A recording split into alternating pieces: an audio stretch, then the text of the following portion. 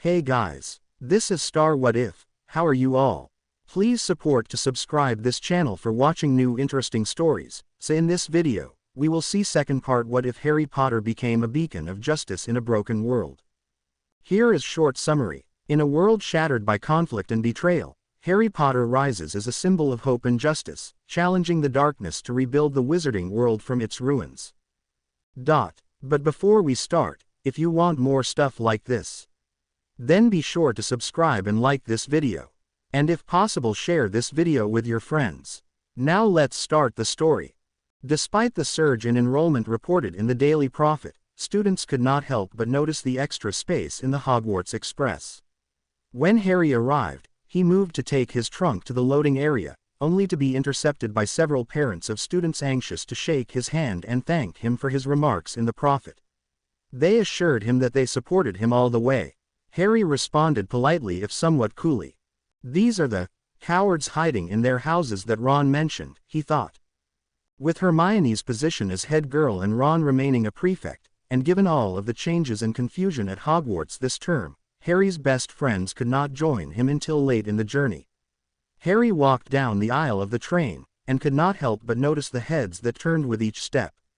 In the past Harry had been reviled and mocked by his schoolmates, but this time the turned faces betrayed admiration, respect, and even fear. This is going to be a long year, he confided to himself. Eventually he found Luna Lovegood occupying a compartment by herself, so Harry decided to join her. If anyone in the school would not care one iota about Harry's fame, it would be the unique Ravenclaw sixth year. Harry took a good look at Luna after their greetings, and per her habit, she stared unflinchingly at him. She really was not an unattractive girl, Harry mused, though her choice of attire did not fit Harry's more conservative attitude. She looked every bit the hippie bohemian this day, with a long gypsy-style skirt and lots of beads around her neck but no butterbeer caps. If Harry had ever heard of the group, he would have said that she belonged at a Grateful Dead concert. I read about you in the Prophet, Luna mentioned matter-of-factly, fingering the beads around her neck. I wish you would have given the interview to the Quibbler. Luna's father, as Harry well knew, owned and edited of the Quibbler, a magazine devoted to the fringes of the magical world.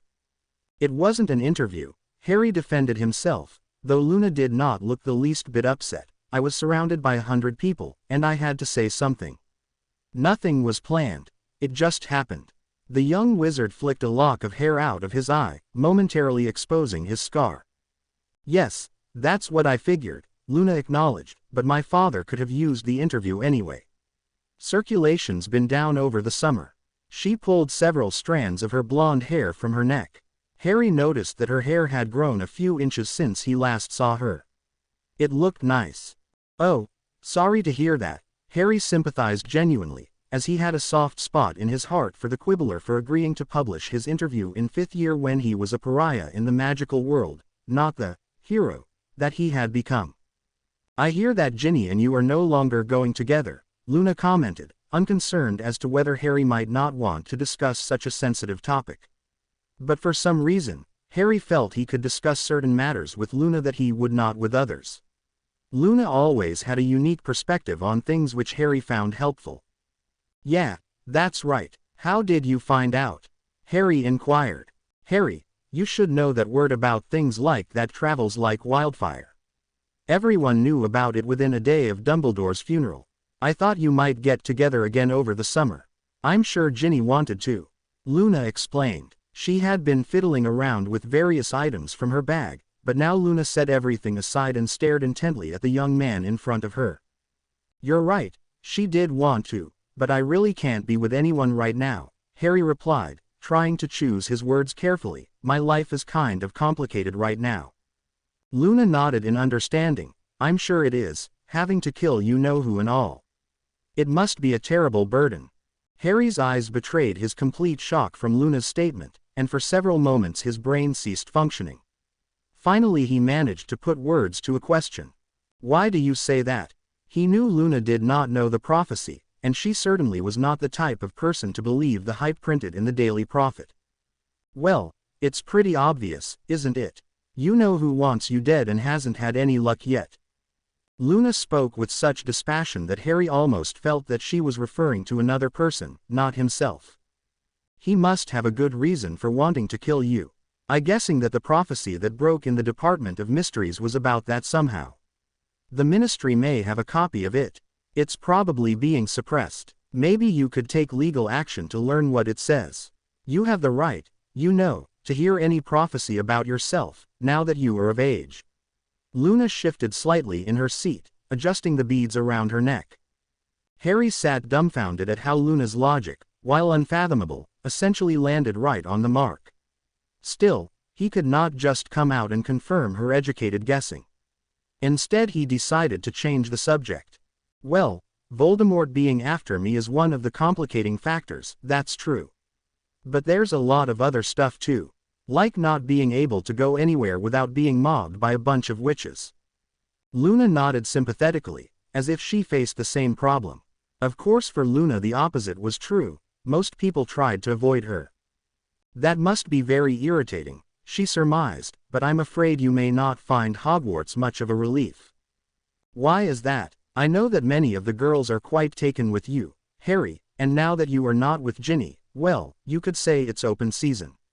Luna looked out the window while saying this, gazing at the rolling fields of northern England, where black and white cattle grazed without a care in the world. Harry pursed his lips and considered Luna's remark, but he did not feel too worried. I kind of went through that last year. It will all pass over after a while. Maybe, but I happen to know that there are a lot of girls who are very fond of you. I must admit that I'm quite fond of you too. Why wouldn't I be? Luna asked, apparently finding nothing unusual about describing her heretofore unknown feelings for a boy with the very boy in question. Harry flinched slightly, not sure he heard her correctly, but Luna continued without hesitation, you have always been quite nice to me, unlike most boys, for whom I am a bit too unusual. Add to that the fact that you are tall, dark and handsome, and that you have an interesting history, why wouldn't I like you? How does a person respond to something so bizarre? Harry liked Luna quite a lot, but certainly not in a romantic sense. In most respects, Harry was not an eccentric person, in fact quite the opposite. But opposite him in the compartment, declaring her affections for him, sat the most eccentric person he had ever known. He shifted nervously in his seat. That's very nice of you to say, Luna. But like I said, my life is quite complicated right now. I really cannot be thinking about things like that. Oh, don't worry, Harry, I know that you would never like me in that way. I'm far too odd for you. Despite all the strange things which have happened to you, you really are a very nice, normal, boring person. Harry gave Luna the widest grin he had given anyone since Dumbledore's death. How could he not enjoy speaking to such a honest person, honest both with others and with herself? You're an incredible person, Luna. I'm really glad that I know you. Somehow after I talk to you, I see things more clearly. While the two friends conversed, Harry vaguely noticed that many students passed by the glass door to their compartment, stopping to ogle him. None of them, fortunately, had the courage to open the door to interrupt. Another group of girls passed by, and from the corner of his eye, Harry noted Ginny's profile. He turned to look, but Ginny apparently had not seen him. Another girl in her group did notice, however, and Ginny stopped to look in as well. Upon seeing Harry, she initially displayed no emotion, but then gave a thin smile and a wave. Relieved that at least she showed no sign of hostility, Harry returned the greeting. Ginny and her pack moved on. I knew you two would break up eventually, Luna commented, taking in the scene. Really? Harry asked, why is that? He truly was interested in her opinion on the matter. Well, you know that I like Ginny very much. She has always been nice to me, even when others in my year have not. But she is not patient. I think any girl who is going to be your girlfriend will need to have a lot of patience. The same was true of the Chinese girl who liked you before. What was her name? Cho Chong. She was in Ravenclaw too. Yes, now I remember. Cried all the time. First after Cedric Diggory died and then about you, though I don't know what happened to cause it. But she was not a patient person, Luna declared with certainty. She had pulled a brush out of her bag for her long hair. You're right about that. Cho and I were a disaster. Harry recalled, watching the young witch brush her hair. Actually, I like Ginny a lot, but you're right, she is not patient. She tried to force me to get back together this summer, when she should know that I can't. Not now. Suddenly, Harry felt much better about how he handled Ginny's August ultimatum. Luna made sense. Any girlfriend of his would have to have tons of patience, and Ginny was not that person, at least not now. He wondered who that person might be, or whether such a person even existed. As the students entered the great hall of Hogwarts Castle, everyone wrenched their necks to determine who had returned and who had not. The Gryffindor table had not changed appreciably from previous years, though they noted a few empty spaces. Parvati Patil, as expected, did not return, nor did her Ravenclaw twin Padma. To Ron's relief, Lavender Brown also counted among the missing. Otherwise everyone in their year returned. The glaring absence stuck out unavoidably at the Slytherin tables, where only 5 students sat. No Malfoy, no Goyle, no Crabbe, no Zabini, no Parkinson. Harry did not recognize any of the remaining Slytherins, and no 7th-year Slytherin returned. As they gazed at the nearly empty table, Harry turned to Ron and Hermione and commented, "You really have to admire those 5. It must have been difficult to return. At least they'll have plenty of room in their dormitories," rationalized Ron. "Each of them can have their own room." "Can't say I'll miss them," Harry mused, "but it just doesn't seem right somehow." "I know what you mean. 1,000 years of Hogwarts history out the window," Hermione expressed with a hint of sadness. Her head girl badge reflected the candle light. For all practical purposes, Hogwarts now has 3 houses instead of 4. The 5 Slytherins will be grouped with Hufflepuff for all of their classes. Other than sleeping in their dormitories, being a Slytherin will mean nothing. The half-giant Hagrid led in the first years, and murmurs immediately rumbled through the hall at the noticeably smaller incoming class, though a decent number lined up at the door. Professor McGonagall, who had never appreciated the opening poems of the Sorting Hat, apparently put an end to that tradition, as the sorting began without delay. Only one new student entered Slytherin. When at last Professor McGonagall stood, the hall immediately silenced, for the students anxiously wanted to hear from the new headmistress, given the events of the past months. McGonagall paused a few moments, unnecessarily, to allow the noise to die down. All eyes gazed upon her, and she surveyed the remnants of the Hogwarts student body. "Welcome all of you to Hogwarts. It is my sincere hope and expectation that this term at Hogwarts will be a successful one, despite the formidable obstacles facing us. But firstly, I must thank all of you for returning to or enrolling for the first time in Hogwarts. You will have noticed that a number of familiar faces are absent today, and I most certainly respect the decisions of those students and their families. However, my colleagues and I believe with all of our hearts in the value of a Hogwarts education, and I applaud each of you who have decided to return to this castle during this time of uncertainty." She paused a moment, perhaps expecting applause, but the great hall remained completely silent. McGonagall waved her hand in reference to Hogwarts Castle, and proceeded, "This school has opened on September 1st of each year for more than 1,000 years, and the thought that it might not have opened on this September 1st is one I did not allow myself to consider. Yet many problems did face us, most importantly the matter of security. As many of you know, Professor Dumbledore placed many protective wards on this castle, and his tragic demise left the status of these wards in question. I am pleased to report, however, that these wards remain in place, despite the fact that according to common knowledge, some of them should have disappeared with the passing of the headmaster. As we all know, Professor Dumbledore was an especially great wizard and man, his mastery of magic unmatched. Somehow he arranged for these formidable wards to remain. While no place is completely secure in these times, Hogwarts is one of the safest places in the world. Now is not the time to discuss specifics of your schedules. You will learn over the next days of certain adjustments to what has been customary in the past, but I am confident that these adjustments will not be difficult. Unfortunately, due to security concerns, we no longer are able to allow Hogsmeade visits, though we are attempting to determine if visits by small groups can be arranged. Moreover, due both to security concerns and a drop in enrollment, Horizon Voluntary scanned the Slytherin table. No organized Quidditch will be played this year. Again, we will make every attempt to allow informal games for those of you who love the sport. If McGonagall expected groans at these last points, she was surprised, for the assembly remained silent. No doubt the students had already guessed at these measures and for once did not hold them against the Hogwarts administration. They also realized the difficult position of the new headmistress and did not want to burden her further with complaints. The fact that Slytherin House had virtually disappeared doubtlessly contributed to the good manners. After reviewing more routine security measures, Professor McGonagall paused one last time before concluding. The headmistress was a witch of conventions, not one to create trends or cause ripples. Certainly she had never uttered the name of you-know-who in a public address. Thus her concluding comments especially jarred the Hogwarts student body. Let us all realize that we live in a time of great danger.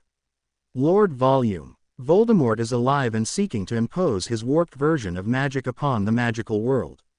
Let it be known that in these halls, we will resist. In these halls, all wizards and witches shall be treated equally, pure blood, half-blood, muggle-born, it matters not. Discrimination based on blood shall not be tolerated. Now more than ever, we must unite and cooperate. Harry felt quite impressed that the headmistress spoke the words, Lord Voldemort, instead of the euphemism, though she stumbled slightly when pronouncing them. Nevertheless, the effort showed how seriously she felt about taking a stand, and the clarity with which she denounced the purity of blood debate encouraged him.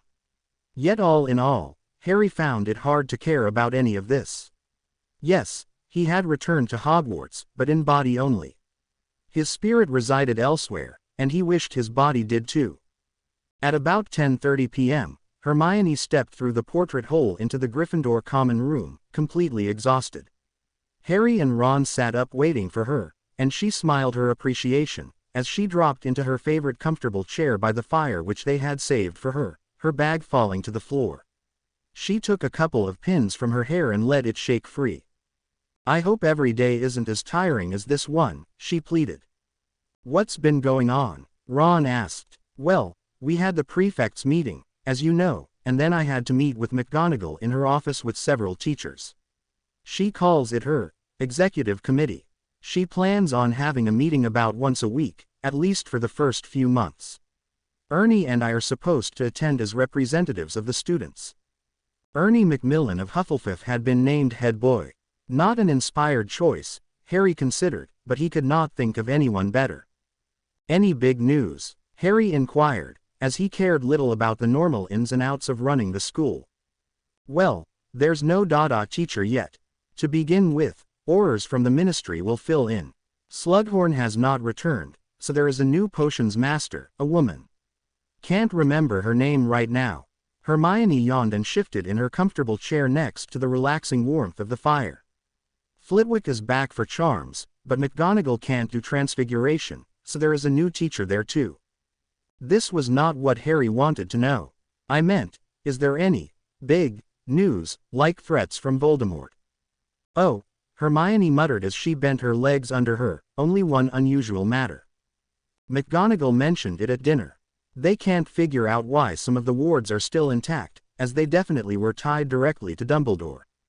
They should have ended when he died, but they have checked several times, and the wards are still in effect.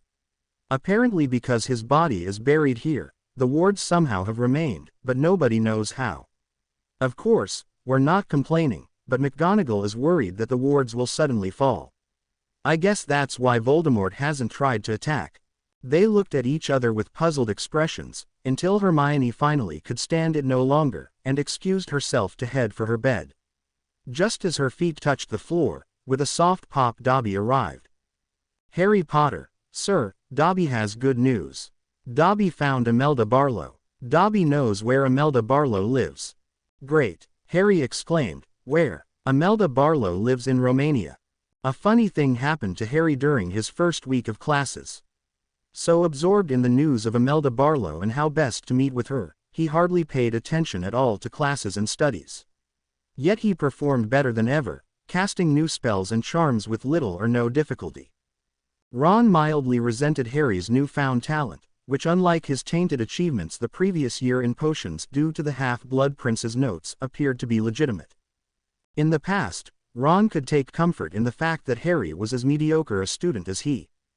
Hermione observed Harry's unusually excellent performance with less surprise and no resentment.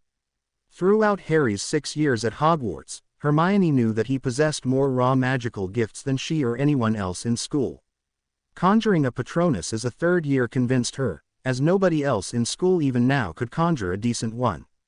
Harry's Patronus from across the lake, well, that is the stuff of great wizards. When his friends inquired about his sudden academic success, Harry merely shrugged his shoulders and returned to the matter at hand, Imelda Barlow. Dobby learned that Imelda's old house elf, Lefty, currently lived with Imelda's older brother in Wales. Lefty told Dobby that Imelda moved to Romania years before, but Lefty did not know where she lived or what she did there.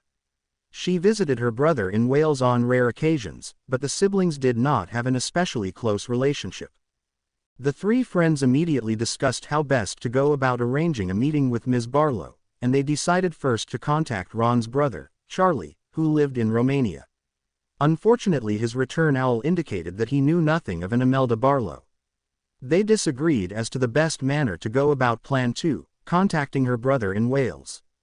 "We can't just owl him from out of nowhere and ask, 'Where's your sister?'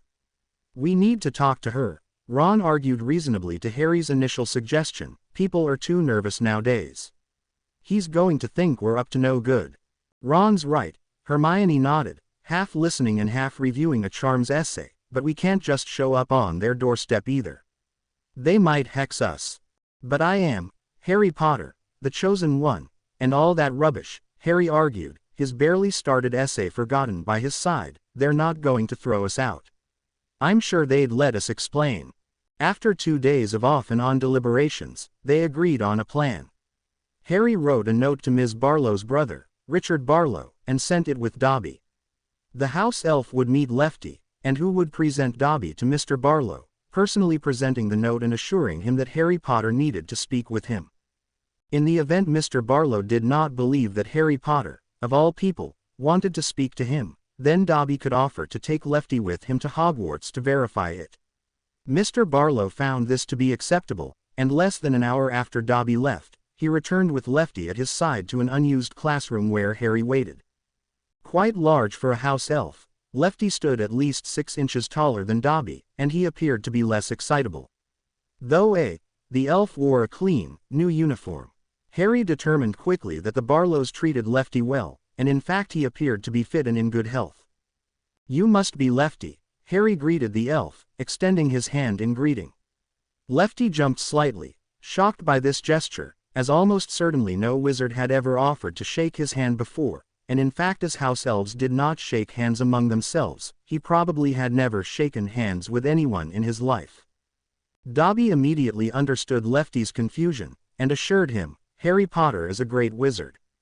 Harry Potter likes house elves, and does not think house elves are stupid. Lefty can shake the hand of Harry Potter."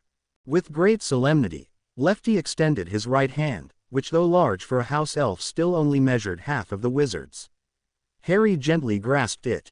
"I am extremely pleased to meet you, Lefty," Harry greeted him, and then let go of the elf's hand. Lefty looked up at Harry and in a voice an octave below Dobby's replied, "Master tells Lefty, make sure Harry Potter wrote the note. Look at Harry Potter's scar, Master says." Harry immediately pulled his twisted black hair to reveal his forehead, and the telltale zigzag scar became visible. Lefty recognized it immediately, for house elves knew of Harry Potter as well as wizards. "I wrote the note to Mr. Barlow, Lefty, and I very much need to speak with him. It's with regard to his sister, Imelda Barlow. Please assure Mr. Barlow that so far as we know, Ms. Barlow is fine, but I need to be able to speak with her. It's very important." Lefty nodded and answered, "Lefty will tell Master." He took a step preparing to leave but could not before saying one last thing. Dobby tells Lefty that Harry Potter is a great wizard. Harry Potter shakes Lefty's hand. "Thank you, Harry Potter. You're very welcome, Lefty, and I should be the one to thank you. Please take Dobby and return to Mr. Barlow." A realization came to Harry. He had never been to Wales, at least as an adult, and could not apparate there. He turned to Dobby and asked, "Dobby, if Mr. Barlow agrees to speak with me, can you apparate me to his house, because I can't without having seen it before?" "No, Harry Potter," House elves operate differently from wizards. House elf can take wizard along, but the wizard will die. Wizards are not able to take house elf, or house elf will die. Harry took this to mean that house elf magic was incompatible with wizard's magic. Okay, Dobby, I understand. If it's okay with Mr. Barlow, we need to arrange for a place to meet.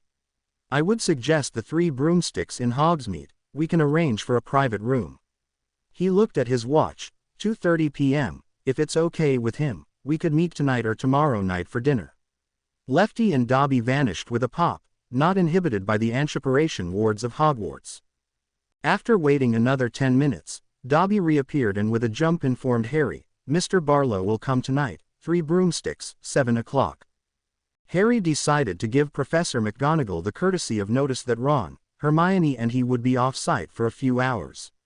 McGonagall did not appear too happy about it, but she recalled the agreement between them. Very well, Mr. Potter. Please try not to arrive too late. I will provide word to Mr. Filch. Harry had not been in the headmistress' office since the beginning of the term, though he had often visited it during Dumbledore's tenure. Harry took the opportunity to examine the former headmaster's portrait, and just as the only other time he viewed it, Dumbledore sat in a large rocking chair, asleep, his chest rising and falling almost imperceptibly. Professor, Harry called softly, not knowing whether he should wake him up. Don't waste your breath, Mr. Potter, he's been like that all summer. Has not awakened even once. McGonagall gazed up at the portrait. Nobody understands why. Magical portraiture is an unpredictable art. Really, he's been like this for over 2 months. Harry asked, intrigued. Correct, Mr. Potter, but I have other concerns at the moment. Please do not dally in Hogsmeade, and try to make your departure and re-entry inconspicuous. Harry tarried a few moments longer in front of his mentor's portrait before taking his leave. He then rushed off to find Ron and Hermione to let them know of their dinner engagement in Hogsmeade that evening. The 3 seventh years discreetly left the castle, which did not arouse suspicion on the warm, pleasant day in which many students basked in the sun. They zigzagged a bit through the grounds, ultimately reaching the high stone wall which marked the border of Hogwarts. This could not be viewed from the castle, so they walked along the wall until reaching the front gate. Upon arriving at the 3 Broomsticks, the proprietor, Madame Rosmerta, greeted them, and whispered in Harry's ear, McGonagall told me you may be in town from time to time. Let me know if there is anything I can do to help. I mean, after what happened. Harry knew that she referred to her actions, unwillingly performed by her under the control of the imperious curse, which contributed to the death of Professor Dumbledore. Harry nodded his thanks, for he was fond of Rosmerta and did not blame her, and replied, Thanks, I'll remember that. But for now, we'd like one of your private rooms. We're meeting a man at 7 for dinner, and I'd prefer not to have everyone staring at me. It's become a bit of a problem lately. Oh yes, I understand, Harry. I've seen how the Prophet has hounded you. Follow me, and Rosmerta led them to a smallish room with 4 tables, already set for dinner. We're not expecting a large crowd tonight, so we will not be needing this room. Who are you waiting for so that I can send him in? Richard Barlow arrived a few minutes late, and though polite to the 3 teens, he appeared quite nervous and out of place. After they had been seated and ordered drinks, Barlow looked around the room as if expecting a ghost to pop out of the wall. Hermione finally asked, Are you all right, Mr. Barlow? He realized what he had been doing and apologized. It's just been a long time since I've been in Hogsmeade, 20 years at least. I don't keep in touch much with the wizarding world, you see. Harry thought that Barlow reminded him of an athlete now past his prime, perhaps a rugby player. About as tall as Ron, who now stood well over 6 feet, he had the muscles of a man who works with his hands. His belly, however, was no longer that of an athlete. His thinning brown hair still covered his head, but probably would not in a few years. Harry figured he must be the older brother of Imelda, who would have been just a year or 2 younger than Sirius. Richard looked to be at least 10 years older than Harry's godfather. Really? Asked Harry. You are a wizard, obviously. What do you do? Well, it is true I am a wizard, but there is a lot of muggle in me. In fact, I feel a lot more muggle than I do magical. Barlow stopped speaking as Rosmerta brought in their drinks, butterbeer for the teens and mead for the man. He sipped his mead and pursed his lips. Never did much like this stuff, but I haven't had it for so many years, thought I shouldn't pass up the opportunity. Hermione here is Muggle-born, and I was raised by Muggles, so I think we can identify with you a bit, Harry responded, trying to make Mr. Barlow feel comfortable. His efforts seemed to be helping. Is that right? Well, I'm a half-blood myself, as my mother is a Muggle, and though I went to Hogwarts all right, I spent the rest of my time in the Muggle world. My mother knew about my dad being a wizard and all, but she had no interest in it, and my father rarely used magic in our presence. A wistful expression came over his face, and he adjusted himself in the chair, making himself more comfortable. I learned enough magic at Hogwarts, thought I was great stuff for a while. But I never much liked the wizarding world, with those snobbish purebloods and all. When I graduated, I went back to Wales, went to work as an automobile mechanic.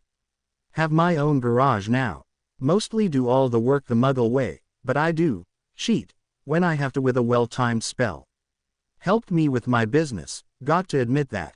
Are you married, Mr. Barlow? Asked Ron, who self-consciously had not yet spoken, and shifted nervously when Barlow mentioned pure bloods. That I am, married a Muggle, just like my father.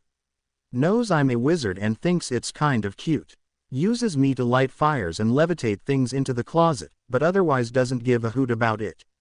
Married late, I did. Have 2 boys, 9 and 6. Haven't decided if I'm going to send them to Hogwarts or not, but they both definitely are wizards. Been showing it lately, if you know what I mean, Barlow winked at them. Hermione could not resist asking about Lefty. If you prefer to live like a Muggle, why have you kept a house elf? Oh, Lefty's family's been with our family for generations. He's the best house elf you'd ever want, big help to the missus and me. I'd free him in a second if he'd let me, our home not really being a place for a house elf, but he refuses. Says he likes it there, even though he has to hide when any Muggles are around. Keeps me informed a bit about what be happening in the magical world. I'm not completely ignorant, Barlow grinned, looking at Harry's scar. The 4 enjoyed their meal, and Harry realized how rarely in his life he had actually eaten dinner at a restaurant. Of course the Durleys almost never took him, only when they drove to or from Aunt Marge's house. As they finished, the inevitable lull in the conversation occurred, and everyone looked at Harry to get down to business. As you know, Mr. Barlow, Harry began, his fingers fidgeting nervously, we would like to speak with your sister, Imelda. I'm afraid we can't tell you exactly why, but I can tell you that she is not in any danger. We understand that she was a good friend of Regulus Black, and we need to know some things about him. Barlow's face soured when he heard the name. Regulus Black, haven't thought about him in years. I knew the Blacks, pure-blood elite scum were Mr. and Mrs. Black. Sirius was all right. Didn't really know him much, but I never liked Regulus. Neither did my father. Real upset when Imelda and Regulus became such friends. I'll tell you, the Blacks didn't like it either. Must have been hard on both of them. Were they romantically involved? Asked Hermione cautiously, setting her knife and fork down. Barlow looked at her and then tilted his head back, gazing at the enchanted ceiling showing the night stars. Not quite sure, to tell the truth. I assumed so, but they must have kept it quiet. They were close though, that's for sure. Strange pair, Slytherin and Ravenclaw, pure blood and half-blood. Handsome and plain. He tilted forward again to take another sip of his second mead. They drifted apart after Hogwarts, and I hear Regulus got caught up with I mean you know who. You can say, Voldemort. Here, Harry interrupted. Right, most people don't like me saying it. Never understood that. Anyway, Regulus got caught up with Voldemort, and Imelda stayed away, but something happened. Don't know what, and they were real close again. That must have been 5, 6 years after Hogwarts. Understand that I was 11 years older than Imelda, so I wasn't around. We get on okay, but couldn't say we are close. I don't see her very often, since she moved to Romania.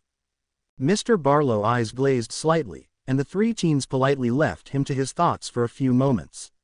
Harry's eyes met Hermione's, and she nodded her encouragement. Well, said Harry. "We were hoping you could contact her first so that we could speak with her. It really is very important. I can't say much more than that, except that it does have to do with the fight against Voldemort." Ron shifted in his seat, and Hermione gnawed on her lower lip. They knew that Mr. Barlow's response would dictate their next moves. If he refused, they would fall all the way back to where they started. Barlow stared at Harry, considering his response. Involuntarily his eyes fixed on Harry's scar, partially visible due to Harry's attempt to comb his hair. Finally he responded, "I may not keep on top of the magical world, but I do know about you, Harry Potter. I know what happened when you were a baby and about what has happened the last few years. Can't say that I knew your father, but the Potter family was one of the pure blood families that my father tolerated. Everyone thinks about pure bloods hating half-bloods and muggle-born, but it goes just as deep the other way. My father hated almost all pure bloods, but not the Potters." He took another swig of mead. "Now they're saying you're the chosen one. Don't know about that one way or the other, but I feel I can trust you, Harry. I'll contact Imelda for you. As soon as I get home, I'll give her a call." "On the telephone?" asked Ron with interest, almost getting the word right. Barlow laughed. "Must be a pure blood. Yes, on the telephone. She married a Muggle too, and lives in a Muggle home. But she can apparate over easily enough. I'll set up a time and place for you to meet." Harry lay in bed that night, his head in a jumble.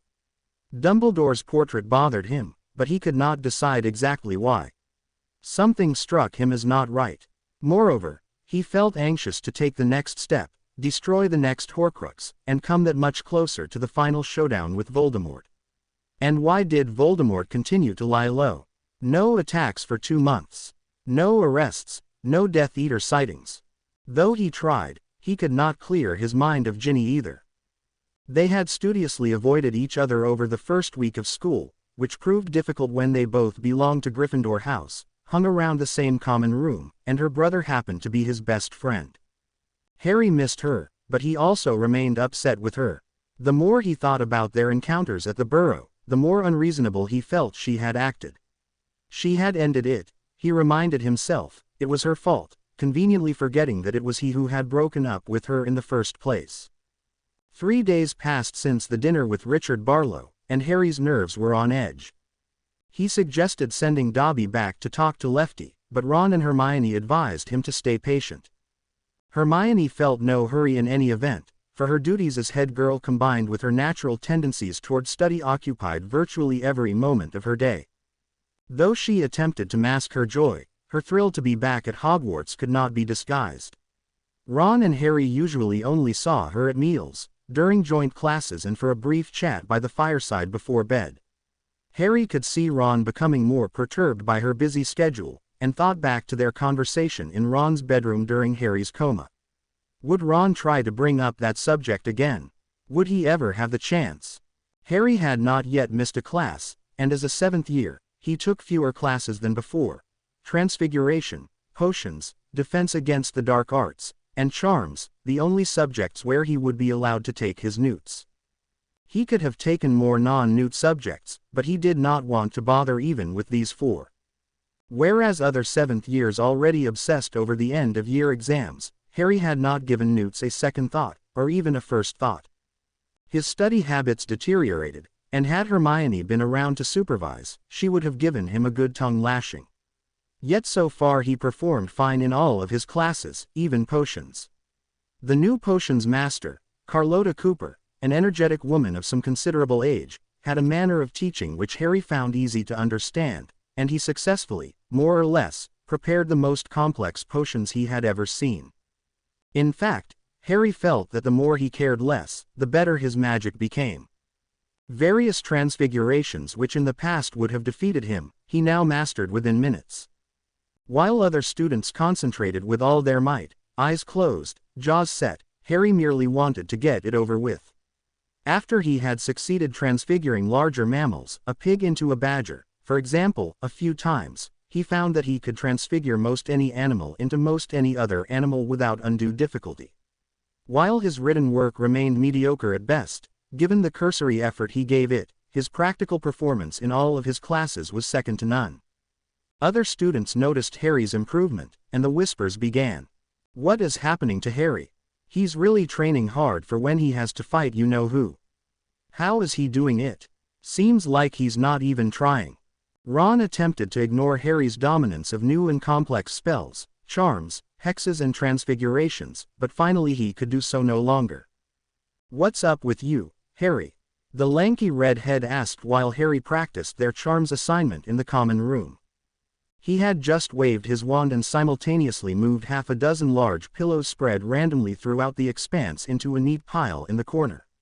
Ron's feeble attempts invariably resulted in half the pillows falling on the heads of his housemates, and watching Harry's nonchalant mastery of extremely complex charm work did not inspire him. You're doing these charms like you're buttering your toast. Don't really know. I guess I've just gotten better. All I do is try to get it over with. I've got other things to worry about. Then Harry remembered that Dumbledore wrote something about that in the letter Harry received at Privet Drive. What was it? He excused himself and rushed up to his trunk and opened the carefully guarded letter, scanning over it. Then he found the passage and read it to himself 3 times. Harry, you have the most raw magical power of any wizard I have ever known, including myself. Due to the tragic circumstances of your childhood, you have not yet realized the potential of this power. Remember that at its core, magic is simply the desire to make something happen and then causing it to happen.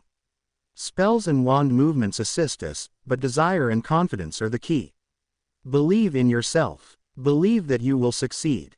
Now he truly understood what Dumbledore meant. Now he could feel it. It seemed so easy. Why didn't they teach us this before?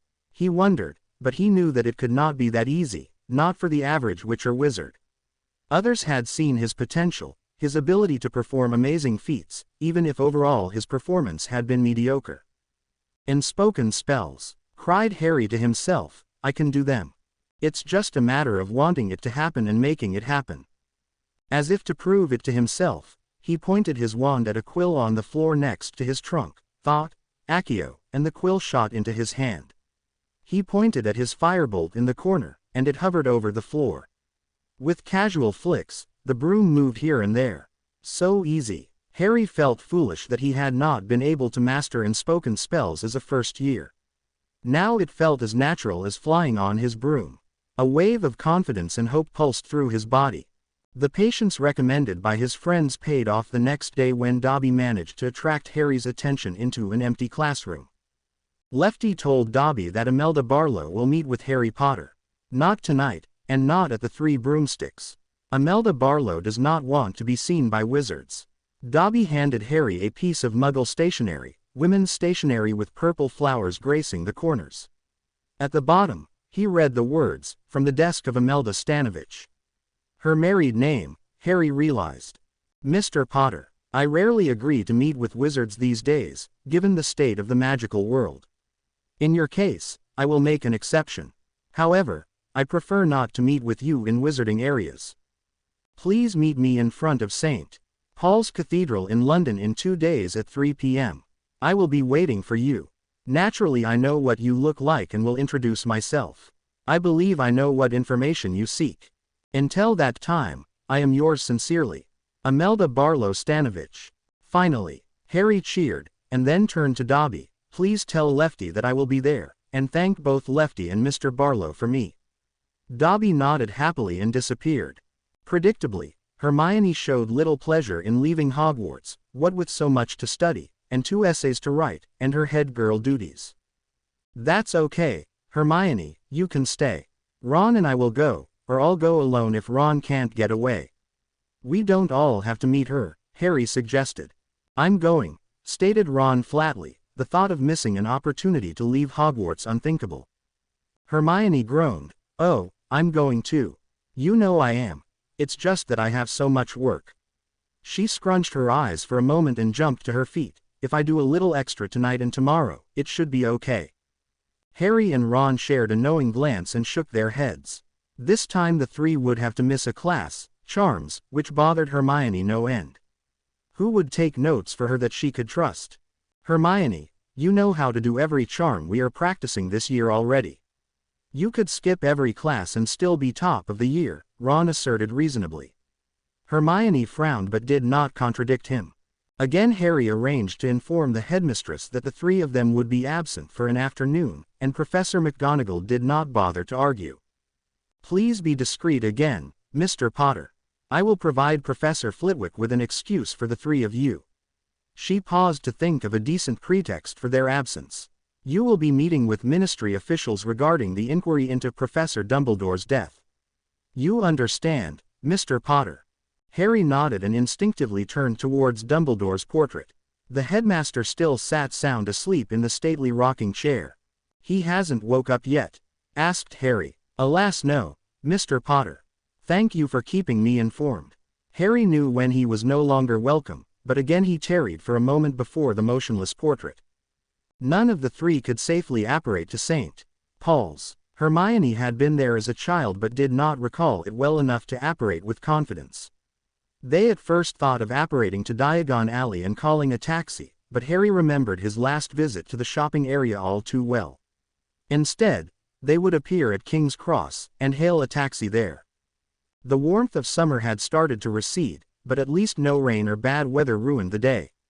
The three made their way to the front gate and then removed their robes, stowing them under some bushes. To all the world, they looked like three typical teenagers out on the town.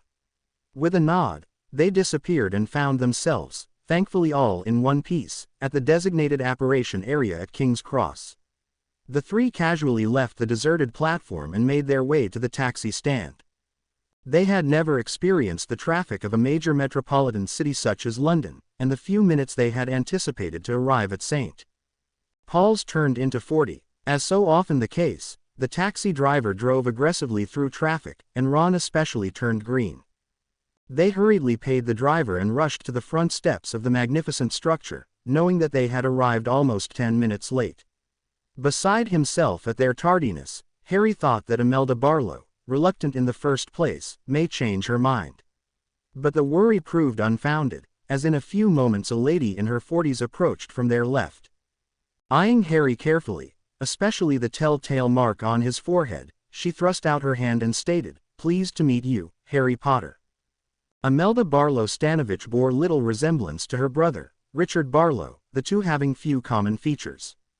Before the three teens stood a stout middle-aged woman, with a friendly face and thick curly blonde hair down to her neck. She wore a typical Muggle dress.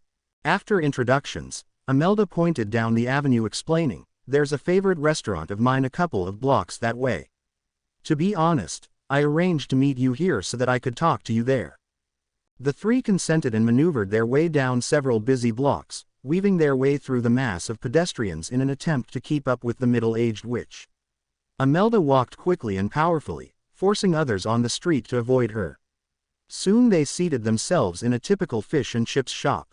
Harry could see nothing special about the establishment, but Imelda seemed to absorb every inch of it with relish, reliving good memories.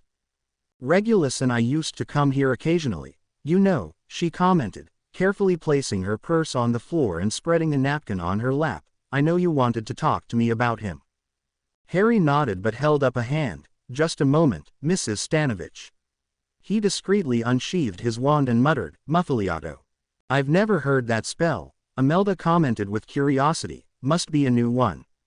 "By the way, please call me Imelda." "Actually it's an old spell," explained Harry, replacing his wand in its holder, "but it's not well known.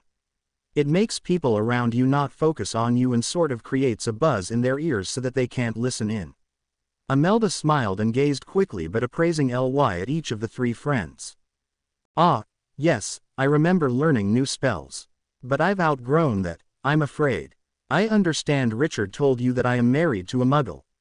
The three nodded. "My husband knows about my abilities, but he prefers I not use magic. From time to time I might when he's not around, but I'm pretty much a Muggle now. With what I hear's going on in the magical world, I think I'll stay right where I'm at." She flipped her menu on the table, already knowing what she wished to order. Hermione wanted to put Imelda at ease, though the older woman did not appear nearly as nervous as her brother. "I don't blame you. I'm Muggle-born myself, and sometimes I wonder if my life wouldn't have been better if I had stayed there. But I'm very much part of the magical world now, and I can't turn back." Hermione smiled genuinely and shifted back into her chair. She's head girl this year, boasted Harry proudly, pointing at Hermione. She's the most talented witch we know. Hermione blushed with pleasure, a smile of thanks on her face. Imelda casually glanced again at the three teens, all of whom had dressed as nicely as they could given their limited wardrobes. The two boys wore plain jeans and shirts while Hermione wore a navy blue vest over a white blouse. Well, I was no head girl, that's for sure, Imelda chuckled, but I knew my way around a wand. Still do when I want to, but you know, when you live like a muggle for a while, you discover that you really don't need a wand for much, unless you're just plain lazy. And that's what's happened to a lot of wizard folk, they're just plain lazy. As enjoyable as this was, Harry nervously fidgeted in his chair, anxious to get down to business. Imelda, I don't think you know that Sirius Black was my godfather, so I know a bit about the Black family. But we need to know something about Regulus Black, and we understand that you were a good friend of his. Imelda's friendly expression gradually turned more serious and reflective. She set her iced tea down on the table. Yes, Regulus and I were friends, especially at Hogwarts, but then again just before he died. They could hear the emotion in those last words. Regulus was a wonderful person corrupted by those horrible parents of his. She growled. We were wondering how you got to know him so well, asked Ron as tactfully as he could between bites of his chips. I mean, you were Ravenclaw and he was Slytherin, you were a half-blood and he was a full-blood.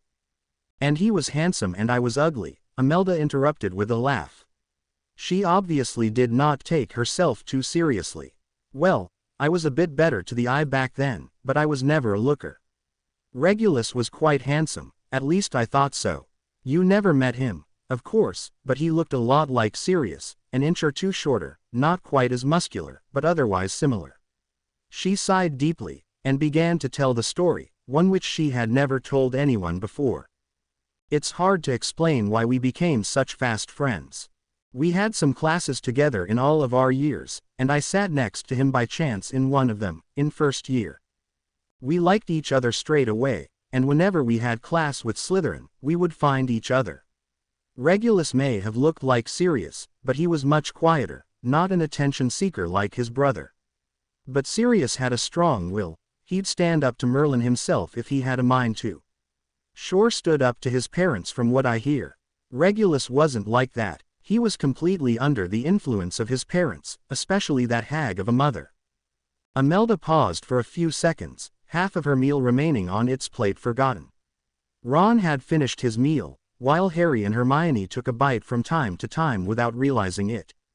He didn't know I was a half-blood at first, and when he found out, he didn't know what to do. By fourth and fifth year, we were liking each other a little more, if you catch my drift, but he couldn't get past the blood thing.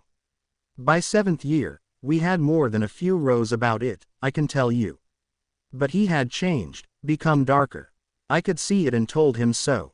He stayed under the spell of his parents who supported you know who, and, I'm not sure exactly how it happened, they pushed him into joining the Death Eaters. She paused to breathe, and then relaxed. It felt good to get this off her chest. Taking a sip of her iced tea, she continued, I tried to talk him out of it, but it was useless. That was it, I told him, don't come looking for me anymore. Shed a few tears, I did. And that was it for about 3 years. I still lived in England at the time, near Bath, and I had pretty much put him behind me, when he showed up at my door. I can't describe my shock when I saw him. He looked terrible, thin, gaunt, scraggly hair. She shook her head at the memory, while Harry recalled how Sirius appeared the first time he saw him in the Shrieking Shack. Well, to get to the point you're looking for, he told me that he needed my help, that he'd found out about the Dark Lord, that's what he always called him, what he really was doing. You know, who wanted to kill all Muggleborns, then half-bloods, and then who knows what. In the end, Regulus just couldn't stomach it. Said he had done terrible things, that he had to do something to redeem himself. Then he told me why he needed my help. Imelda lowered her voice while glancing at the other patrons, even though Harry's spell remained in effect. Do you know what a Horcrux is? Harry gave her a thin smile. Yes, we do. I suppose you can guess that's why we're here. I thought as much, Imelda replied, Though she did not return the smile. "It's the only important thing I know, and I don't know much. All I know is that Regulus took me to this god-awful cave by the coast. It was terrible getting in there, but Regulus somehow knew all about it. He knew exactly how to get in, cross this lake to a little island. That's when he needed my help." Imelda's voice choked, and she shuddered at the memory. She could not go on. Harry pushed his plate away and carried on the story. "He had to drink a potion from a large bowl, right? And you had to force him to drink all of it." Imelda nodded and inhaled deeply in an attempt to compose herself. "So you've been there too?" Harry nodded. Regulus then was terribly thirsty, but he made sure to bring a bottle of water. He told me wand water wouldn't work, but regular water from a Muggle tap would.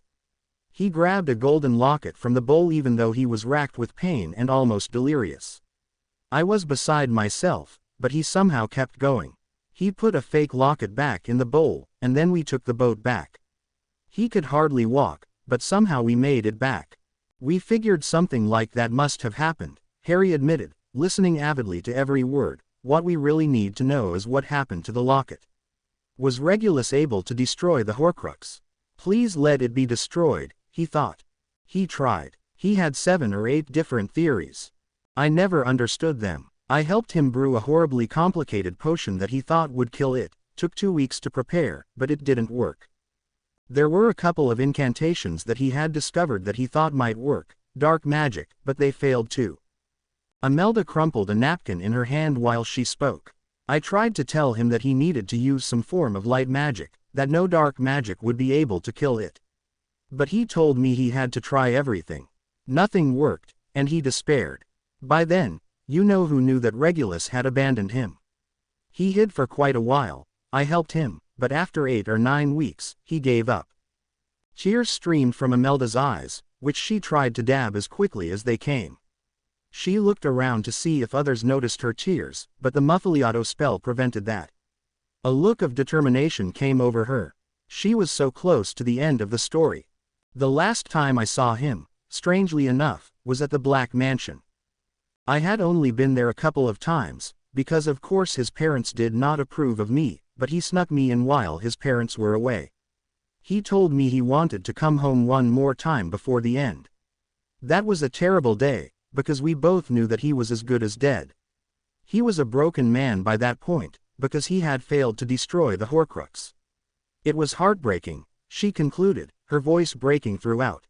They allowed her a few moments to compose herself before Hermione asked the most important question: did Regulus have the locket with him? Was it at the Black Mansion? Imelda sniffled and wiped her eyes as she nodded. Yes, he had it there. Is it still there? Hermione asked anxiously. No. Imelda paused for a moment in internal conflict before deciding she must proceed. No, it's not there. He gave it to me. He told me to hide it until I find a person who can destroy it. The 3 friends flinched, shocked by this news, as none of them ever considered that Imelda herself may have the Horcrux. After a long pause, Harry realized that he needed to convince her to give the locket to him. He shifted forward in his chair and nervously brushed the hair from his eyes. Imelda, I am that person. I don't think you know that Lord Voldemort created more than 1 Horcrux. I have destroyed 2 of them. I know how to do it. It's not easy, but it is my mission. It is my destiny. Though the fish and chips restaurant reverberated with noise and activity, for the 4 diners at Harry's table, there was complete silence. Imelda's face did not appear friendly now. Harry and she stared intently at each other. The older woman tried to look as deep inside the famous young wizard as she could. Neither spoke for nearly a minute until finally Imelda, still staring at Harry, concluded, I believe you. My brother was right. There is something about you, Harry Potter. It's not your story or your legend. I don't know what you have to do or how you will do it, but I believe that you can do it. She lifted her purse from the floor and opened it. Carefully she removed a small, square box, and after holding it for a second, placed it in front of Harry. This is it. Upon returning to Hogwarts, even Hermione forgot about homework and head girl duties, and the 3 found an empty room down the hall from their common room. Harry barely uttered a word on the way back, deep in thought. Now that he possessed another Horcrux, Fear filled every vein of his body. His thoughts reverted to Hufflepuff's cup and the battle for his soul. The lava-like water that he drank still haunted him, and he dreaded another struggle with a different section of Voldemort's soul. Now that it came down to it, he did not want to suffer that again. Hermione took the top off the box, and they gazed at the golden locket, none of them daring to touch it.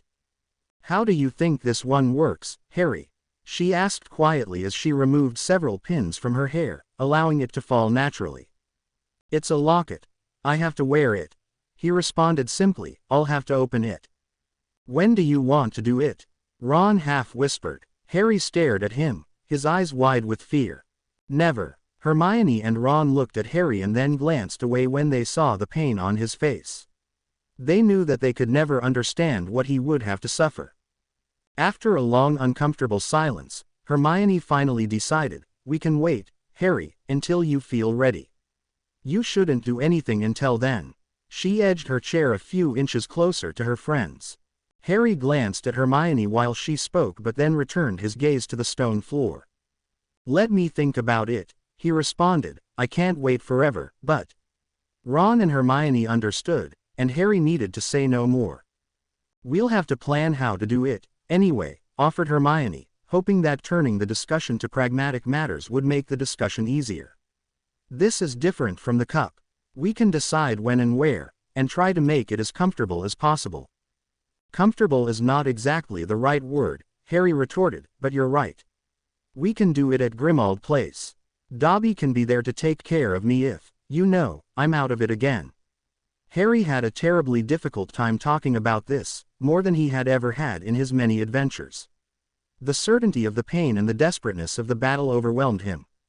"We'll be there too, Harry," Hermione insisted with finality. "We'll be there for every minute."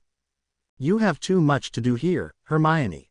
Hogwarts needs you. Ernie isn't doing much as head boy, and this year head girl is extremely important," Harry argued half-heartedly. "Dobby can handle it, and you can come from time to time." "I'll be there, Harry," promised Ron. "This is far more important than classes. I can keep Hermione up to date." "I don't care about head girl," Hermione exclaimed, reaching her hand out to Harry's. "They can dismiss me, or I'll quit. I am not going to let you face this alone. We don't know what this Horcrux will be like. The other three have all been different. Ron and I should be there. Even if..." Hermione wanted to word it tactfully. "It happens again. I mean, if you are unconscious, you told us that you were aware. We can give you support, help you in your recovery." Deep down, Harry wanted to hear this.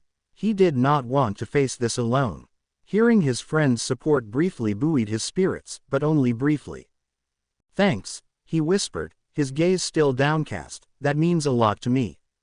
Harry tried his best to mask his depression over the next week, but his friends noticed soon enough. He overheard Neville Longbottom asking Ron, who responded that Harry just had a lot on his mind. Later Ron reported that Seamus and Dean had also noticed, and Harry knew that if the boys noticed, the girls most certainly had. Amazingly, his practical work in class continued to be superior, despite the fact that he could barely pay attention to anything for more than 5 minutes.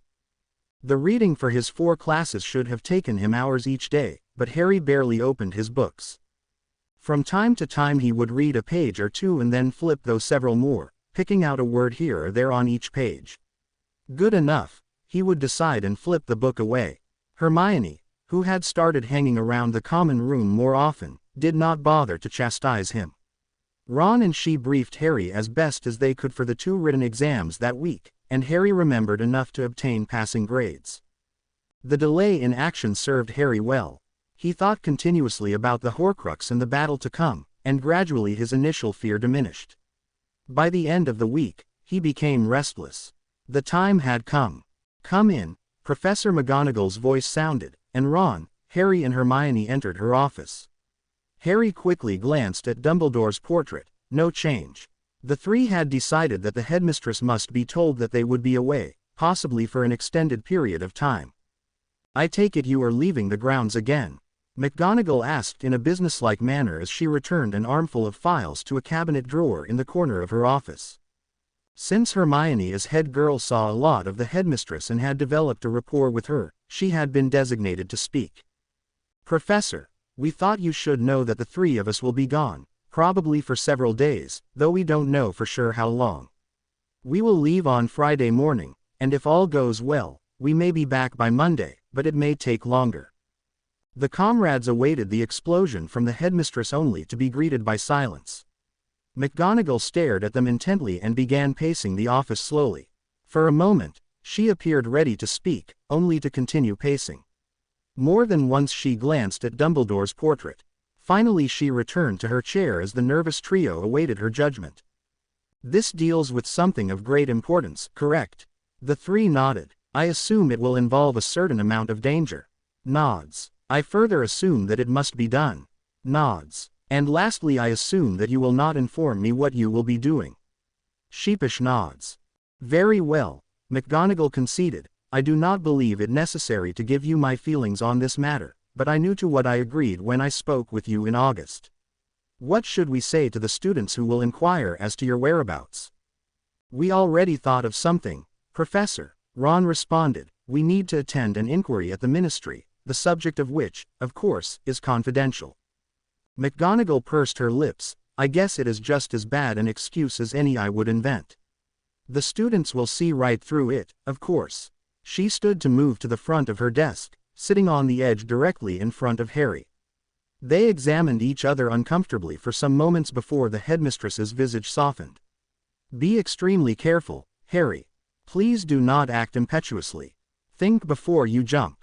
Harry could not avoid noticing that McGonagall had called him Harry, rather than the usual Mr. Potter, and tremendous worry filled her voice. The worry of a mother to a son departing for war. The three mates finalized preparations for the next Horcrux battle on Thursday. Harry met with Dobby with instructions to prepare Harry's bedroom and two others for an extended stay, and to take some of his clothes, as well as some for Ron and Hermione. Harry did not want to take his trunk, as that would arouse suspicion. Dobby sensed the seriousness of the venture, though he did not ask for an explanation. A whirlwind of activity, Hermione attempted to accomplish all that she could. She made a point, however, to check on Harry several times during the day. Ron acted unusually quietly during the day, a bundle of nerves. No longer were they enthusiastic soldiers stepping on the battlefield for the first time, ignorant of the horrors to come. Now they were battle-tested, and perhaps a bit battle-weary. Ron remembered Harry's words in the park in Little Whinging. I can't tell you two how much I appreciate you being willing to help. It's going to be so hard, and it's going to be dangerous. He shook his head, not believing that less than 3 months had passed since that day. Word had been spread by the three that they would be gone for a few days at the ministry for the secret inquiry. Whether anyone believed them mattered little, at least the others would know that their absence had been planned. At the end of the day, the three friends lounged comfortably around the fire late that evening, speaking little. Ginny watched them closely from a distance, worry etched on her face. Something big was happening, she knew, but Ron would not tell her anything other than the obvious lie about the inquiry, and she knew Harry would tell her nothing. She felt helpless. Finally Friday morning arrived, and the three scurried about with the energy of travelers leaving on vacation. After an early breakfast, Harry returned to his trunk and carefully placed the small box containing the Horcrux in the pocket of his robe. Their friends wished them luck at the inquiry and wondered what they were truly doing. At last they walked openly to the front gate of the Hogwarts grounds and apparated to the same spot outside No. 17 Grimmauld Place where they had brought Snape bound and gagged just a few weeks earlier. Dobby greeted them and offered them refreshment. Though they had already eaten at Hogwarts, they welcomed any reason to postpone the inevitable, and the three friends sat in the kitchen quietly drinking tea and nibbling a few small cakes. None of them recalled the time less than 2 months earlier when they sat around the same table laughing hysterically at their silly jokes. Let's go, Harry soon ordered, pushing himself away from the thick table. It's time. Hermione noticed that Harry's hands trembled. The three slowly climbed the stairs to his bedroom, which Dobby had prepared for him. Extra pillows sat on the bed, and many pillows lay piled on the floor around the bed in the event Harry should fall. At least I'll be comfortable, Harry joked, and Ron and Hermione, who had hardly spoken a word all morning, forced a smile. Harry removed his robe and shoes, making himself at home. Sitting on the bed, he opened the box and examined the Horcrux again. The golden locket truly was a beautiful piece of jewelry, expertly crafted with Slytherin's snake wrapping itself around the closed frontal piece. As he had done several times before, he waved his hand an inch above it, feeling the familiar magical aura emanating from the box. He had secretly hoped that they were mistaken, that this really was just a golden locket, not a Horcrux at all. "Are you sure you know what to do with it, Harry?" Hermione pleaded. She had carefully broached this subject before, but Harry merely assured her that he knew exactly what to do. And for some reason he could not explain, he knew. The Horcrux was telling him, he realized. Like Hufflepuff's cup, the locket made no attempt to avoid him. It wanted this battle. A somber mood descended on Harry's room, and it seemed proper for some final words. The young wizard felt like an aged father on his deathbed, awaiting a blissful end. "Well, let's hope this one is a little easier than the last one," Harry commented, trying unsuccessfully to sound unconcerned. Hermione stood and pulled Harry off of the bed and into a bear hug, her arms wrapped as far around Harry's back as she could reach. Somehow she managed to prevent the tears welling up behind her eyes from falling, for she wanted to show Harry her confidence in him. Harry made no effort to break the embrace. Finally Hermione loosened her grip and promised, "We'll be here all the time, Harry. I know that you'll destroy it. Remember, you've done it twice before. Remember that we love you, Harry, all of us do." Harry nodded his head but looked away. He turned to Ron, who waited his turn but could not put his feelings into words. The lanky redhead had always been in Harry's shadow, ever since first year, and he had resented it.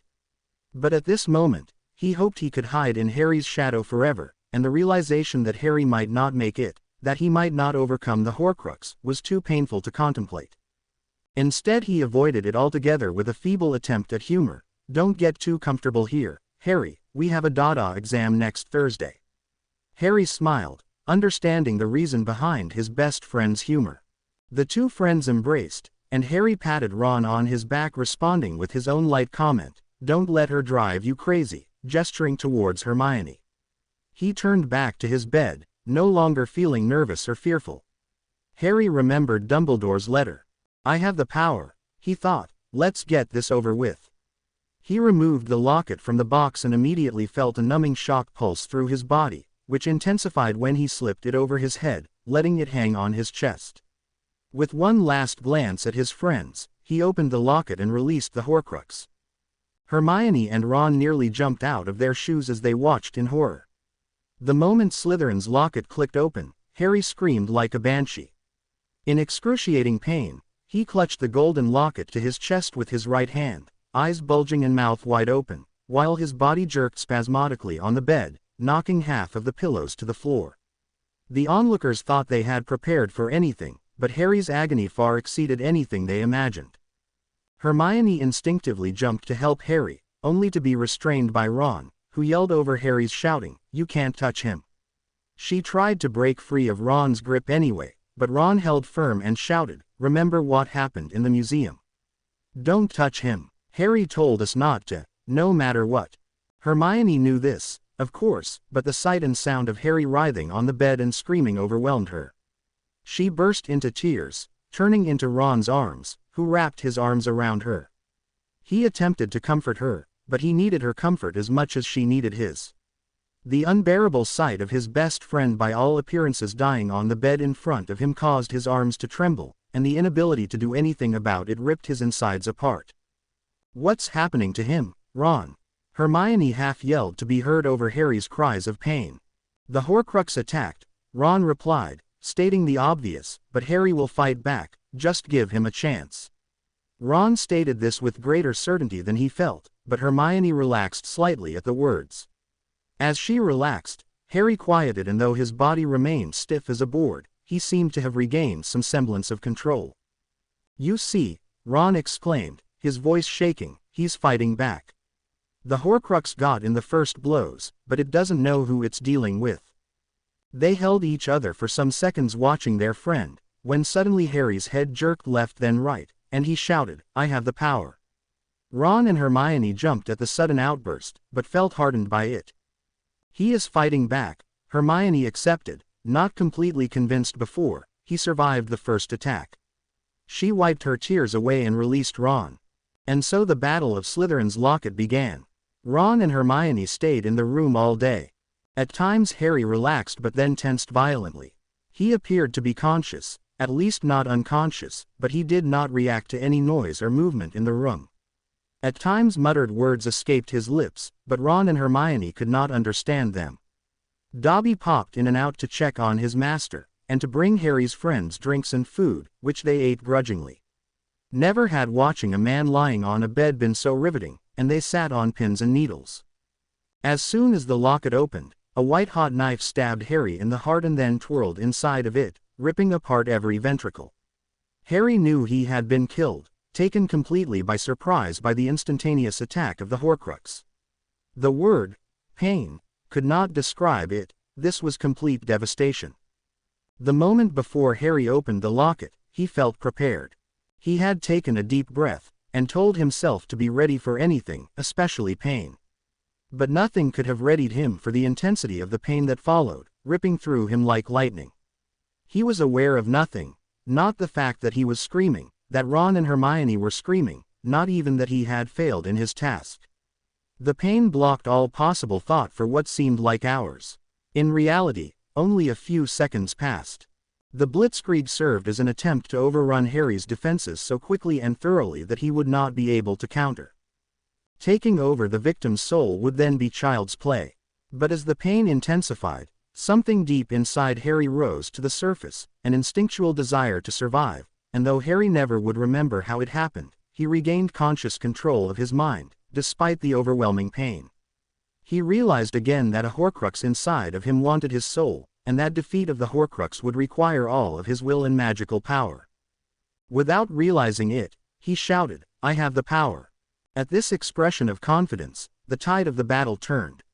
Able to concentrate again, Harry focused all of his will on controlling the pain and reaching a standoff with the Horcrux. He needed time to regroup.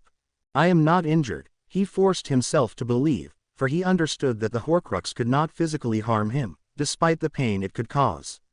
"My heart is fine. I am alive. I will not die." Thus Harry re-established a degree of control, his shouting ceased, and the true battle began.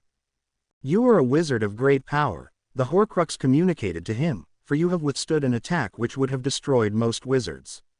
I congratulate you." Harry murmured his answer aloud, though not loud enough to be heard. "You underestimated me. I am the Horcrux destroyer. I have destroyed 2 already, and you will be the 3rd. Ah, but it is you who underestimate your opponent. I can feel your power, that is true, but I can feel your weakness. You have been damaged by your previous battles, and I have damaged you further with my attack." "I am still strong," Harry answered, "and you are but a part of a soul, not even a half. You cannot control me, for I will not be controlled. We will fight." Without waiting for a response, Harry went on the attack with a counter-offensive which surprised the partial soul. This time Harry tried not to think as much as before. Just trust your power. Magic is wanting something to happen and then making it happen, he thought, remembering Dumbledore's words. "I want to destroy this Horcrux." His power flowed through him without direction but somehow surrounded the Horcrux and confined it to a spot in his abdomen which burned like a bad rash. "It will be over soon," Harry thought. "I know what I am doing now." But it did not end soon, as he could not discover a way to attack the Horcrux further. The partial soul repelled each attempt, but the injured Horcrux could not mount a counterattack. The combatants reached stalemate. Throughout the conflict, Harry remained conscious and at times felt the presence of Ron and Hermione, and even Dobby, vaguely hearing voices as if from a great distance. But he could not release his focus or control of his magical force, for if he did he knew the Horcrux would attack at once. What should he do? Should he devise a strategy of attack, or should he let go and allow instinct to govern? There had to be something missing, some key to finishing it off. Early evening arrived, and Ron and Hermione quietly discussed the current status of affairs. "This is taking a lot longer than last time," Hermione analyzed quietly as she stretched her stiff back, "but I have the feeling that Harry is doing better. Like he is in control." Ron studied his best friend and nodded his agreement, it seems like he's the one attacking when he tenses up and shakes. That doesn't seem like he is reacting. It's him taking action. Still, I'm worried. It's taking an awful long time, and I'm not sure how long Harry can last. He's got to be exhausted. Just look at him. Sweat beaded on Harry's forehead, dripping over his temples, and he appeared to have aged 10 years in the few hours of the battle. The two friends made themselves as comfortable as they could for the long watch, having kicked off their shoes and draped themselves over chairs in the room. They prepared for a lengthy wait. "I wish we could do something to help," exclaimed Hermione with frustration. "This waiting is horrible." But at that moment, Harry's body tensed again, and the pair froze in anticipation. He began to shake more violently than before, but an expression of supreme determination came over him. Suddenly he yelled, "It's love, Riddle. You can't stand it." His body shook even more, and Ron jumped up and rushed towards the bed. "This is it," he hurriedly shouted to Hermione, then he approached Harry and like a fan at a football match yelled into his ear, "You can do it, Harry. Finish it off." Hermione followed behind Ron and closely watched Harry's struggle. She noticed that his face hardened with increased determination at Ron's words. "He heard you, Ron," she exclaimed excitedly. "I think it helped him." So Ron continued his words of encouragement, "You're right, it's love, Harry. Love will destroy it. You can finish it now." Hermione joined in the cheerleading, "We all love you, Harry. Now you can finish it, and we can all be together again." Something definitely was happening, and one way or the other, this would be it. Neither of them had ever mentioned the possibility of failure, of Harry being possessed by the Horcrux, of becoming a second Voldemort. Harry had reminded them on Thursday of what they must do if he failed, but Ron and Hermione only nodded. They would not verbally promise to do what Harry asked, and he did not force them. It was unthinkable. Harry would not fail. Suddenly Harry contracted his body slightly and then let out a roar of maximum effort, like an exhausted athlete expending his last ounce of energy for the final play of the game, not worried about retaining any for tomorrow. Ron and Hermione froze in trepidation, grasping each other's hand, not understanding exactly what was occurring. But Harry's body convulsed again, and once more, and then it ended. He slumped into the pillows on his bed, releasing the locket with his right hand, which fell limply to the bed. Ron and Hermione noticed that the aura around Harry appeared to vanish. The battle had ended, but who won? Hermione ventured to touch Harry, and this time Ron did not detain her. She cautiously pressed her fingers to Harry's arm, and when no shock occurred, she grasped his hand. Harry weakly squeezed hers and opened his eyes, sweat pouring from his hair and face.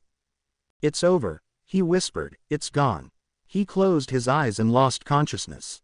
Hermione crawled onto the bed, with her back against the ornate headboard, and she lifted Harry's head onto her lap, running her fingers through his soaked hair. "That's right, Harry, it's over now, but how many more times can you do this?" She lifted her watery eyes towards Ron, whose own eyes filled with worry. "Isn't there some other way, Ron?" Ron shook his head. "I don't know. I don't think so. That's what's so scary." Had Harry been a student of Muggle warfare, he could have analogized this battle to those of the First World War, trench warfare. Each side pushed only to be pushed back, effort exerted by both combatants with no reward for either. The Horcrux had weakened, Harry could feel it, but so had he. This turned out to be a war of attrition, but which side would crumble first under the pressure? During one of the lulls in the battle, the Horcrux again communicated, "This is madness, Harry Potter. It will be a terrible waste when I at last prevail. You are a worthy opponent, but can you not see the hopelessness of your position? You cannot harm me, and eventually you will weaken. I am not of flesh and blood, I will not weaken. Years I have waited, Harry Potter, I can wait a few more days. But together, we could be formidable, great beyond greatness. Think about it, Harry Potter. You can end this pain." So great was Harry's turmoil that he considered the offer seriously. Why should he fight such an uphill battle? Even if he prevailed over this Horcrux, 2 more awaited him. He never wanted to suffer this again. Why not join forces with this Horcrux? Who could say what would happen? If he agreed to the merger, the Horcrux would not replace Harry's own soul, they would meld into a new soul. Maybe he would not turn evil. Maybe the new soul could control its evil impulses. It made sense, didn't it? Be reasonable, Harry, he told himself. You know you cannot win in the end. In the background, Harry heard Ron and Hermione talking, though he could not understand them. But the image of his two friends emerged in his mind as if they stood right in front of him. You are deceiving yourself, Harry, Hermione's image argued. You can't control a Horcrux. You will turn evil, and you will be unstoppable. Do you really want that? Harry's head jerked back and forth in frustration.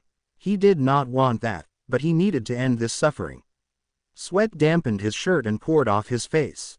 The Ron image added, You have come too far, Harry. Now is not the time to give up. Don't lose your will to fight. Don't forget about everyone who loves you.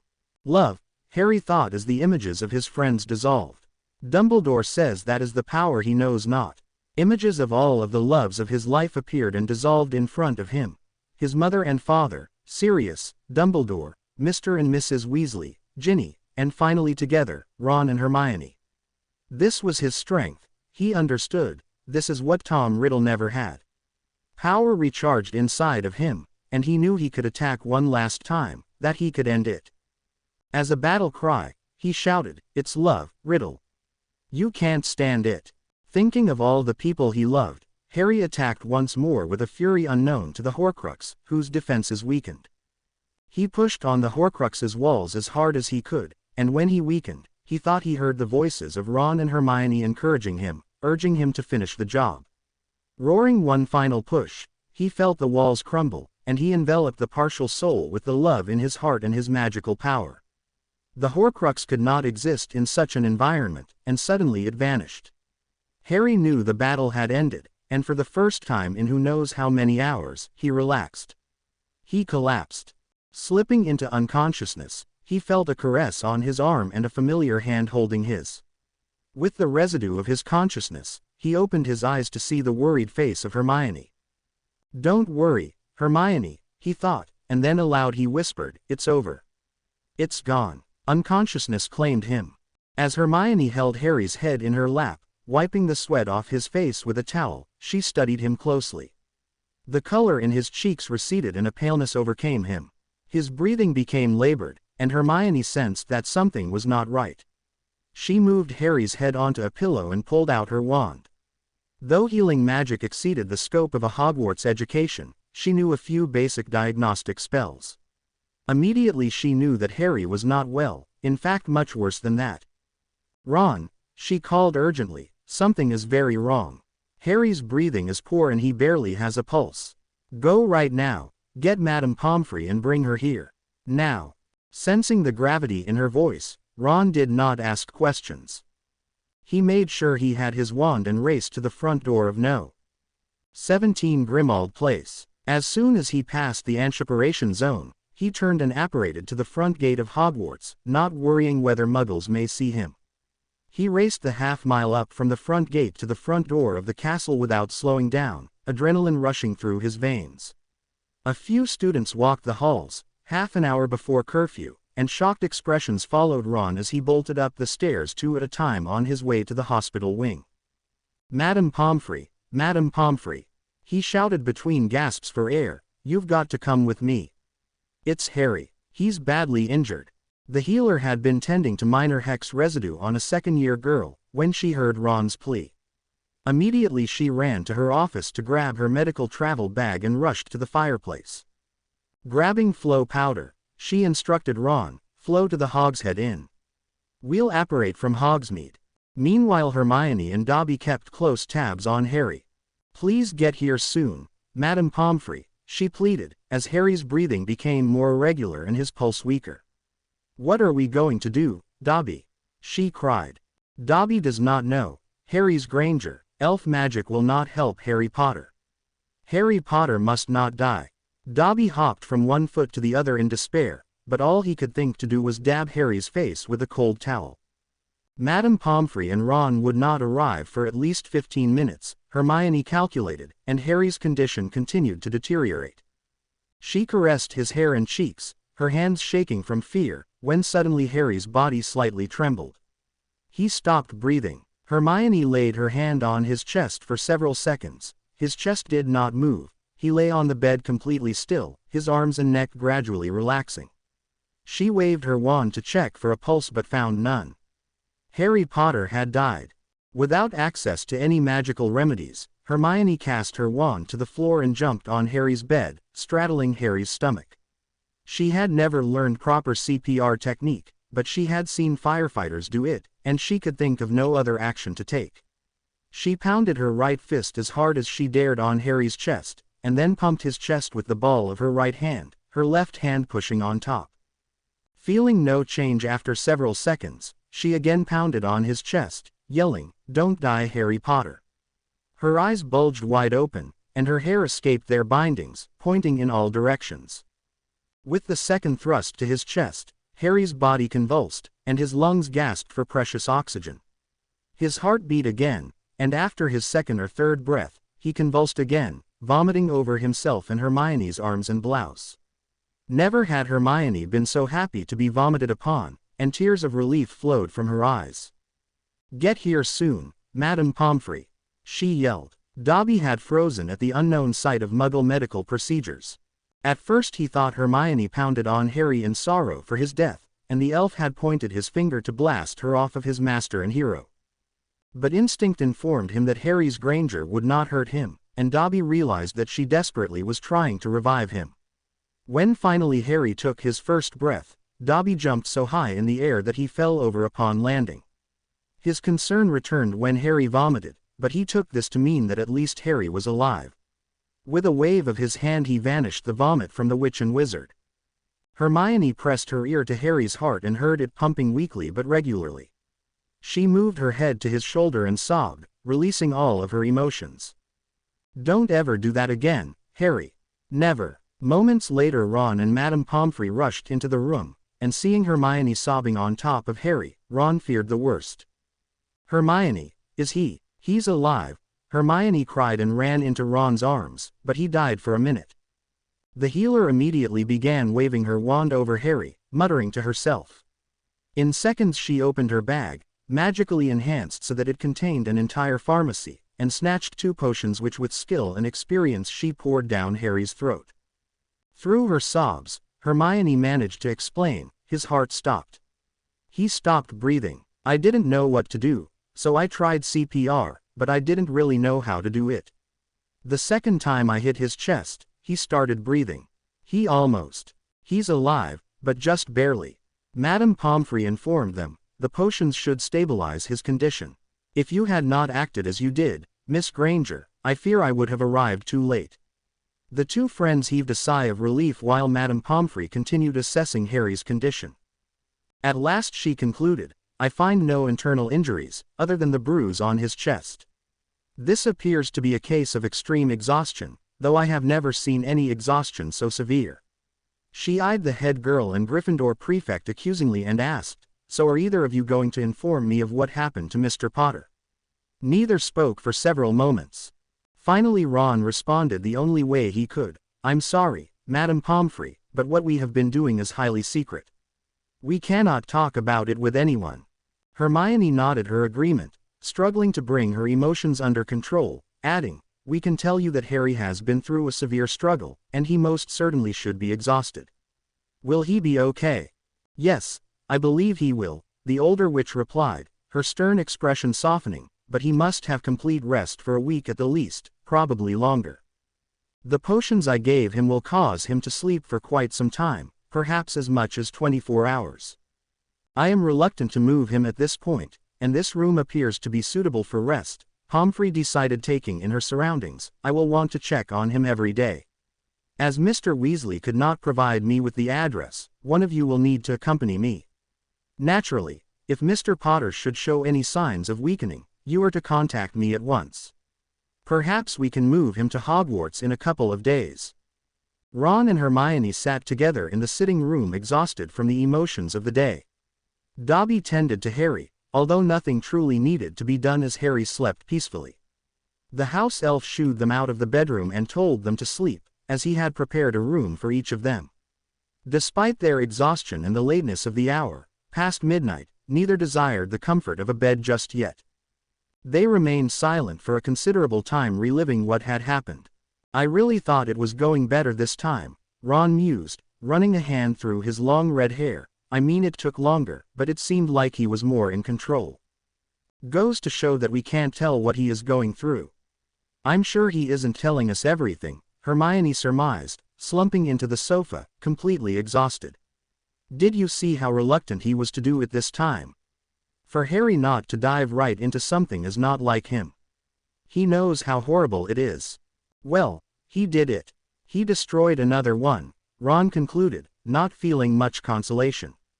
Yes, he did, but there are 2 more, Ron. Hermione shuddered. How is he going to destroy 2 more? I don't think he can survive that. She inhaled deeply to control her emotions, as she had cried more this day than she normally cried in a year. Who else could do it, Hermione? I know I'm not strong enough, and it's not a matter of giving it a try. If the Horcrux wins, then you know whose soul takes over. We'll have another Dark Lord to deal with. Say, Voldemort. Ron, if I can do it, so can you. Hermione softly chided, but added, I couldn't do it either. Only 2 wizards have destroyed a Horcrux, Harry and Dumbledore, 2 of the most powerful wizards ever to live. She noted Ron's questioning gaze. Oh yes, Ron, Harry is about as powerful as they come. Look at what he is doing in classes this term. He's mastering new spells, not easy ones either, without even trying. We have to concentrate with all our might to do them half right, and he's got it figured out in 5 minutes. He's always had the ability, but now he is learning how to use it, and to control it. At least you can do the spells. I'm having a terrible time this year, Ron admitted morosely, draping one leg over the arm of his chair, but you're right about Harry. He's reminding me of Dumbledore more and more, the way he does advanced spells without even the proper wand movement. He just kind of flicks it, mutters the incantation, and boom, it's done. Doesn't help my confidence any. Oh Ron, you're a fine wizard. Don't go comparing yourself to Harry. Hermione lectured, he's 1 in a million, just like Dumbledore. I have trouble with our practical work this year too, I just work harder than you do. Back to Harry, responded Ron, anxious to redirect the conversation away from his deficient study habits. What are we going to do when we find another Horcrux? There has to be some other way. I don't know, Ron, Hermione answered with a yawn, her exhaustion showing. Let's talk about it tomorrow. Madame Pomfrey pronounced a significant improvement in Harry's vital signs the next day, though he had not yet awakened.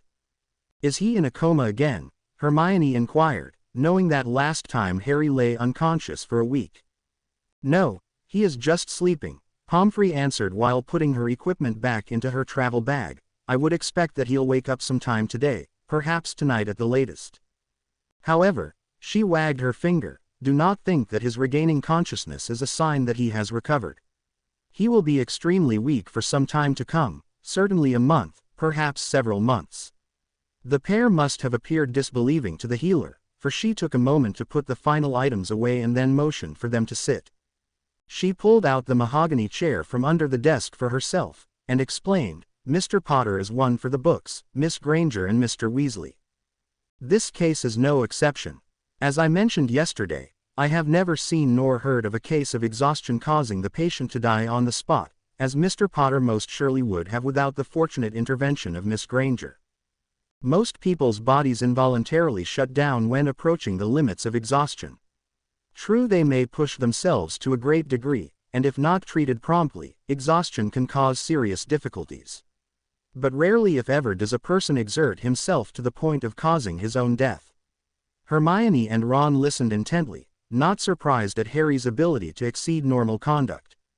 Madame Pomfrey continued after a pause to sip some water provided by Dobby, who also paid close attention. A typical victim of exhaustion will require a week or 2 to recover, while in more extreme cases a month or more may be necessary, and that is with the assistance of certain potions.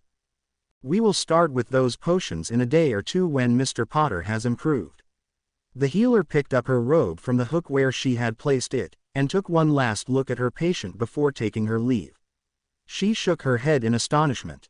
The day passed slowly, and Ron and Hermione took turns staying with Harry, the other either napping or reading.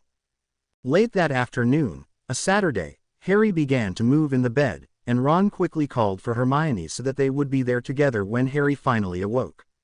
Some 10 or 15 minutes later, Harry regained consciousness, demonstrated by a low purring beep of pain. He turned onto his back, eyes still closed, and moved his hand to his head, beeping more loudly. Hermione grabbed a vial of potion that Madame Pomfrey instructed should be given as soon as Harry awoke. Finally he opened his eyes to the semi-dark room, noticing two blurred figures to his right. Instinctively he reached out for his glasses, but his hand hovered in midair, as he missed the nightstand where his glasses sat by several feet. Ron quickly grabbed them. "Here you go, Harry. How are you feeling?" Harry's reply cannot be repeated here, but his vulgar expression perfectly described his condition. "Here, drink this," Hermione instructed, cupping Harry's head in her left hand while bringing the pain-relieving potion to his lips with her right. A few seconds later, Harry's color improved, and he grunted, "That's a little better. At least I can think now." He still rubbed his aching temples. Focusing on his friends for the first time, he gave a reasonable facsimile of a smile. "Well, that was fun, wasn't it?" "Oh Harry, it most certainly was not fun." Hermione chastised him happily. "I've never been through anything less fun." Harry nodded his agreement and crashed back onto his pillow. Hermione sat on the bed, holding Harry's hand, while Ron half sat at the foot. "I'd appreciate you not doing this again, Harry," Ron joked, trying to keep the mood light. "Watching you sleep is not exactly exciting entertainment." "At least I don't snore like you," Harry retorted, and his two friends smiled that Harry retained a sense of humor. "How long?" he asked. "It's Saturday night, so a little over a day," answered Ron. "That's not so bad, is it? Was a week last time." "Not as long, Harry, but much worse." "We'll talk about it later," Hermione reassured him. "Do you want some water?" The young wizard nodded, and the head girl brought him a glass. Harry was back, but was he whole? Harry's recovery from his battle with Slytherin's locket dragged slowly for day after boring day. More than anything he wanted to leave that bed behind, but every time he felt well enough to walk a little, within a few minutes he returned to bed exhausted. Madame Pomfrey examined him each afternoon when Ron flowed to Hogsmeade to fetch her, and she began his potion therapy, which Harry had to admit helped a bit. But more than anything, she told him that he would have to take extreme care for the next month or two. Reading between the lines, Harry understood her real message. Don't do something else as stupid as whatever it is you just did. Although the word, coma, sounds terrible, Harry much preferred the week after the Hufflepuff Cup battle to the week following the Slytherin locket battle. While in the coma, he felt reasonably comfortable and content, but now he suffered from constant aches and exhaustion. Madame Pomfrey informed him that he could return to the Hogwarts hospital wing if he preferred, but Harry declined. His stated reasons were that he would feel more comfortable in his own house and that he did not wish to be a distraction at school. But he also did not want Ginny to see him like this. The battle took its toll on Harry. Though only a few days had passed, he seemed to have lost 15 or 20 pounds from his already wiry body. The bones on his face protruded noticeably, and his eyes sunk back into their sockets. What little fat he had disappeared, and Ron and Hermione could not help but notice that their friend seemed to have shrunk an inch or two. By Tuesday, he had convinced Ron and Hermione to return to Hogwarts for classes, but they insisted on returning to Grimmauld Place every evening. Though grateful for their company, he could only find blackness for his future. He had no future. "It wasn't too bad, Harry, we'll help you when you get back," Ron explained, as he told his friend about the Thursday test. "You won't need any help for the practical part. You've been nailing those spells for years." "My shield was not as strong as it could have been," complained Hermione, setting her bag full of books on the kitchen table. "I just couldn't seem to concentrate today." Ron shook his head knowing that her shield far exceeded his own. "You need to concentrate less," Harry countered, his voice quivering slightly from his weakness and from the exertion needed to walk down the stairs to the kitchen. "You just have to let it happen. Decide what you want to happen and then make it happen. That is the essence of magic according to Dumbledore. I think I finally understand it now." Harry's faded blue t-shirt hung off of his shoulders like a tent. "Easy for you to say, Harry, Ron joked while munching on freshly baked cookies provided by Dobby, but for us normal wizards, it's easier said than done. I've tried relaxing like you've been telling me, but then nothing happens at all. Well, once you figure it out, it makes magic a lot easier, Harry alleged, sipping the pumpkin juice provided by the house elf. It's how I defeated that Horcrux. I had to stop trying to control everything and just let it happen. It's kind of like flying. Hermione doesn't fly well because she is trying to control the broom with her mind.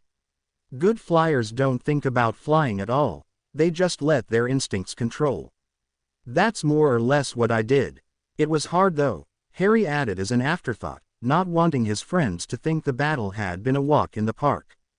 In my view, flying definitely is for the birds, Hermione defended herself while enjoying a cookie. She had removed her robe and wore jeans and a form-fitting sweater. Despite his illness, Harry could not help but notice his best friend and silently approved of her choice of attire. Unaware of his musings, Hermione added, "It's been a bit difficult at school, Harry. Everyone is asking about you, wanting to know what happened." "What's been the official lie?" Harry asked. "That you took seriously ill and have been ordered to bed rest for at least a week. We've agreed that it's a form of wizard's pneumonia," Ron explained. "I suppose that's not far from the truth," Harry commented. "Of course, I'm sure nobody believes it." Dobby placed 2 cookies in front of him, trying everything to add some meat to Harry's bones. "Ginny definitely does not believe it," Hermione explained, reading Harry's mind. "She asked us what happened, and blew her top when we gave her the pneumonia explanation." Hermione paused before continuing. "She said some things and then stomped away. Hasn't talked to us since." Hermione was hiding something, Harry knew, but he considered a moment whether he truly wanted to know. He decided he did not and remained silent. Hermione expected him to ask what exactly Ginny said and furrowed her brow in confusion at Harry's apparent disinterest. She decided not to say any more. Ron, on the other hand, felt no such compunction. "Yeah," she said, "fine, I don't want to know. All I know is that you are going to kill Harry. How are you going to feel then? You know how she can get, Harry." Steaming mad, she was. So Ginny blamed Ron and Hermione. How dare she? Harry thought to himself, the visage on his face hardening. "You tell her that if she wants to be mad at someone, she can be mad at me," Harry growled furiously. "I can take care of killing myself, thank you very much." Hermione glared at Ron for his tactless statement, though she would have told Harry herself had he asked. She could not avoid feeling upset by Ginny's remarks too. Who had done more than I, thought Hermione, to try to protect Harry? Nevertheless, she would take the high road. "We will tell her no such thing, Harry. You need to talk to her yourself. This game you two are playing this year is childish." This mild rebuke caused Harry to snap. He curled his lips into a snarl and thrust an angry finger towards his best friend. "Right, Hermione, all I've been doing since Dumbledore died is playing games," Harry replied furiously, releasing his frustration. "Maybe I should start taking things a bit more seriously now. I really need to plan for my future, don't I? Yes, I understand. I should go right up to Ginny and say how sorry I am that I haven't let her join in all this fun. Then she can help kill me too, if that's what she wants." Ron and Hermione had been on the receiving end of a number of Harry's angry outbursts. Nevertheless, the ferocity of his reaction to Hermione's rather tepid remark stunned them. The tirade exhausted him, and he had to rest his head on his elbows, breathing heavily. On another day, Hermione might have responded in kind, but she knew Harry was in no condition for that. "I'm sorry, Harry, I didn't mean to upset you," she replied as calmly as she could, moving around to Harry's side of the table. "You know Ginny is just worried about you. I don't think she really meant what she said." Harry merely glared in response, and Dobby helped him back to his bed. Harry Potter seriously ill. The Prophet has learned from sources at Hogwarts School of Witchcraft and Wizardry that Harry Potter has taken seriously ill and currently is recuperating at his home. The exact nature of the illness is unclear, and the Hogwarts administration has declined all requests for comment, citing Mr. Potter's right to privacy. It is believed that Mr. Potter will make a full recovery after a period of extended rest. Sources inform the Prophet that the illness is believed to be viral wizard's pneumonia. Some sources flatly stated their belief that in fact, the chosen one is not ill but is suffering the effects of an injury. Mr. Potter and his closest friends, Hermione Granger, Muggle-born head girl at Hogwarts, and Ronald Weasley, son of ministry official, Arthur Weasley, left the Hogwarts grounds last Friday. The purpose of their travel is unknown, and the Prophet has not been able to contact Miss Granger or Mr. Weasley for comment. The two of them, however, are reported to have returned to Hogwarts. Harry handed the newspaper back to Hermione. Well, I suppose it was unavoidable. Students write to their parents. Not much we can do about it now, Harry reasoned. In the past, Hermione and Ron knew, Harry would not have taken such an invasion of privacy with such philosophy, but they had to agree that in the whole scheme of things, the Prophet article rated far down the list. I agree, Harry, but I thought you ought to see it anyway, Hermione explained. Harry nodded and sat back on the overstuffed chair in the sitting room.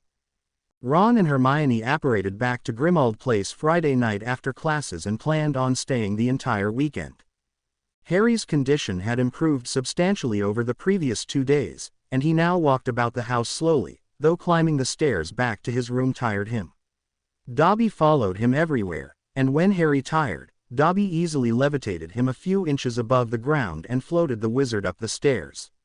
Harry found this a bit embarrassing, but somehow it did not seem so terrible when Dobby did it.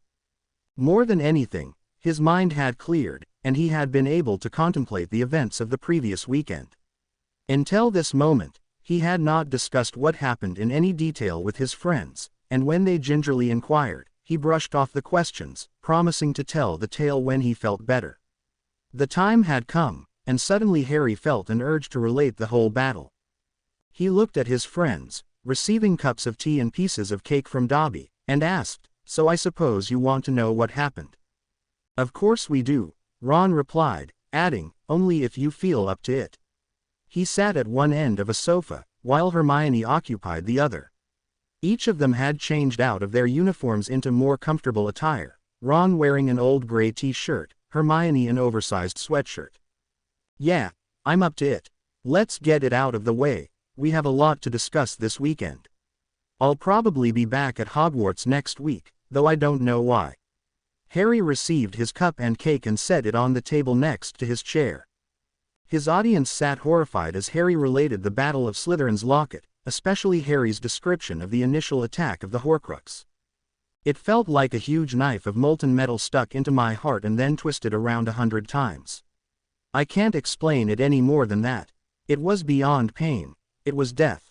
At times during the tale, Ron or Hermione interrupted to inform Harry when he had said something audibly or moved in an unusual manner, and thus they could remember the various stages of the battle. Harry expressed surprise that his friends had shouted their cheers during the final attack. "I remember feeling your encouragement, but I didn't know you were actually shouting. Anyway, after the Horcrux was gone, I really don't remember anything until I woke up the next day. I know that I must have been pretty bad off." And so Hermione and Ron took center stage, informing Harry of his death, and Hermione's desperate application of Muggle emergency medical techniques. The story shook Harry to his core, as he had no idea that he had come so close to death. He stood up and hugged Hermione with all his might, thanking her for saving his life. Hermione cried freely as the emotions she had bottled up all week came gushing out. Ron looked on somewhat uncomfortably, until Harry motioned him over as well, thanking him for his lengthy sprint to the Hogwarts hospital wing. The two embraced fully as the tearfully happy Hermione looked on approvingly. Harry tired quickly from the show of emotion, and they helped him back to his chair. After a sip of his tea, he felt better. Returning his gaze to Hermione, he joked, "Sorry about vomiting on you. That was really uncalled for." On Saturday, Harry remained strangely quiet all morning, only minimally participating in conversations. They had agreed to have a strategy meeting after lunch, as Harry seemed to feel strongest in the afternoon. Ron and Hermione waited on pins and needles, knowing that something bothered Harry and that the afternoon session may prove to be, to say the least, uncomfortable. Even one extra night's sleep had noticeably improved Harry's condition, and he walked around the house more easily now. While he did not feel up to a game of Quidditch, for the first time he believed that someday he may feel normal again. The three gathered in the sitting room, tension in the air. Ron had not bothered to comb his hair on the non-school day, and a few red whiskers could be seen on his chin if one looked hard. Hermione's hair had been slightly tamed, but instead of finishing the job, she tied it back in a ponytail. The two boys had only rarely seen her hair done in that fashion, but neither of them gave it a second thought. Other matters occupied their minds. Harry noted the others looking to him, expecting him to call the meeting to order. "I can't say I'm very optimistic," he began. "Other than killing the Horcrux, things didn't go right. I would say it was close to a disaster." Instead of trying to contradict Harry, Hermione did him one better. "We almost lost you, Harry. It can't get any worse than that. I don't know how you did it. You basically used up so much energy destroying the Horcrux that you almost died." She shook her head, filled with pessimism. "I don't think you can survive another one. We have to do something else." "Like what?" Harry asked. "Sometimes the shortest questions are the hardest." "I don't know," sighed Hermione despairingly. "We'll have to think of something. At least we have some time. We don't even know for sure what the other Horcruxes are. And in any event, you'll need a couple of months to recover fully." "Maybe one of us can do it next time," offered Ron, "or maybe we could somehow do it together, combine our strength." He saw the others looking at him unconvincedly, and concluded, "I don't know how, but maybe we could figure out some way. I'll be honest, Harry, I know I couldn't have beaten it. I don't know who else could do it other than you. But you can only do so much. We may need to ask for help from the Order, or even the Ministry." "I just don't understand it," Harry remarked with frustration, ruffling his hair with his hand. "I felt so much more in control this time. After I survived that first attack, I knew I was strong enough. I knew I had damaged the Horcrux." He shook his head. "I should have been able to finish it off a lot earlier. The whole thing shouldn't have taken more than half an hour. I can't figure out why I became so exhausted." "Harry, you're being too hard on yourself," consoled Hermione. "Nobody else could have done what you did." "Dumbledore did. His arm burned, but other than that he was okay.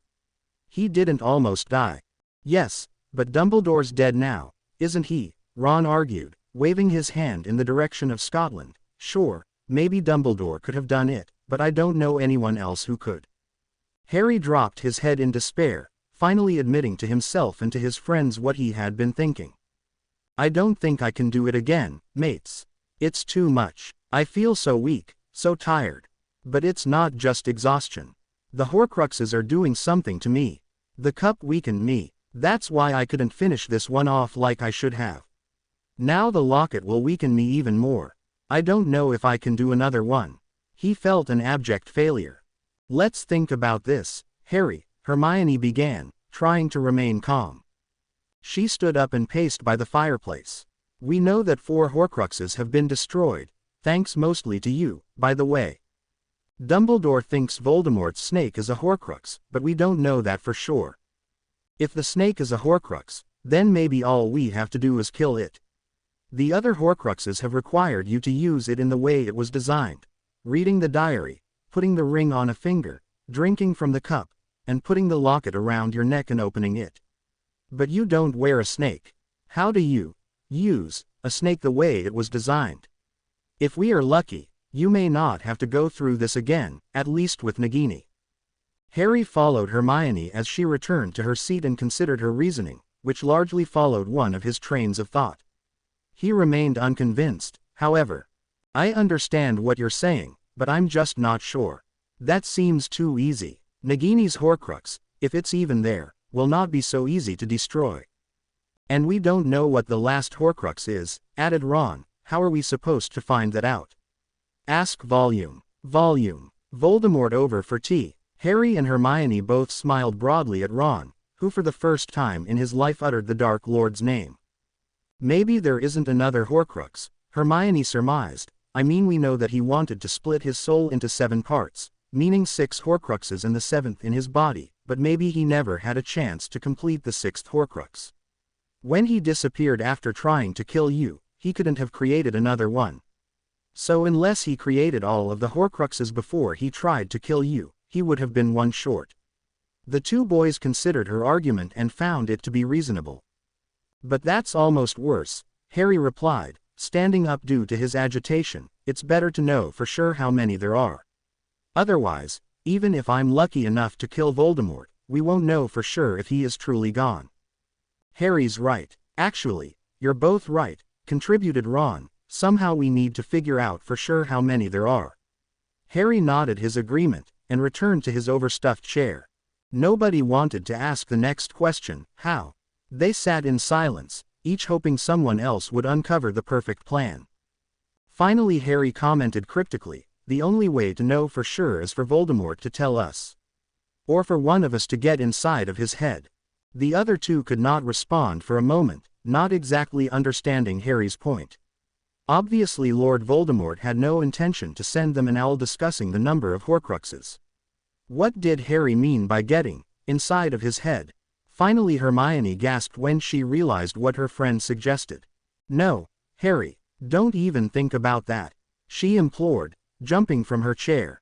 I don't want to think about it, but what else can we do? We're stuck, he argued back. What are you? Ron tried to ask, only to be cut off by Hermione. But you know what happens. It could kill you. He could kill you. He's going to kill me, Hermione. I just don't know when. Harry responded pessimistically. If I'm lucky, maybe I can take him with me. What are? Ron tried again without success. That's not true, Harry. You can defeat him, but not if you do something stupid like that. Hermione admonished, her ponytail bouncing behind her. We can't afford to take such risks until we have no other choice. Would you mates like to tell me what you're talking about? Ron shouted, exasperated at his previous attempts to get a word in. Hermione glared at Harry, who merely nodded at her to inform Ron. Harry is talking about trying to enter Voldemort's mind through his scar.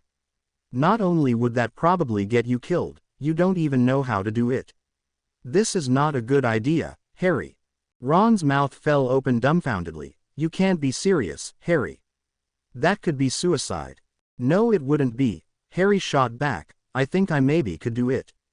Before I was a lot weaker magically than I am now.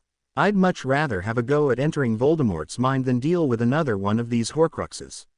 Why do you think he hasn't entered my mind for so long? Because he is scared. I've been thinking about this a lot these last few days. Before he could continue, Hermione jumped in. We don't know how Voldemort thinks, Harry. I don't think he's afraid of entering your mind if he thought it would serve his purposes. We're lucky he's left you alone. It's given us time, and we still have time now. The most important thing for now is that you recover, the young witch argued vehemently. Besides, you don't really know how to connect with him, do you? Ron added, agreeing entirely with Hermione on this one. Harry hesitated with a knowing look in his eyes which Hermione immediately caught. Don't tell me that you've already tried this, Harry. Not in your condition, Hermione exclaimed disbelievingly, moving to the edge of her chair. After another hesitation, Harry finally admitted, I didn't try to enter his mind, but I just tried to see if I could connect with Voldemort through my scar. For some reason, I felt like I knew how to do it now. Last night I tried it just for a second, even less than a second. The first few times I couldn't, but then I focused on my scar the right way when I said, Legilimens, and I saw a flash of his mind before I left. Then I waited to see if he would try to enter my mind, because if he knew I made contact with him, I know that he would try to contact me in retaliation, but nothing happened. I don't think he knew what happened. Hermione hopped off her seat in fury. Harry, do you realize how dangerous that is? Especially now, when you're so weak. You have to be extremely careful. Do you want to get yourself killed? The two friends glared at each other, and as often happened when the two H's got into it, Ron felt like a bystander. The lull in the action, however, allowed him to make a point. Listen, before you go off on each other, let me say what I think, then you can ignore me again, the redhead cried with increasing frustration. I think we need to think about what Harry is saying. Maybe it can't work, but it could be exactly what we need to do. You know, I mean, Voldemort has never really had to face Harry like he is now. Harry can fight back, especially if he got some practice. Harry deeply appreciated Ron's support, but Ron continued in a less complimentary fashion. But Harry, Hermione's right, you have to be more careful. Now is not the time. We need to think things through, and you are too weak, you have to recover your strength. The lanky redhead had never spoken more urgently. Hermione seemed surprised to hear Ron speak. Usually he stayed out of these arguments, but she realized that he had a point. Still furious with Harry, she took a couple of deep breaths to control her emotions as she pleaded, "You can't give up hope, Harry. We believe in you a lot more than you believe in yourself. You've accomplished so much already, destroying 2 Horcruxes in a month. Maybe we've been pushing it too hard. We need to have patience. Sooner or later Voldemort will start attacking," Harry responded from his chair, which seemed especially oversized against his emaciated body. "We can't be too patient. The more he does nothing, the more I am sure that his next attack will be spectacular. We need to be creative, think of something Voldemort doesn't think we'll do. That's why I tried to connect." Harry started breathing heavily from the exertion of the argument, and he put his hand over his chest. "Dobby!" yelled Hermione, waiting a moment for the house elf to appear. "Harry's very tired, help us get him up the stairs to his bed." "No," Harry argued meekly, "let me stay here." Dobby sensed Harry's weakness and took charge. Harry Potter must not become upset. Not ready for that. Harry Potter must come with Dobby. Hermione gave Harry her hand and lifted him to his feet. "You've got a long way to go, Harry. Please don't rush it. I'm sorry I got you upset." Harry hugged her briefly, putting it into the past, and then stepped sluggishly towards the stairs. Dobby relieved him of that necessity by levitating his master to his bed. The boredom of Grimmauld Place became so unbearable that Harry happily returned to Hogwarts on Monday. Madame Pomfrey thought it prudent that Harry not attempt to apparate for another week or 2, thus Harry took the Flow network to Hogsmeade, accompanied by Ron. Though he felt much stronger, the walk to the Hogwarts front gate and then up to the castle exhausted him, and he did not attend classes that day. Harry stuck to the story that he had been afflicted with an especially virulent form of wizard's pneumonia. Nobody believed him. Wild rumors circulated. He battled with a score of Death Eaters, just escaping with his life after disabling 10 or more, depending on the storyteller. Or he faced off with you-know-who himself, having been severely wounded before miraculously escaping. Unfortunately, several of these rumors made their way into the Daily Prophet.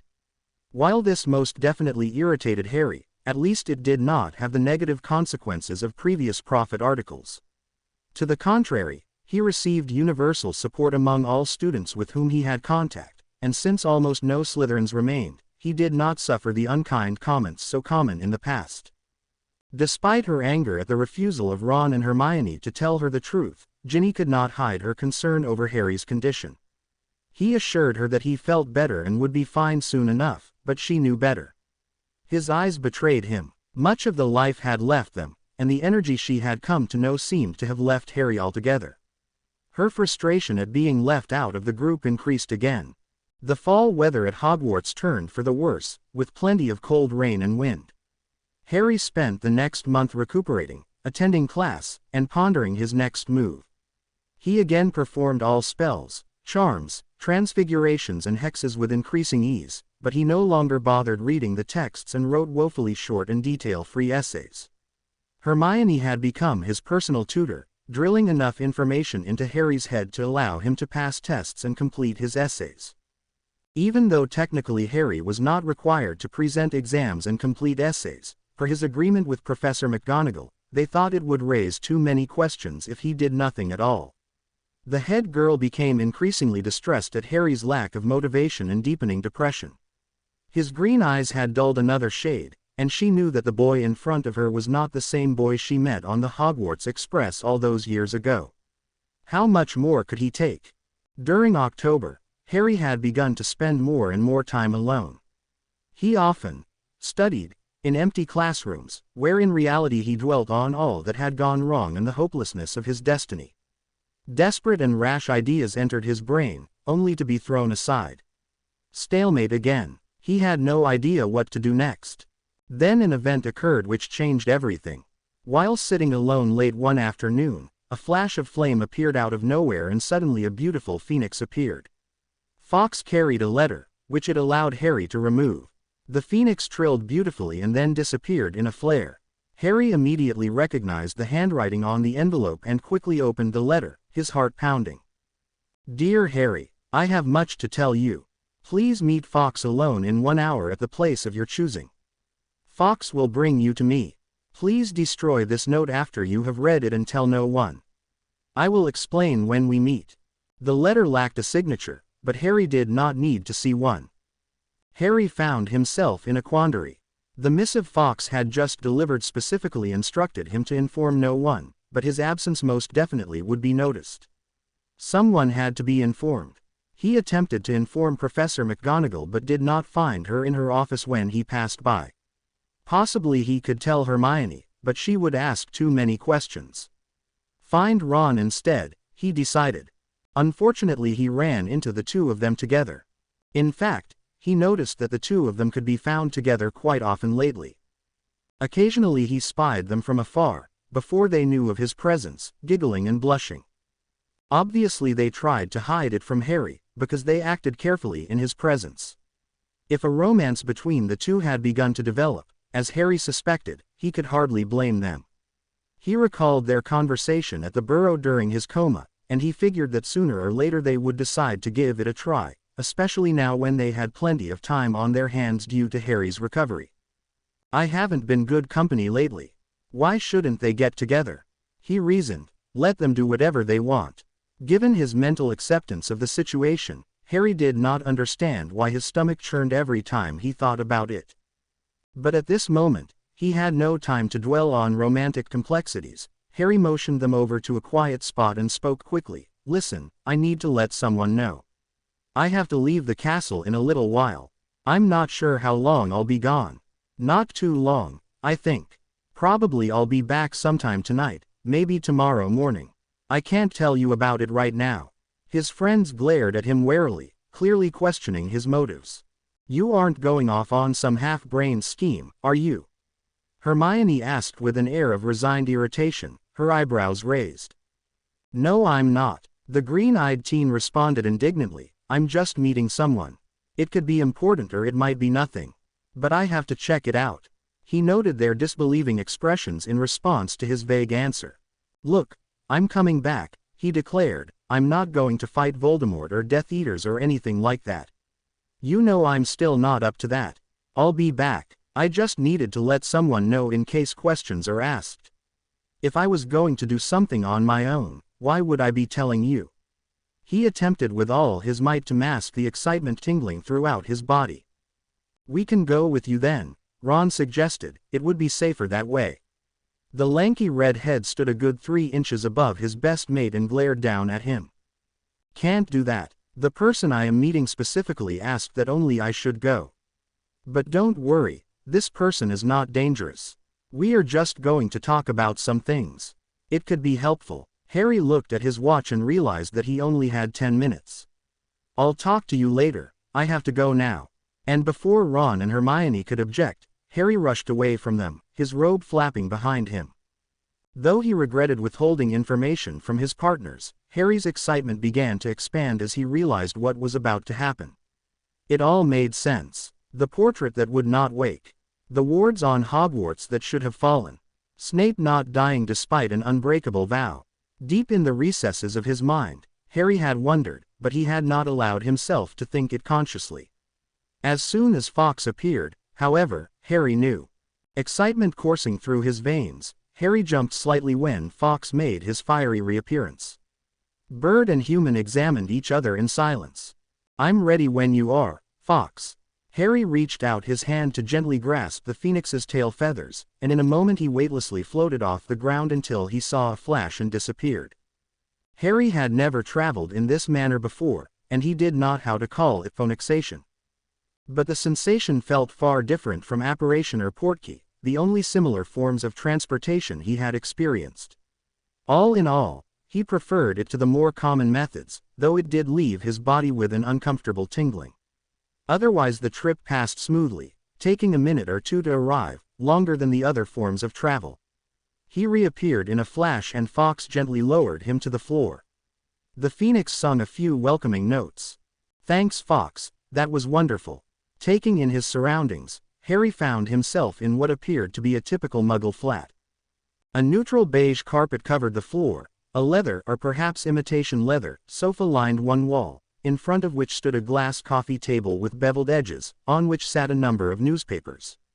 A matching leather chair faced the end of the table.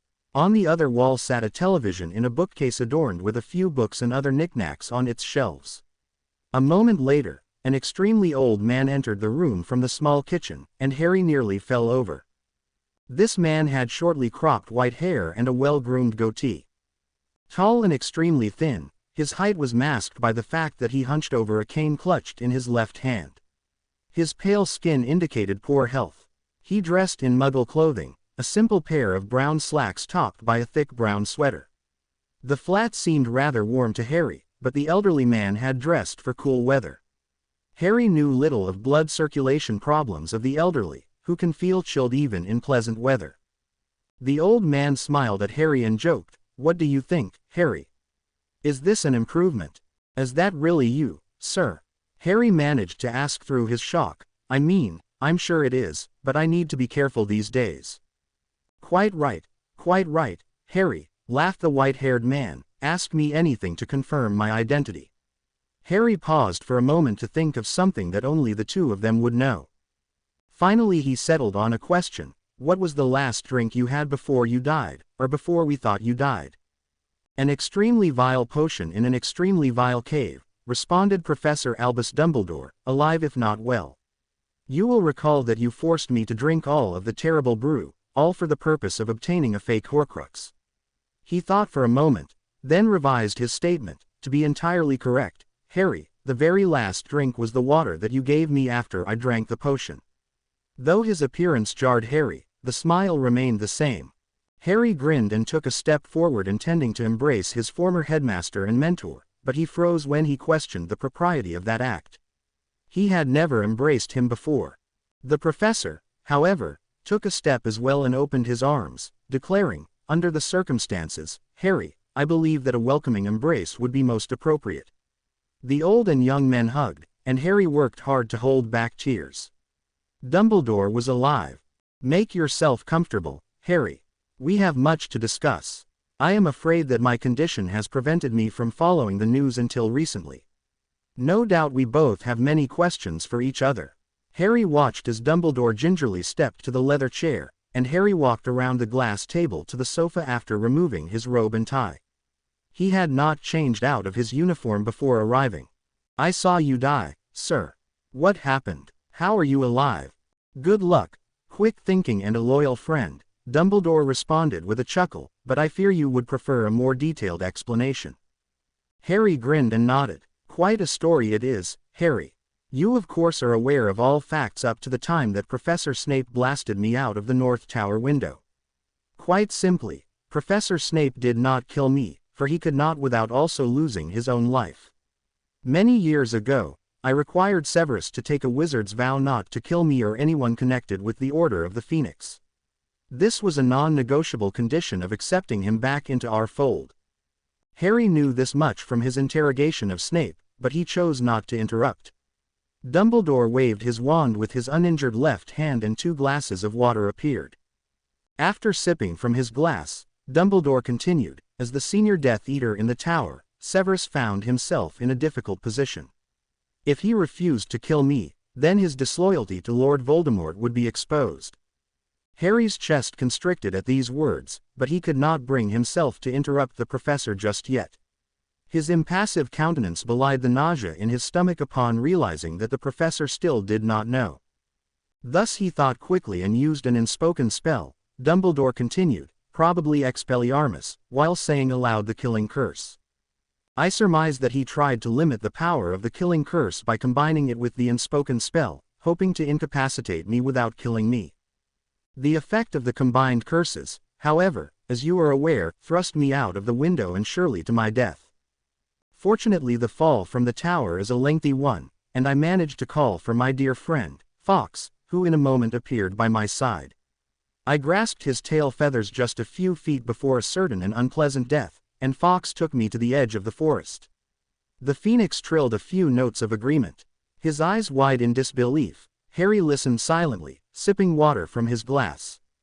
The combination of the potion and the two spells left me in dire condition, Harry, but I managed to transfigure a log into my body and clothes, which normally would have been quite simple for me, but in my condition took me 3 attempts. For many years I have carried a spare wand with me at all times, hidden deep in my robes, a good trick to remember. I then examined the locket, only to be shocked to find the fake. Well, Harry, you can imagine my disbelief and disappointment. Harry examined the old man during his discourse.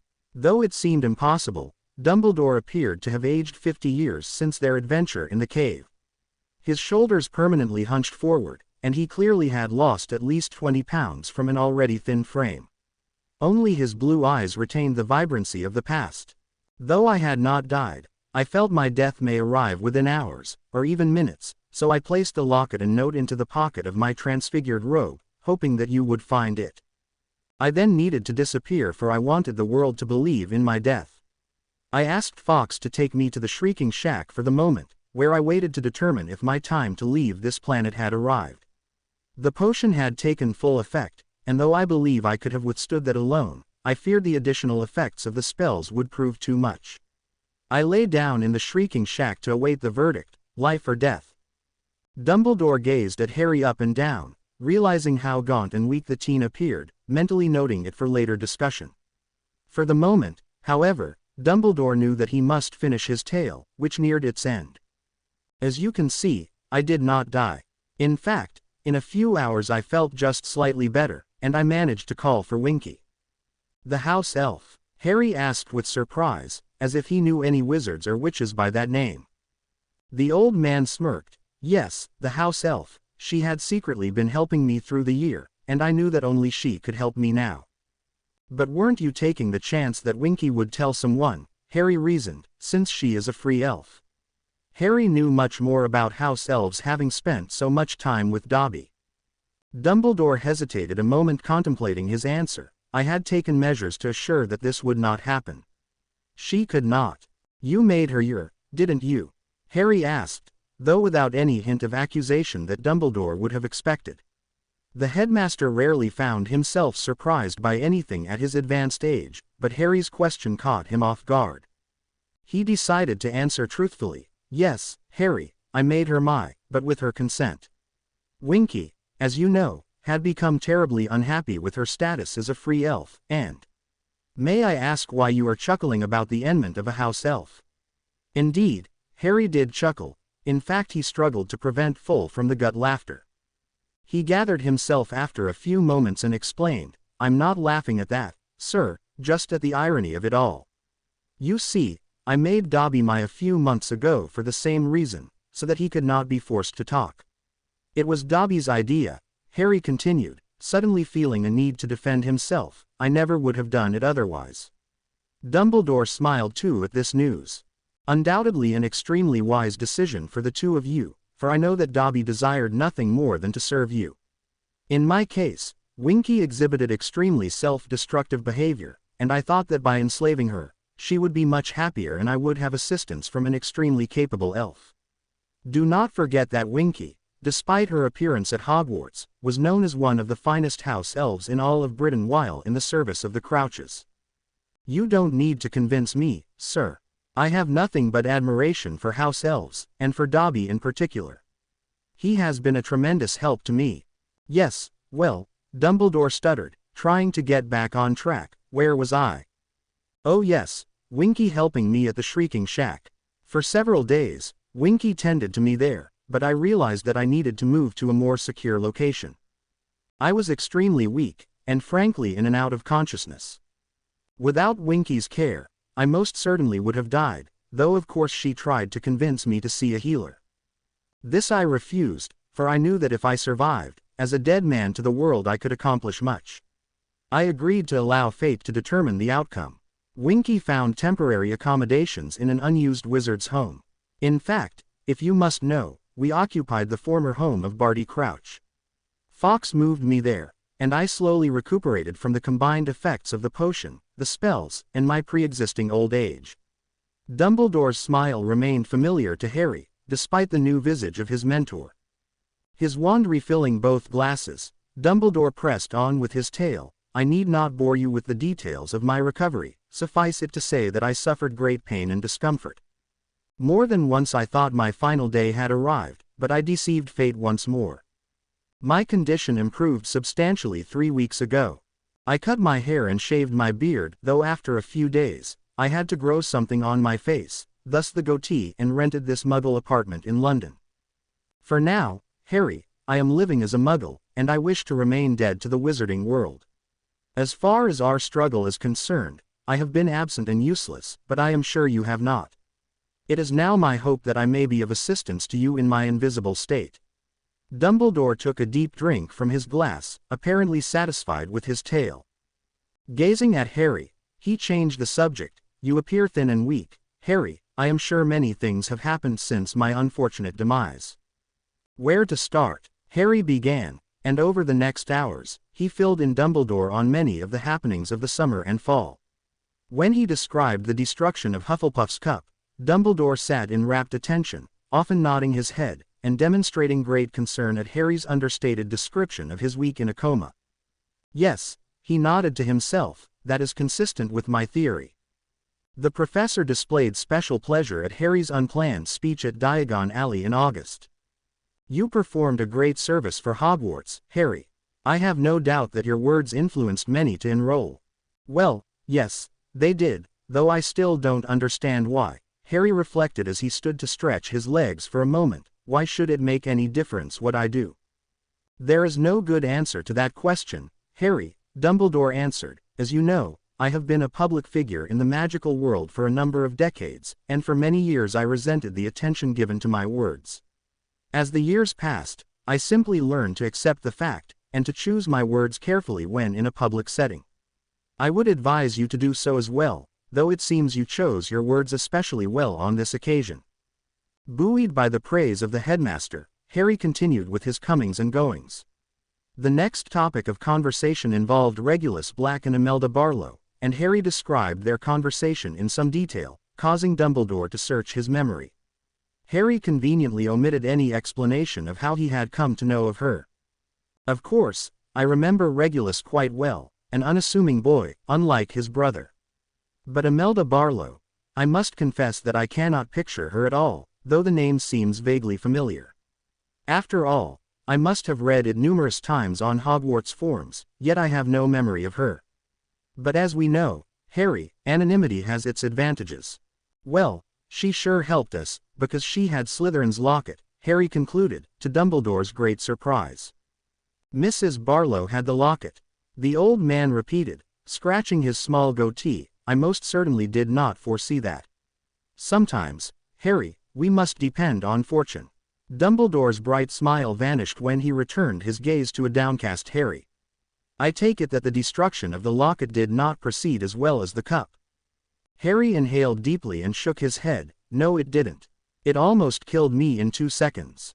Pain like I've never felt before, right after I opened it on my chest. I was sure I died, that my heart had been ripped right out of me. Even now, I don't know how I survived it. Dumbledore's eyes betrayed his pride as he stated flatly, I am sure few wizards would have. Again the headmaster paid special attention to the smallest details of Harry's battle with the locket, asking Harry questions about seemingly unimportant matters. He clapped happily when Harry described his final defeat of the Horcrux. Yes, we have discussed it often. Voldemort cannot survive love, his Achilles heel. His ultimate demise will be a result of this, I am positive. He glanced back at Harry expecting to see a look of triumph, only to be stunned by the pain on the young wizard's face. What happened, Harry? The young man paused a long time before responding, I died. Dumbledore did not answer, not understanding Harry's meaning. Died physically, emotionally, spiritually. I stopped breathing. Earlier Hermione sent Ron to Hogwarts for Madame Pomfrey, so Hermione was alone with me. I had passed out by then, so I don't remember anything. But they tell me that I stopped breathing and that I had no pulse. Ron and Madame Pomfrey were still 10 or 15 minutes away, so Hermione did the only thing she could think of. She performed cardiopulmonary resuscitation, correct? Asked the old man. Yes, how did you know? She really didn't even know how to do it. She'd never had a CPR class or anything. She just punched me in the chest and pumped, and luckily she brought me back to life. By all rights, I should be dead right now. Harry's eyes had focused on the carpet between his feet, but he leaned all the way back on the sofa, linking his fingers behind his head. I was as good as dead for about a week, and I'm still recovering, still very weak, and that was a month ago. So now I'm just doing nothing but waiting to heal. I'm just wasting time. Dumbledore stared seriously at Harry, eyes narrowed. Several things need to be noted, Harry. Firstly, you have accomplished more in 2 months than I have in 10 years. You must not be discouraged. We are making excellent progress. However, I am deeply concerned at the toll these battles have taken on you, for you have had to battle the most deadly of the Horcruxes, if my theory is correct. Your recovery is of utmost importance, Harry. You are not wasting time. Any army after a great battle must pull back in order to replace casualties and regroup. That is what you are doing at this time, and you must not feel that this is a waste of time. Harry nodded his understanding. At least Voldemort has been laying low. Nobody seems to know why. Ah, well, I cannot be sure, of course, but I do have an idea. Voldemort, you see, for all his bravado, is something of a coward. As you have experienced, he only attacks when he is sure he has a clear advantage, either in numbers, surprise, experience. He will have realized that I may not have died. If I were deceased, the wards should have fallen at Hogwarts. The Fidelius charm on Grimmauld Place should have disappeared. I am quite sure that an attempt on the castle and perhaps on your home was made, but both would have failed. Voldemort is also paranoid. Simply put, Harry, he suspects a trap. However, I would not expect him to wait much longer. No, I am surprised that he has not acted by now. I am hopeful that at some point contact can be made with Severus, as he can provide us with extremely valuable information. Harry had not been able to raise the subject of Snape, and had managed to avoid any mention of the traitor. Professor Dumbledore would be devastated, he knew, by proof of Snape's treachery, and Harry just could not bring himself to tell him. But he now had no choice. Professor, he mouthed reluctantly, we have made contact with Professor Snape. At Dumbledore's astonished expression in reaction to Harry's long face, the young man returned to that night in August that he had passed over previously. He omitted a few of the more graphic details, but made clear that Snape had lied, that under the effects of Veritaserum he had sworn his allegiance to Lord Voldemort, that he had fooled Dumbledore for more than a decade. Harry could hardly bear to look at the face of his devastated mentor. At first the headmaster asked questions, seeking additional detail in an attempt to dispute the indisputable, but as the story unfolded and Snape's true loyalties had been proved conclusively, Dumbledore looked like a child who has been told that Christmas had been cancelled. You have done well, he managed to mutter, attempting with all his might to hide his disappointment. I must admit that I feel the fool. A complete and utter fool. He shook his head again. I still find it difficult to accept, though I know I must. What damage have I done? All these years, Voldemort knew all of our plans. He threw his head into his hands in despair. The headmaster leaned his head back, gazing at the white ceiling, explaining, I trusted Severus completely. Now I can see how important it was to Voldemort to place a spy in our midst. Severus provided us with extremely sensitive information that led to the capture of several of Voldemort's most trusted lieutenants. Voldemort sacrificed them. Now I understand. I could not comprehend that he would sacrifice so much. He apparently also allowed Severus to take the wizard's vow, meaning that he could not directly damage the Order of the Phoenix. My incredible stupidity, Harry, was in thinking that Voldemort still retained human values, that he would not willingly sacrifice so many of his dearest supporters. To me, loyalty is a value of greatest importance. To Voldemort, loyalty means nothing. I repeat, I have been a fool. What can I say? Harry desperately thought, for the suffering of his mentor broke his heart. In the end, he remained silent. Dumbledore soon sat back and mastered his emotions, noticing the concern on Harry's face. Do not worry for this old man, Harry, Dumbledore requested with a forced smile as he noted Harry's preoccupation, for I have made more mistakes in my life than I care to remember. This happens to be one of the largest, but we must accept our imperfections and move on. At least we are aware of the true state of affairs, and Voldemort is denied his source of information. Let us use this to our advantage. I'm at a dead end, though, complained Harry despairingly. We've destroyed the 2 Horcruxes we knew about, but Nagini is the only other one we know, if in fact it is a Horcrux, and I don't know if I can get to it without facing Voldemort. The snake is always around him. And, Harry's voice trailed off. Something is bothering you, my dear boy. It has been since you first sat down. Why don't you tell me now, since we have exchanged our fascinating tales of adventure, Dumbledore requested with a wink. Harry did not smile back. I can't do it again, sir.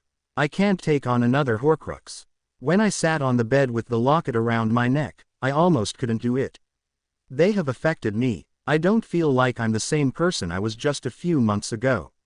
Harry could not say the next thing on his mind, but the professor understood anyway. You think you are turning dark. Am I correct, Harry? The young man nodded affirmatively. The professor stood up and slowly paced the room, deep in thought. Returning to his chair, he eyed Harry for several moments before speaking. That the Horcruxes have permanently affected you, I have no doubt, both physically and emotionally. Recall that I also have destroyed a Horcrux, and I too felt its effects. He lifted his withered arm. But I believe you misunderstand the effects of the Horcruxes. Harry replaced Dumbledore in pacing the small room while listening to the older man's theories. The Horcrux wants to take over your soul, Harry. That is all it wants. Nothing else matters to it. The Horcrux does not wish to damage your soul, or kill it, for if your soul is dead, the Horcrux cannot possess it. No, Harry, I am quite sure that your soul has not been damaged. You are not turning dark. But how can you be sure, sir? I mean, I just feel that something is different inside of me. There's a heavy weight inside of me all the time. Little things make me angry. I don't care about things I ought to care about. Harry shook his head, realizing that he could not find the words to express what he truly felt. And I should be astonished if you did not feel these changes, Dumbledore interjected, and stood up to move closer to him. I have seen many wars, Harry, both wizard and muggle. For various reasons, I witnessed both of the great Muggle Wars, World Wars I and II, up close. The men who returned from those wars were not the same men who boarded the ships for the continent. They carried with them a darkness that remained with them for the rest of their days. I too have that darkness, Harry, for I have done many terrible things during my life, just as you have been forced to do terrible things. Not wrong things, not evil things, but terrible things. Do you understand the difference? Harry nodded. He had done terrible things. And he would have to do more. Eventually, most of those men returned home to their families and lived happy lives, but the darkness stayed with them. I have killed a man, Harry. More than one man. My actions were necessary and justified. My actions were not crimes and in fact were committed for the benefit of the wizarding world. Yet those actions have darkened my soul for decades. But I did not turn to the dark, nor will you. You will never be the same person that you were, nor will you ever become the person that you would have been had you not been burdened with your destiny. But believe an old man who has seen much, you will adjust. You can be happy. You will not become a dark wizard. Happy. Harry silently wondered if he even knew what the word meant. I am not destined to be happy, he thought to himself, but his voice remained mute.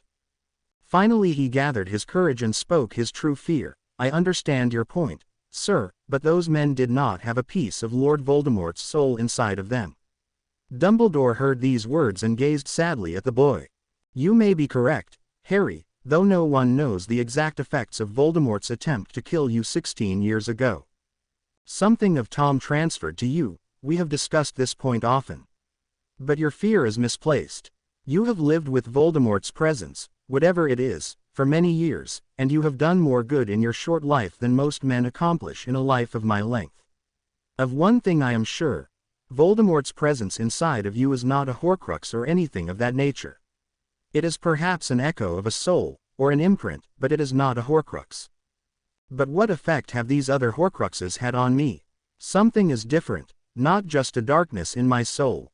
I feel physically different, magically different. In what way? Well, for one thing, I can now perform advanced magic almost without trying. It just seems that my abilities increased suddenly after I destroyed the cup. But beyond that, Harry scratched his head searching for the right words. I feel like there is a foreign presence inside of me. I don't know how else to say it. The professor fingered his snow-white goatee. Perhaps the presence of Voldemort's shadow or echo inside of you contributes to this feeling of yours, Harry, and I cannot rule out the possibility that the intrusion of the two Horcruxes has enhanced that feeling, and inadvertently increased your magical abilities. Magic is not an exact science, much about it will never be understood. As you related to me, you also visited your parents' grave on your birthday, and I am certain that the latent protection in the graves further enhanced your magical maturity. You have always been a talented wizard, Harry, more than you understood in the past. I am quite confident that your soul is yours. Your thoughts, mind, body, and emotions have most certainly been damaged by your recent battles, as would be expected, but these are injuries which will heal in time. But how much time do I have, Professor? Harry replied impatiently. Voldemort will attack soon, for some reason I am sure of it. I don't want to wait, but I don't want to act either. I'm not sure what I want. Patience, Harry, we have often spoken of it. You have advanced our cause more than you understand over these few months, but you have paid the price, Dumbledore answered with a stern expression. You must heal now. Physically and emotionally. Checking his watch, he realized that many hours had passed. It is nearly 1 in the morning. You need to return to Hogwarts, and I need rest. I cannot thank you enough for all that you have done. You are an extremely capable wizard, Harry, filled with more bravery than an entire army. But you are not inhuman. You remain subject to all the frailties of mankind. Before Fawkes returned Harry to Hogwarts, Harry asked Professor Dumbledore whether he could inform Ron and Hermione of his rebirth. Dumbledore immediately requested that Harry refrain from doing so, in order to remain completely anonymous. Thus when Harry awoke after a short sleep the next morning, he tried to decide what he should tell his friends. They would not like it at all, Harry knew, and would accuse him of withdrawing from them, whereas in truth he would love nothing better than to shout out the news to the entire school. Despite this lingering worry, Harry felt better than he had in months. The knowledge that Dumbledore lived lifted an enormous weight from his shoulders. Somehow Dumbledore would always know what to do. Harry had help. Every Gryffindor noticed his good nature at breakfast that morning, especially given the coldness of his recent behavior. Chatting with her friends, Ginny instinctively looked up at Harry as he shuffled along the table to take his seat alongside Ron and Hermione. Harry returned the gaze, but instead of remaining impassive or perhaps curtly nodding, he smiled broadly at her. Taken aback by this ancient show of affection, the redhead delayed a few seconds before she returned a less enthusiastic grin. Harry smiled at others at the table, which soon hissed with the sound of Gryffindors whispering to one another. As Harry took his seat next to Hermione and across from Ron, the head girl whispered into his ear, "It must have gone well last night from the looks of you." Harry could not avoid smiling again. "Let's talk about it after breakfast.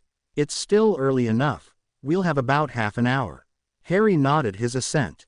Breakfast that morning tasted better than Harry could ever remember, and he ate almost as much as his red-headed friend across the table. "What did you do last night, Harry?" asked Ron. "You're eating like you haven't for a month." Again Harry grinned. The three friends took advantage of a warmer than usual late October morning, walking outside to a deserted courtyard. "So what happened, Harry? Why are you so cheerful this morning?" asked Hermione as she settled on to a stone bench, pulling her robe around herself, the temperature not being quite as warm as they thought. "Well, the problem is that I can't really tell you," Harry began, pacing nervously in front of her. "Even though I really wish I could," he quickly added. "I can tell you this. Yesterday a person contacted me and arranged our meeting. This person made me promise that I wouldn't tell anybody. I tried to be able to tell just the two of you, but he refused. He said he wouldn't talk to me unless I promised, so I had to promise. I'm really sorry, because I'd like to tell you. Please don't think that I'm trying to hide things from you." He hoped they would buy this story, which after all more or less contained the truth. They eyed Harry warily, having battled his past attempts to hide information from them, but for some reason, they felt his sincerity this time. Okay, if you had to promise, Ron acceded, but what did he say that has you looking like you just caught the snitch? Well, it's not anything so fantastic, but this person knows a lot about Horcruxes, at least as much as anyone can know, and he knew Dumbledore, Harry explained, feeling that the last statement in fact reflected the truth in the sense that Dumbledore obviously knew himself. So far he had not had to resort to a bald-faced lie. His friends could not help but notice the life in his eyes that had gone missing since the last Horcrux. Whatever had happened to Harry the previous evening, they wholeheartedly supported it. He also has other information and knows something about Voldemort's attempt to make Horcruxes. After I became convinced that he is on our side, I told him about some of the things we have done. He was really happy about it, said we did a great service to the wizarding world. But did he have any information about the other Horcruxes? Hermione pressed, the breeze blowing a few strands of hair across her face. How do you know that he's really on our side? The stiffening wind also tousled Ron and Harry's hair. I'm sure, Hermione, I checked him out, but I can't tell you how. Just trust me on that point, Harry responded, hoping his comrades would not press him, and no, he doesn't have any hard information on the other Horcruxes. Harry could see the puzzled expressions of his friends and could see them attempting to divine what happened to improve Harry's demeanor so markedly. You're wondering why I'm happy, right? Well, I confessed my fears that Voldemort's soul is inside of me, that destroying the two Horcruxes somehow weakened me. I've been afraid that each Horcrux transformed me little by little closer to being another Voldemort. I thought that if I keep destroying more Horcruxes, I might turn dark, because I felt something dark inside me. But he explained to me why I felt that way, and I guess it's just a huge relief to me. He stopped pacing and inhaled deeply. The others could plainly see the tension that had been released from his body. So that's why you've been so distant lately, Hermione exclaimed, jumping up from the bench. We've been terribly worried. You could have told us. We know you'd never become another Voldemort. You and he are like polar opposites, like oil and water. She pulled her robe around herself even tighter. They could hear all of their robes flutter in the swirling air of the courtyard. I couldn't help it. After the first Horcrux, I felt different, like something had changed inside of me. Then the second one just wiped me out, and I really felt different inside. I'm still weak, but now I believe I've turned a corner. He told me that I have to be patient, that I have to heal physically and emotionally, so that is what I intend to do for the next couple of weeks. Then we'll have to move on. I just hope Voldemort continues to lay low. Throughout Harry's years at Hogwarts, defense against the dark arts had always been his favorite subject, largely due to his natural talent in that area. The class in his 7th year, however, disappointed him. McGonagall failed in her attempts to hire a full-time professor, which resulted in tag team instruction by a series of Aurors. One Auror taught for 1 or 2 weeks, only to be replaced by another. They tried to follow an established curriculum, but inevitably, the level of instruction varied greatly, and the class lacked continuity. Harry often found himself daydreaming. Such was the case during the Dada class the day after his meeting with Professor Dumbledore. Auror Philip Clark stood before them, a short, thin, unimpressive wizard. In fact, as the class discovered, looks can deceive, as Auror Clark demonstrated time and again his considerable abilities. His competence as a teacher, however, did not rise to the same standard, and several students' minds wandered from the lesson, Harry's included. The image of his mentor and friend, risen from the dead, filled his mind. Mr. Potter, perhaps you could demonstrate for the class, a frustrated Clark demanded. Harry's mind jerked back to reality, and he quickly glanced at Ron sitting to his left. In spoken spells, his friend whispered surreptitiously behind his hand. Harry nodded slightly and reluctantly shuffled to the front of the classroom. 2 other daydreamers, a Hufflepuff witch and a Ravenclaw wizard, had also been called forward. Harry could not fail to notice the worry on their faces as they approached. If Harry could see himself as others did, he would have understood. His black hair had grown even longer, more unruly than ever.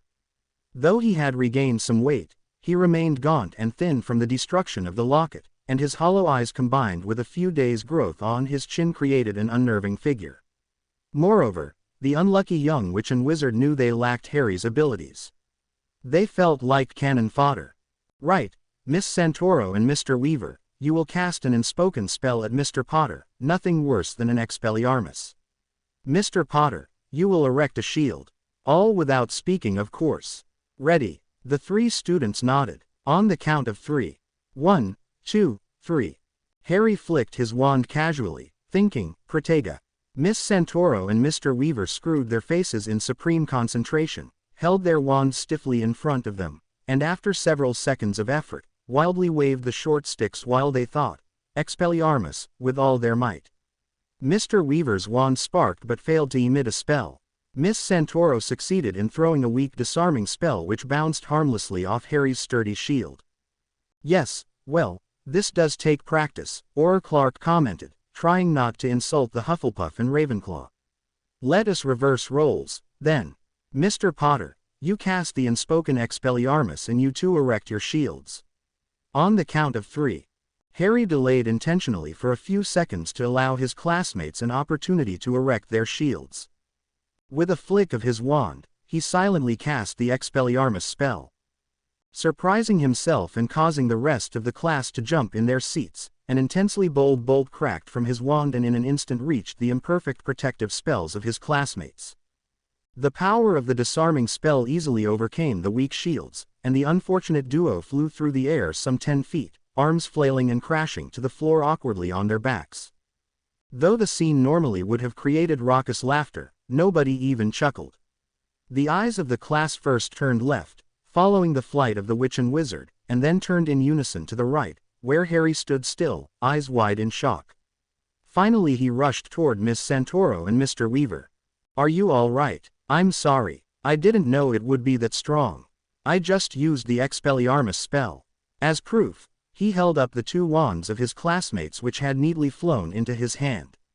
Auror Clark also rushed over to help the pair, who after taking inventory, determined that they escaped serious injury.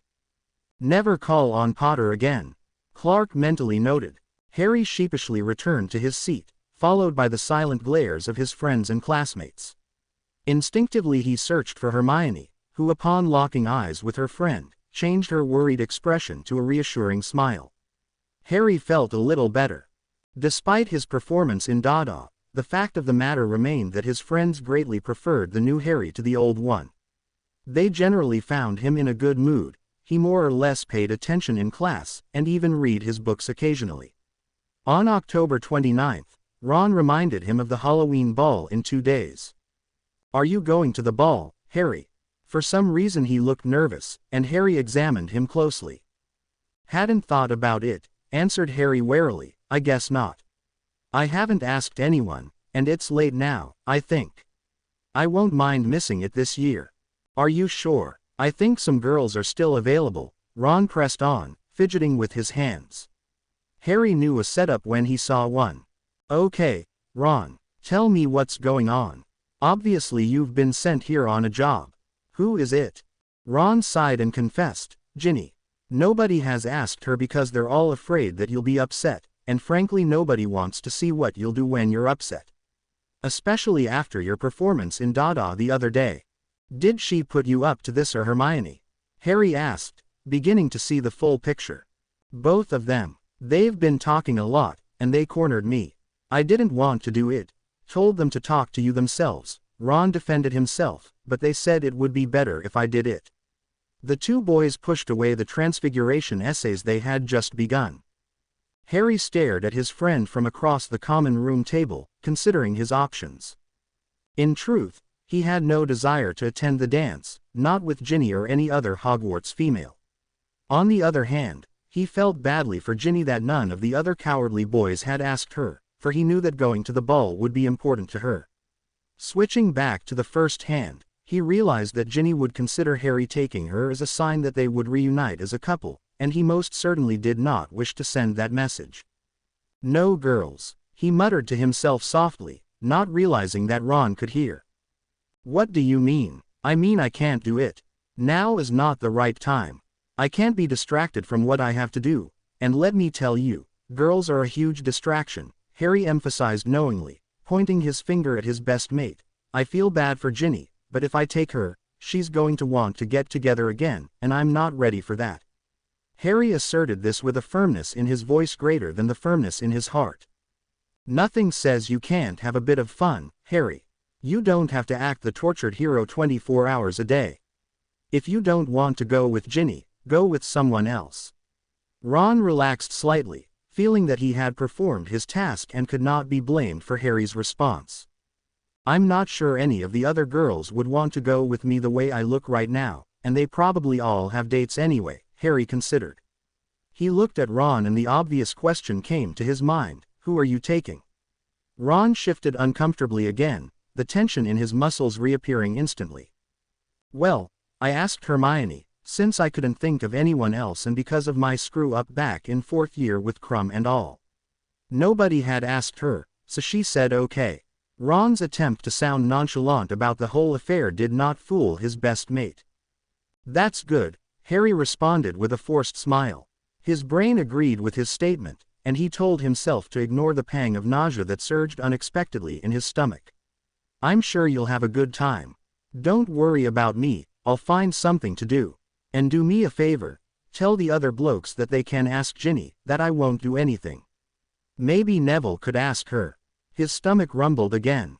Harry's destruction of the carefully laid plot of the two primary females in his life greatly reduced his popularity with the pair.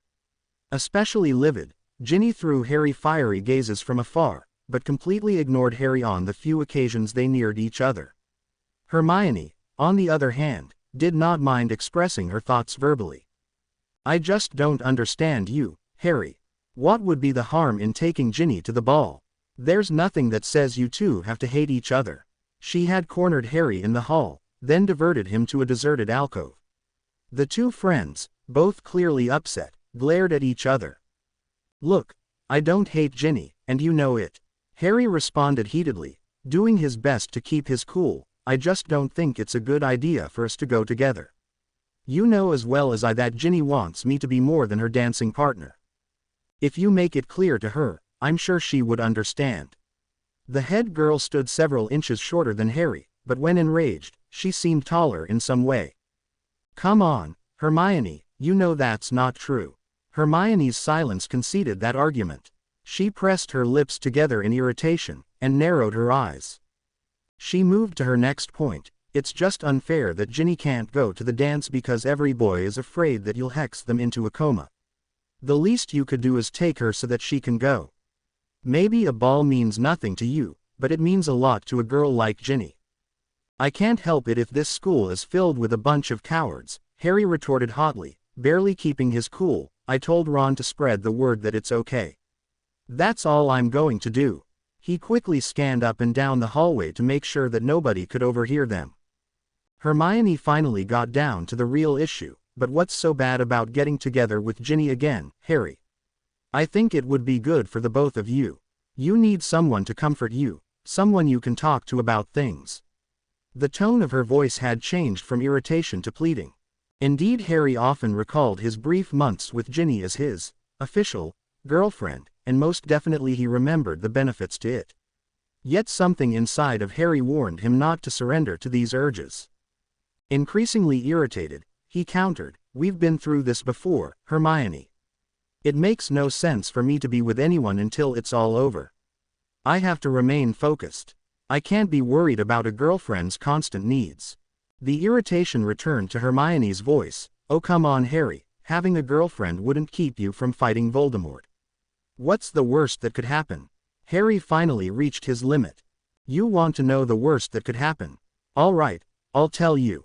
Harry responded, moving forward a few inches, his eyes wide with intensity.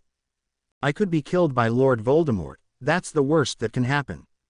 And then you know what will happen. Voldemort will take over, and the wizarding world will go straight to hell. And you know what else? He'll kill Ginny, Ron and you. And probably all my friends. So what do you think? Should I risk all that just to go to dancing with a former girlfriend who wants to remove the former? If you can find someone to take care of Voldemort for me, I'll be happy to take Ginny and every girl in Hogwarts to every ball for the next 100 years. As he continued with his finger-pointing rant, he moved closer to Hermione's face so that she could see the redness in his cheeks, and the veins in his temples. She knew when to give up. Okay Harry, let's not argue anymore. I argue enough with Ron. Fine. Harry shot back, not immediately recognizing Hermione's conciliatory tone. Once he did, he lowered his voice and added, I mean, right, let's not argue. And actually Ron and you haven't been arguing that much lately. He took a step back, breathing deeply in an attempt to regain his calm. Hermione bit her lower lip and turned to the side, and Harry knew something bothered her. Since the last word spoken involved Ron, Harry guessed that the red head must be the source of Hermione's nerves. Should he ask about it, he wondered. Part of him did not want to know the extent of their relationship, but curiosity overcame his reticence. Finally he gave in as he asked as calmly as he could, what's bothering you?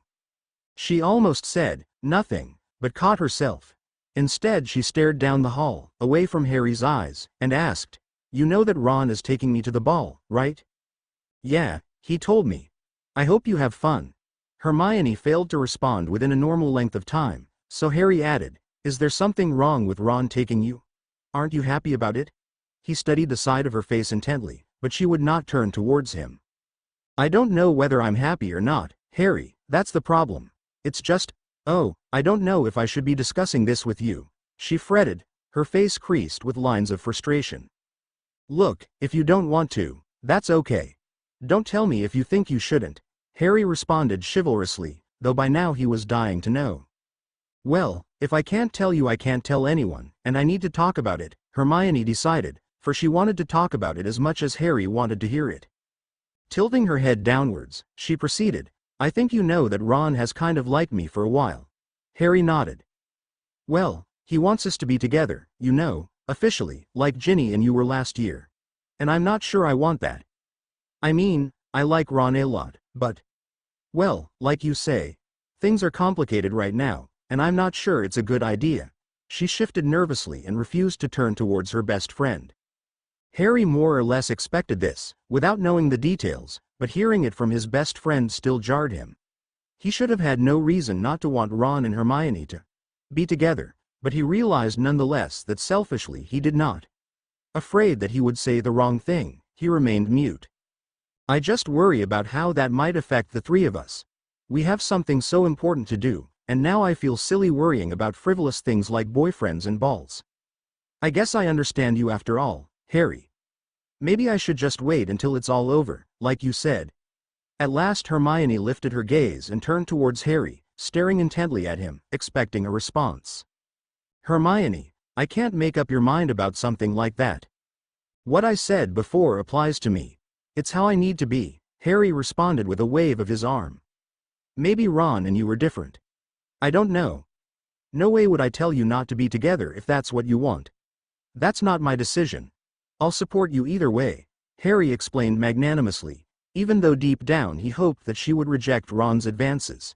He would prefer their relations to remain the same for a while longer.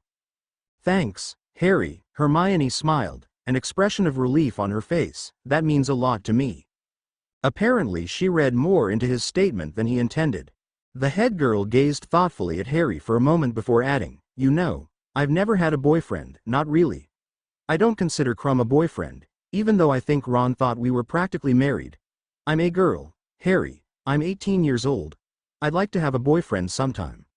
For some reason, I thought it would be easier, more obvious. Maybe I'm just thinking too much, that's what the other girls say, but thinking is what I do best.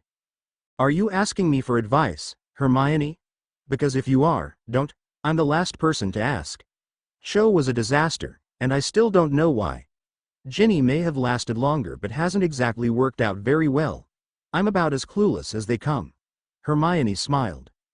You really are clueless about some things, you know. If you could hear what the girls say about you in the loo or dormitories, well, you might have a bit more confidence. I don't think I want to know. It scares me just to think about it, Harry joked. Besides, I'm downright ugly right now after that last Horcrux. Thin as a rail, hollow eyes, and all. You're the one who tells me that. Believe me, Harry, Romilda Vane doesn't think your eyes are a problem. In fact, you may want to shave more often if you want to keep her from having another go at the love potion.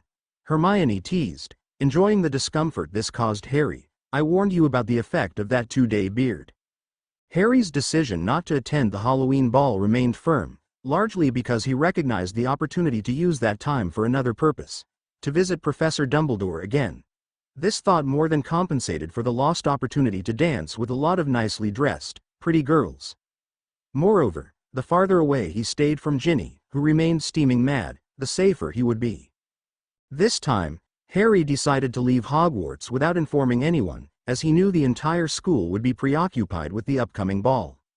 Already at 3 in the afternoon, the girls began making their way to their dormitories to commence their tortuous preparations. Harry had a roll of parchment in front of him, supposedly writing an essay for charms.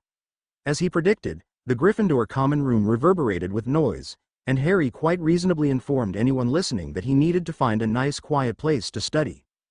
The hallways abandoned, Harry could have called for Fawkes right there in front of the common room, but he decided to slip into an empty classroom. Fawkes appeared at his call, and in a few minutes, Harry once again stood in Dumbledore's small flat. "Professor," he called, not seeing anyone. "It's Harry." "Just a moment, Harry, I'll be right out." Harry noted that Dumbledore's voice sounded shaky, and indeed when he walked out of his bedroom, the professor hunched over a cane, laboriously making his way down the hall. "Are you okay, sir?" Harry asked with concern, as the old man slowly limped into the kitchen. "I have had better days, Harry, but this is the ultimate price of a long life. Let us sit here at the table." They each took a seat around the small breakfast table to the side of the Muggle kitchen, Dumbledore easing his way into the unarmed chair gingerly. He managed a half-smile, half-grimace. "It is a pleasure to see you again, Harry. You seem to be regaining your health." "Thank you, sir. I am feeling much better, almost back to normal." "Tonight is Halloween. Hogwarts still allows the traditional ball, does it not? Or has Minerva decided that such frivolities must cease?" "Yes, there is the ball. All the girls are preparing themselves right now. But I'm not going to it this year," Harry added. Dumbledore gazed at the young man with a hint of worry. "I can only guess that there must be some problems of a female nature for you to skip the ball. As I recall, you enjoyed them well enough in past years." "Well, I don't know about that, sir, but you are right. I do have some female problems, as you put it. I decided that it would be better to avoid the whole thing," Harry explained. Yes, the adventures of youth, Harry. Believe it or not, I suffered them too, in an entirely different world, of course, well over 100 years ago." Dumbledore's eyes slightly glazed from his memories. "But I do not believe you have come to discuss our respective love lives." "No," Harry laughed, enjoying the peculiar humor of the headmaster. "I just thought this would be a good time to see you again, since the school will be occupied with the ball. There are a few things that I wanted to ask you." "Excellent, Harry, but I do hate to discuss business on an empty stomach. Could you do me the favor of handing me the telephone?" Dumbledore took the phone and punched in a number by memory, and to Harry's enormous surprise, he ordered a pizza from a local Muggle restaurant. "Pizza is one of the great delicacies of the Muggle world, Harry, and I shall be most honored to have you consume it with me." Harry smiled. "You're talking my language, sir. Every teenager loves pizza." The old man shifted uncomfortably in his chair. Harry thought the living room would be more comfortable for him. "Let's move to the sitting room, sir," Harry ordered more than suggested, as he stood and helped Dumbledore rise. After assisting the professor to the chair, the old man pulled out his wand. "It's a bit chilly in here, Harry. I think I'll light a fire." Quickly scanning the room to be sure, Harry noted, "There's no fireplace here, sir." "Ah, yes. But Harry, we are wizards," and he grasped his wand, making a large swish with a hook while stating, "Siccus incendio." Harry saw a beautiful fireplace appear for a moment on the far wall, only to vanish in a second. Harry stood astonished. He had never seen Dumbledore fail to perform a spell successfully, and more than ever he realized the depth of his mentor's illness. "Let me try, sir. I've never heard that spell." Giving his wand a casual flick, he repeated the incantation while visualizing a miniature version of the Gryffindor common room fireplace. In an instant the fireplace appeared. Harry again flicked his wand and without saying a word a blazing fire crackled. The professor admired Harry's spellwork, and beaming at his protege, he nodded his thanks. "It appears the tables have turned," the frail wizard admitted sadly, "but as you can see, I am no longer the wizard that I used to be." His expression turned serious, as his blue eyes engaged Harry's green. "You can see that I am not well, Harry. Let us be clear about it, I am dying. Hopefully the final day is still some time away, and I believe I can still be of assistance to you. I'm afraid that any help I can provide, however, must be of the mental variety. You will not be seeing me dueling in the ministry again." Harry worked hard to suppress the lump in his throat. "Please let me know if there is anything I can do for you, Professor. I'd be happy to help in any way." Dumbledore chuckled. "You have enough on your plate, Mr. Potter. Do not add another worry to your collection. Rest assured that I am quite comfortable and at peace. Now, if I am not mistaken, I believe there is something on your mind which you wish to discuss." Harry paused, averting his gaze from the headmaster. He did not know how best to ask his question. His ideas seemed far-fetched, even to himself, and he figured the professor would doubt Harry's sanity, but no other strategies had presented themselves. He felt he needed to begin with a preamble. "I've been thinking things over, Professor. I know you think that Nagini is a Horcrux, but we need a way to be sure. I mean, I don't want you to think that I don't believe you. Now is not the time to worry about sensitivities, Harry. You are quite correct that I may be incorrect. Go on." "So, I've been thinking about how we can be sure, and I had an idea. It may be a stupid idea, but I'm thinking that if I could learn how to possess an animal, like a snake, I could possibly get close to Nagini, and since I can speak and understand Parseltongue, I could talk to it and try to figure out if it is a Horcrux or not." Harry cringed as the words escaped his mouth, for the idea sounded more far-fetched out loud than it did in the confines of his mind. Dumbledore narrowed his eyes, deep in thought. "Possession of animals is considered borderline dark magic, Harry, though I certainly agree that we must explore all options. Your suggestion has some merit, though surely you already are aware of the danger involved. On top of that, not every wizard is able to possess animals, though I would wager that you can. Possession of snakes is said to be especially difficult. Again, given your special affinity with snakes, I deem it probable that you would be able. Then there is the question of locating Voldemort, and as a result, Nagini. That kind of leads to my next question, Professor.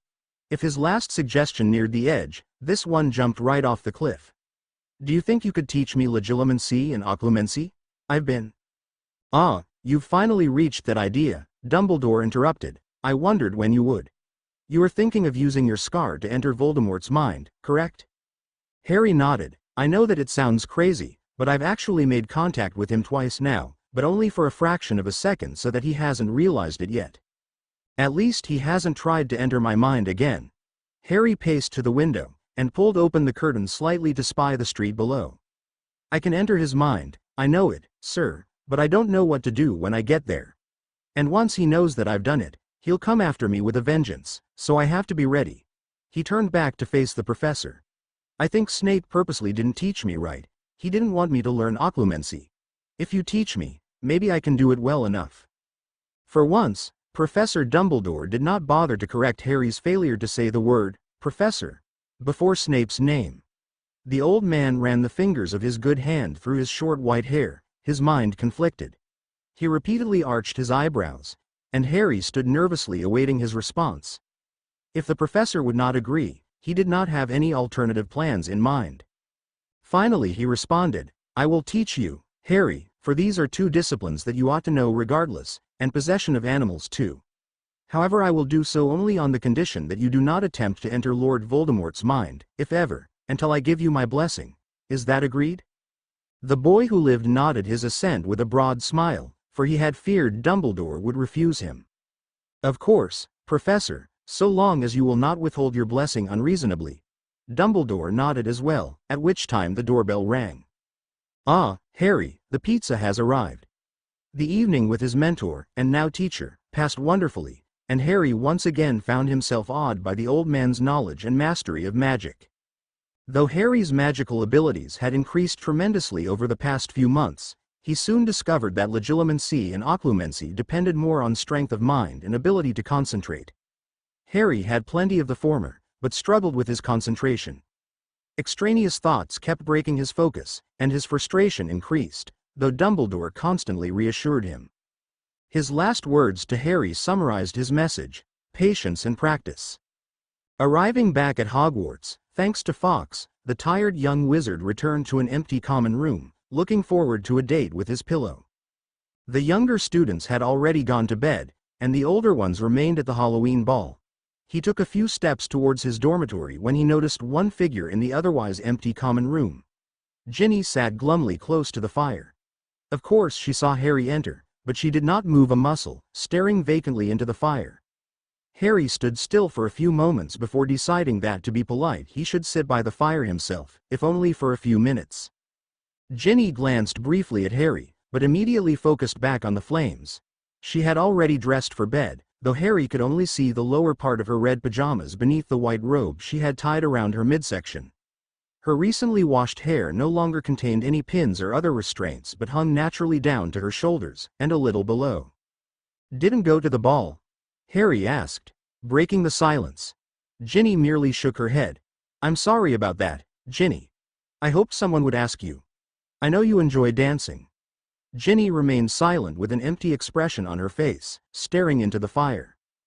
Harry waited a moment to allow her the opportunity to speak, but when she did not, he tried a different tack. "So are you going to tell me what an insensitive git I am for not asking you, or are you just going to sit there?" A trace of anger could be heard in his voice. Again, Ginny merely shook her head but remained silent. Harry stared at her a bit longer, the firelight flickering in her red hair, until certain that she did not plan to speak. He stood abruptly and commented sarcastically, "Well, I'm glad we had this little talk. We'll have to do it again sometime." After he took a couple of steps towards his bed, Ginny softly broke her silence. "Don't go. I'm sorry I'm not talking. I'm just depressed right now." Harry turned around and settled into the chair again, staring at the fire. "Depressed because of the ball?" She nodded. "That set it off, I guess. I would have liked to go, you know that, but it's too late for that now. But it's more than that. I just feel like nothing is going the way I want it to now. Nothing is right." After a brief laugh, Harry responded, "I know how that feels. I've been feeling it for 17 years. She looked at him with surprise, not expecting that answer. "I guess you're right. It's easy to forget that you've had a lot of bad things happen to you." "It's not easy for me to forget. I know. But on the other hand, you're rich and famous, powerful, handsome. Every girl in Hogwarts wants to cuddle up with you, if you want to know the truth." She shifted in her chair, bending her legs under her. "I'd give it all away if I could get out of doing what I have to do. But I can't. You understand that, don't you?" Harry asked. She nodded. "And I'm not looking to cuddle up with any girls, okay?" Ginny smiled. Not a forced smile but a genuine one. "I'm sorry I've put pressure on you, Harry. I can only guess what you have to do, but Hermione explained some things to me yesterday and today, and I know I shouldn't have done what I did last summer. Don't worry about me, okay? You have enough to worry about?" Suddenly all the reasons why Harry liked Ginny in the first place came flooding back to him. Why had they broken up? For what possible reason should they not be together? For a shining moment all reason left him, and he could find no reason why he should not scoop her up in his arms again and plant a key asterisk on her lips. But then the moment passed, and he remembered why. The second of blissful ignorance vanished, and the enormous task ahead of him reappeared. He inhaled deeply. "I'll try not to worry, Ginny. Maybe someday all of this will be behind us. Hermione told me once that someday it will all be better.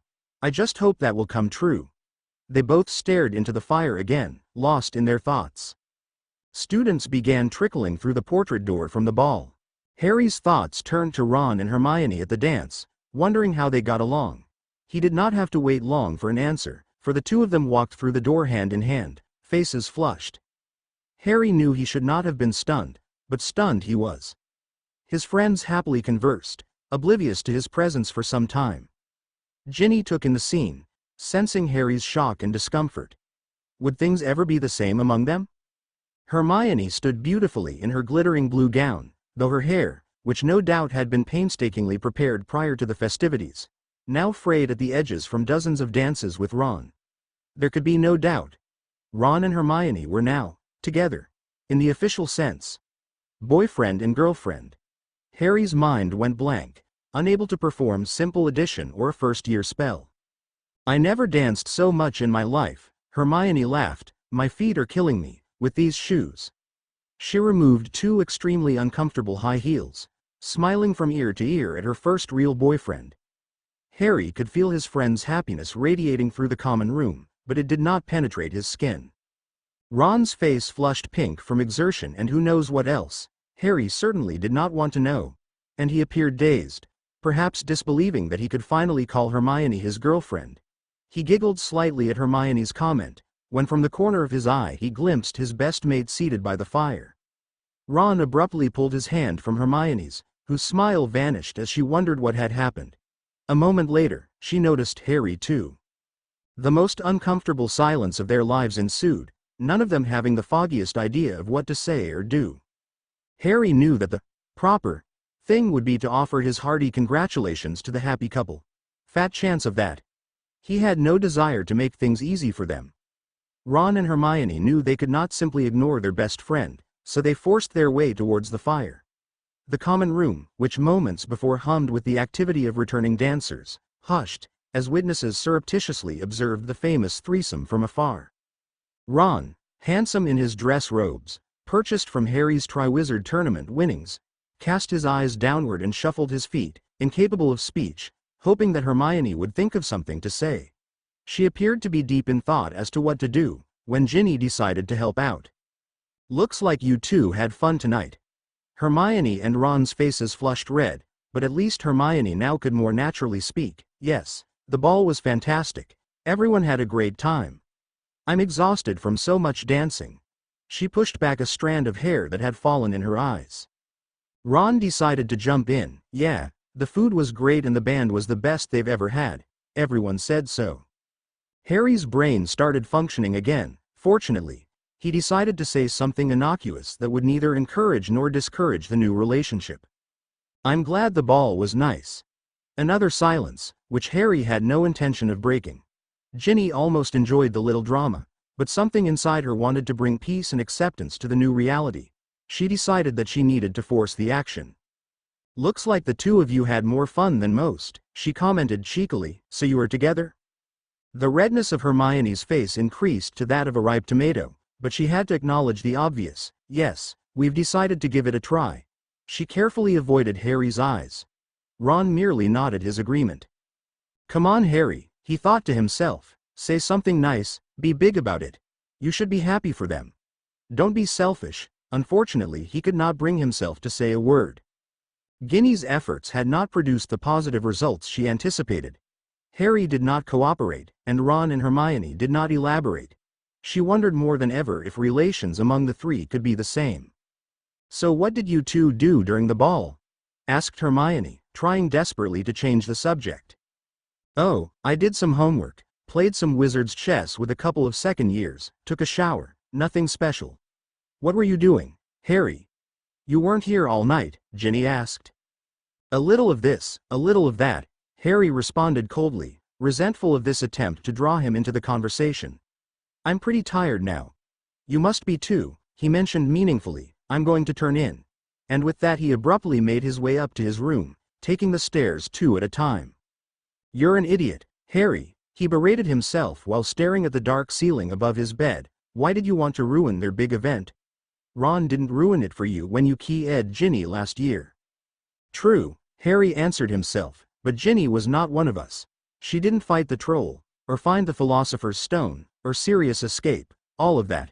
She's not one of us. Nothing lasts forever, you selfish git. Get over it. All right, I will. Just give me a little time. As Harry drifted to an uneasy sleep, he had never felt so alone. Over the next days, the three friends remained inseparable, daring fate to divide them, yet the awkwardness of the situation could not be avoided. Ron and Hermione carefully refrained from hand-holding or other signs of affection while in Harry's presence, which seemed to be most of the time. Nonetheless, Harry could feel the anxiousness of the two friends, and he felt out of place, yet every time he graciously attempted to leave them alone for one pretext or another, his friends would come with him. After a while, they drove him crazy. none spoke openly of their new reality. By the end of the week, Harry had done his best to come to terms with the romantic leanings of his friends, and even envied them. He would remain alone, probably for the rest of his life, which he continued to assume would come to a tragic, abrupt end. Eventually Ron and Hermione occasionally accepted Harry's attempts to leave them alone, and Harry resolved to refrain from thinking about how his two friends occupied their time together, which of course only caused him to think about it even more. More than ever, Harry felt he was wasting his time at Hogwarts, and he seriously considered whether he should leave. He managed to squeeze in 2 more visits with Dumbledore for his lessons, but with the mundane requirements of homework and classes, finding time to visit the headmaster proved difficult. He resolved more than once to inform McGonagall of his decision to leave, only to lose his nerve. 2 concerns weighed on him. The Daily Prophet would undoubtedly learn of Harry's absence within a day or 2, and would print a sensationalistic article about presumed reasons for his departure. Given the effect of his words in August, he knew that many parents would promptly remove their children from the school. In no way did Harry want to harm Hogwarts. Even more problematic, if he left, Ron and Hermione would come with him. Not only would that make the Prophet story even more sensational, Headgirl abandons Hogwarts, but Harry would not be able to visit Dumbledore easily with the 2 of them around. He could always sneak out of Hogwarts unannounced, but the damage to the school would remain, and his 2 best friends would never forgive him. As the middle of November arrived, Harry finally determined that something had to change. He felt almost back to normal and had wasted far too much time. At last he settled upon an internal compromise, which led him to Professor McGonagall's office. "Are you leaving the campus again, Mr. Potter?" the harried headmistress asked, as she scurried around her desk searching for a document. "Actually, Professor, it is more than that." The document forgotten, McGonagall ceased moving and directed her gaze at Harry. "Explain yourself, please." Harry rarely felt so nervous, but his resolve remained firm.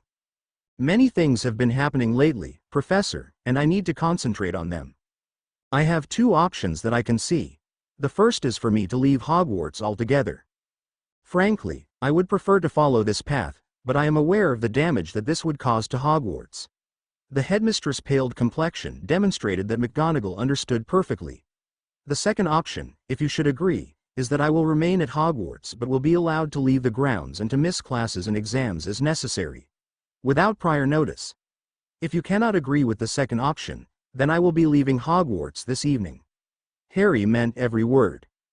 McGonagall dropped into her chair, unhappy with both proposed options. As she calculated the consequences of her decision, the ramifications became clear. "What will Mr. Weasley and Miss Granger do if you leave Hogwarts?" "I have not spoken with them about this. I will encourage them to stay, but I will not prevent them from coming with me if they choose. This is their fight too." The professor knew what that meant. They would leave. She did not need to be a genius to understand immediately the catastrophic effect this would have on Hogwarts. Harry Potter and the headgirl leave. The Prophet would have a field day like few others, and most assuredly Hogwarts would lose at least half of its student body. Her beloved Hogwarts would have to close its doors. Thus the options came down to forcing Harry to leave, in which case Hogwarts would cease to exist, or swallowing the second option. "I appear to have little choice, Mr. Potter. But you already knew that, did you not?" Harry managed a weak smile. "I had a pretty good idea, Professor. Please believe me when I say I receive no pleasure from this. The last thing I want to do is to hurt Hogwarts. But what I have to do is extremely important. I cannot waste any more time." The headmistress rose from her chair and regained her composure. Harry vaguely noticed that she no longer seemed as tall as she did when he first arrived at Hogwarts. "My only request, Mr. Potter, is that if and when the Daily Prophet learns of your frequent absences, you will grant an interview with the Prophet to assure the public that you remain satisfied with the security at Hogwarts." Harry nodded his consent. "Whatever you must do, Harry, I wish you the best of luck." Hermione was of 2 minds when Harry informed her of the conversation with McGonagall and the fact that he would be away from Hogwarts more frequently. She expressed her ire that he had not consulted with Ron and her first, but Harry remained unapologetic. "You would have tried to talk me out of it," he argued, having considered the matter in depth earlier. "My mind was made up." "That doesn't mean you shouldn't have asked us what we thought about it." "Why?" So that you could get upset with me, lecture me, tell me I'm trying to get myself killed? I've heard it all before, Hermione. Everything you would have told me, I thought to myself. I'm healthy now, almost 100%. There's no excuse to keep wasting time. Harry had prepared himself for this confrontation, and he glared intensely at his friend. Deep down, Hermione had to admit her relief that Harry provided McGonagall with the second option, for she did not want to leave Hogwarts, not now. She held the position of head girl, which she found fulfilling. She had just begun a romance with Ron, still in the giddy early phases of the relationship. If Harry left Hogwarts, she would have had to go with him. She would not abandon him. She decided she had made her point and would not push it further. Okay Harry, what's done is done. What are you going to be doing all the time? She casually flicked a few hairs off of her shoulder. Harry noticed that she seemed to have spent more time with her hair than usual, no doubt the result of having to impress a boyfriend. Harry knew, of course, that such efforts would be largely wasted on the oblivious Ron. Well, among other things, I will be meeting with the person I told you about. I've met with him a couple of times, and he has helped me learn some things that may help me. Also, he thinks I should learn occlumency better, because he thinks Voldemort will try to attack my mind again, sooner or later. He's agreed to teach me, and he's given me 2 lessons. I've learned more in those 2 lessons than I did in all my lessons with Snape. Harry's voice betrayed his excitement, and even optimism. But we need to find the next Horcrux, or figure out if there is another one out there. How are we going to do that? I'm working on that too. But these lessons will help me, I think. Hermione eyed him warily. You're up to something, aren't you? I know you too well. You're coming up with some super risky, super dangerous scheme. That's why you don't want to talk about it to us, right? Instead of denying it, his first inclination, Harry gave Hermione a big smile and grabbed her hand, laughing, something like that. Then before his friend could react, he rushed away. The headmaster and Professor Dumbledore did not find pleasure in Harry's decision to cut classes at will, but the former head of the Order of the Phoenix could see the big picture. Harry began to visit the professor every day to study legilimency, which Harry had intentionally failed to mention to Hermione, occlumency, and possession of animals. Dumbledore insisted that Harry master occlumency before starting the art of mind reading. Whereas Snape's teaching method essentially involved repeated attacks on Harry's mind, Dumbledore started slowly, helping Harry learn how to clear his mind. Try to focus on a wall of ice, Harry, or if you prefer, a plain block wall. Focus on the ice and then let your mind enter the ice, or the wall, until you are in the middle of it. Think of it as a barrier through which thoughts cannot penetrate. At first, Dumbledore could have been speaking Mermish for all Harry understood, but each day he advanced. Soon Harry's wall of ice developed into the same wall each time, with chunks of rock and dirt. Dirty ice. Opaque ice. The ice was fine, but forcing himself into the middle of it proved to be virtually impossible. Every time he felt close to succeeding, he would think, I'm almost there, at which point he lost his focus. He needed to clear his mind of clearing his mind. His teacher expressed satisfaction at Harry's progress, and the young man felt happiest when with the old man.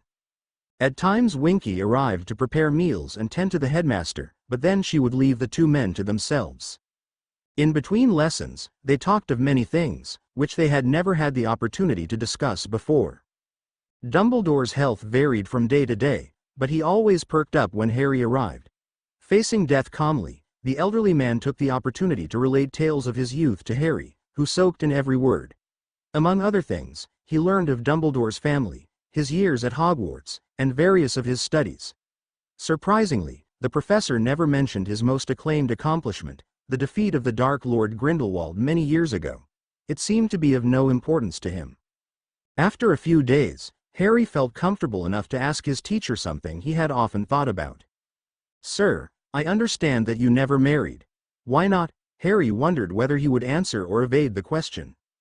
Ah, well Harry, that is a simple question without a simple answer. The fact of the matter is that I had the affections of several women in my youth, but my attentions were always divided. Not until many years later did I understand that women require a great deal of effort and attention, and instinctively I knew that I could not sustain that kind of dedication. Which is not to say I did not desire marriage, for I did, but on the 2 occasions where I seriously considered it, I could not cast the spell, so to speak. Long ago I accepted the consequences of my decisions, Harry, and I have lived a long and interesting life. But I have been lonely. Harry nodded in complete understanding, for his loneliness had increased since Halloween. He had only been close to 2 females in his life. Cho did not count in his view. Now he rarely spoke with Ginny, and Hermione had occupied herself with not just any boy, but Harry's best friend. Maybe I'll end up like Dumbledore, he thought. I guess that wouldn't be so bad. As if reading his thoughts, Dumbledore added, I doubt that you would choose a life like mine, Harry. Comparisons are made between us, I am aware, but our personalities and backgrounds are polar opposites. I was raised by a loving family and given the finest magical education. Early on I developed a love for books, research, and critical thinking. Largely due to my errors, you were raised by abusive relatives who took no interest in your education and did not allow you to develop the love for learning. In reality, Harry, I am much more similar in personality and background with your great friend, Miss Granger. No, I do not believe that the solitary life of an educator is up your alley at all. This all made sense to Harry, but it only served to deepen his sense of abandonment and loneliness, which the headmaster could not help but detect. Dumbledore remained silent, however, allowing Harry the option of talking about it or not. Finally Harry confessed, You're right, I think. I was never allowed books to read as a kid, except for school. Now that I think about it, I don't think I've ever read a whole book just for pleasure. And if I live, I won't want a solitary life, but that's what I have now. After you died, after your funeral, I broke up with Ginny because I knew I had to concentrate on the Horcruxes. That's been tough on both of us. At least I had Ron and Hermione, but now they have gotten together at the Halloween ball. They're still my friends, but it's not the same, Dumbledore concluded. I well understand, Harry. I was young once too. Perhaps a story from my distant past will be of some comfort to you. During my years at Hogwarts, I became great friends with a witch from Ravenclaw. Anna was her name. She became quite dear to me during my 6th and 7th years, and as adolescents of that age are prone to do, we both thought of a future together. 1 year after we graduated, I had continued with my studies while she had returned to help in her family's enterprise, and we barely spoke to each other anymore. Do not misunderstand me, we did not fight or have a horrible falling out. We simply drifted apart. Occasionally I saw Anna over the years, after she had married and had children, and while she remained a wonderful person, I wondered why I ever had romantic feelings for her. Hogwarts is but a brief moment in your life, Harry, and in the lives of your friends. Do not believe that your life will be immutable upon your graduation. No, life changes you 1,000 times. Whether the woman meant for you is currently at Hogwarts or is unknown to you, witch or muggle, cannot be known. The key is that you remain ready for whatever life throws your way. Harry ran his fingers through his untidy locks, responding, I guess it's hard for me to see that far ahead. Right now it looks to me that I'm going to die a young and lonely man. For that, I cannot blame you, Harry. Your burden is great. But do not forget the prophecy upon which Voldemort has placed such importance. You have the power he knows not. You have the ability to defeat him. Just as you do not enter a Quidditch match believing that you will inevitably lose, you must not take a defeatist attitude with your inevitable battle. Harry nodded knowingly, to which the professor added with a smile, Speaking of which, I think the time has come to return to our lesson. Dumbledore's pep talk seemed to have done the trick, because for the first time Harry fully entered the ice wall in his mind, completely emptying his mind of all thought.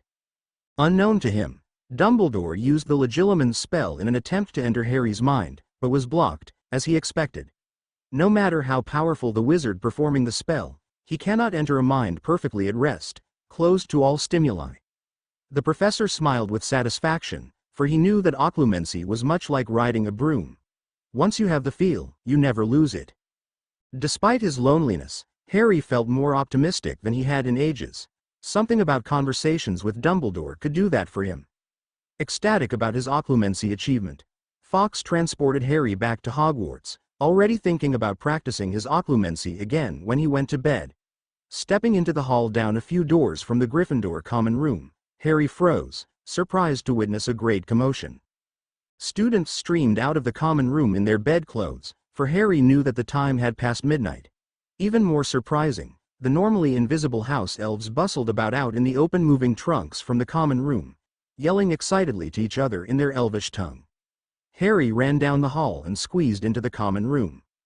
Hurry up, screamed a frazzled Hermione in a blue bathrobe. We need to evacuate now. Don't worry about your trunks. They'll be sent to you. Hurry. Harry also saw Ron shooing the sleepy first and second years towards the opening. What's happening? Harry half yelled to Hermione to be heard above the din. There you are. We have to leave now. The castle is not safe, that's all we know. McGonagall says we haven't been attacked, but something has happened. Hermione rushed away to push a few others out the door. Harry took in the scene, and could not help himself. He laughed. All the thought and worry he put into deciding whether to stay at Hogwarts, the nervous talk with Professor McGonagall, the desire not to do anything to harm Hogwarts. All a waste of time. Strangely enough, Harry felt elated, though he knew he should not. Something terrible had happened, clearly, but he would be free of Hogwarts, and as far as he was concerned, nothing could be better. He did not feel the least bit worried about Hogwarts being attacked, for only he knew that the wards on the castle remained in place since Dumbledore had not died, but of course he could not inform anybody. Casually climbing the stairs to his dormitory, he called for Dobby. The house elf appeared in a moment, out of breath. Harry Potter must leave Hogwarts. All students are leaving. Yes, I know, Dobby. Do you know what's happened? Dobby heard Professor McGonagall say that the Ministry was attacked. Harry Potter. Dark wizards attacked the Ministry, and Hogwarts is not safe now. Harry Potter must leave now. Harry looked for his trunk and belongings. Where's my trunk, Dobby? Dobby moved Harry Potter's trunk to his home. Everything is done. Harry Potter just needs to go. Harry's Granger and Weasley can go too. Dobby will come when Dobby finishes helping here. Very well, Dobby. You have done very well, thank you. I'll see you at Grimmauld Place.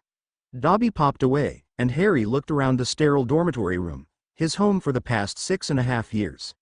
Just a few minutes ago, he knew, there had been clothes, books, parchment, quills and other ephemera strewn about the large dormitory.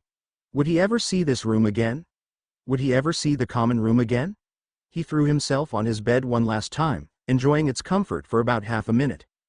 Calmly walking to the Great Hall, Harry viewed the stream of students walking under the watchful eyes of prefects and teachers out the front door, across the moonlit grounds, towards the front gates.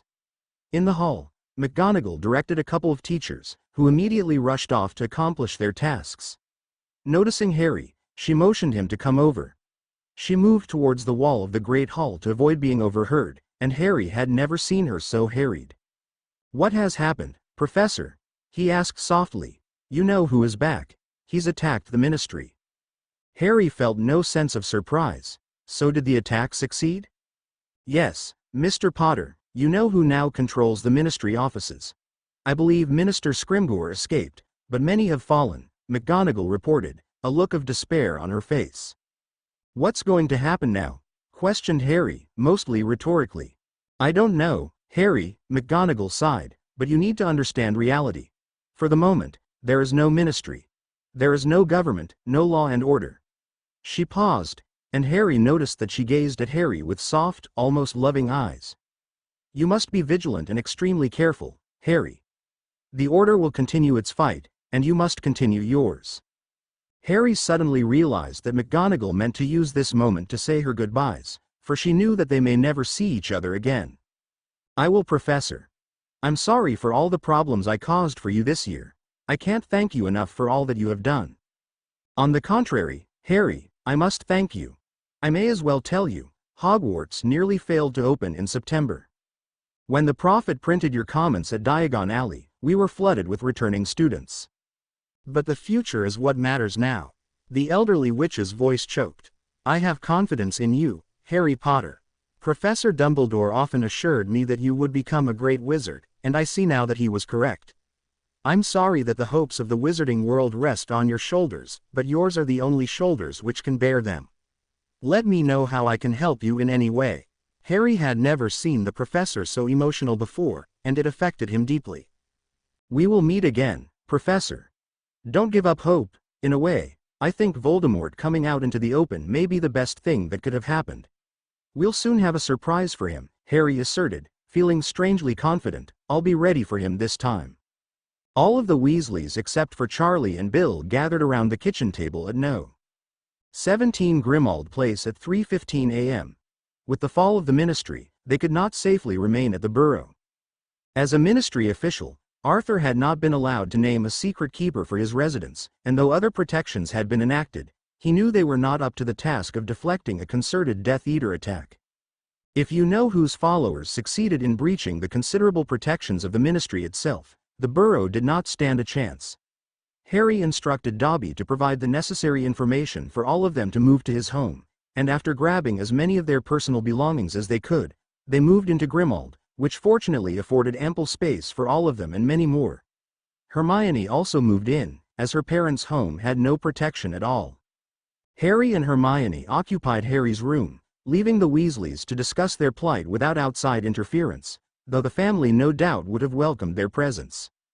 Harry had kicked off his shoes and lay comfortably on his bed, an extra pillow propping up his head in order to be able to see Hermione sitting on a chair. To be accurate, Hermione did not sit so much as sit, stand, pace, and generally work herself into a dither. As normal when she became overly agitated, she could not stop talking. Harry did his best to listen courteously, but before long he could not fail to find humor in the scene.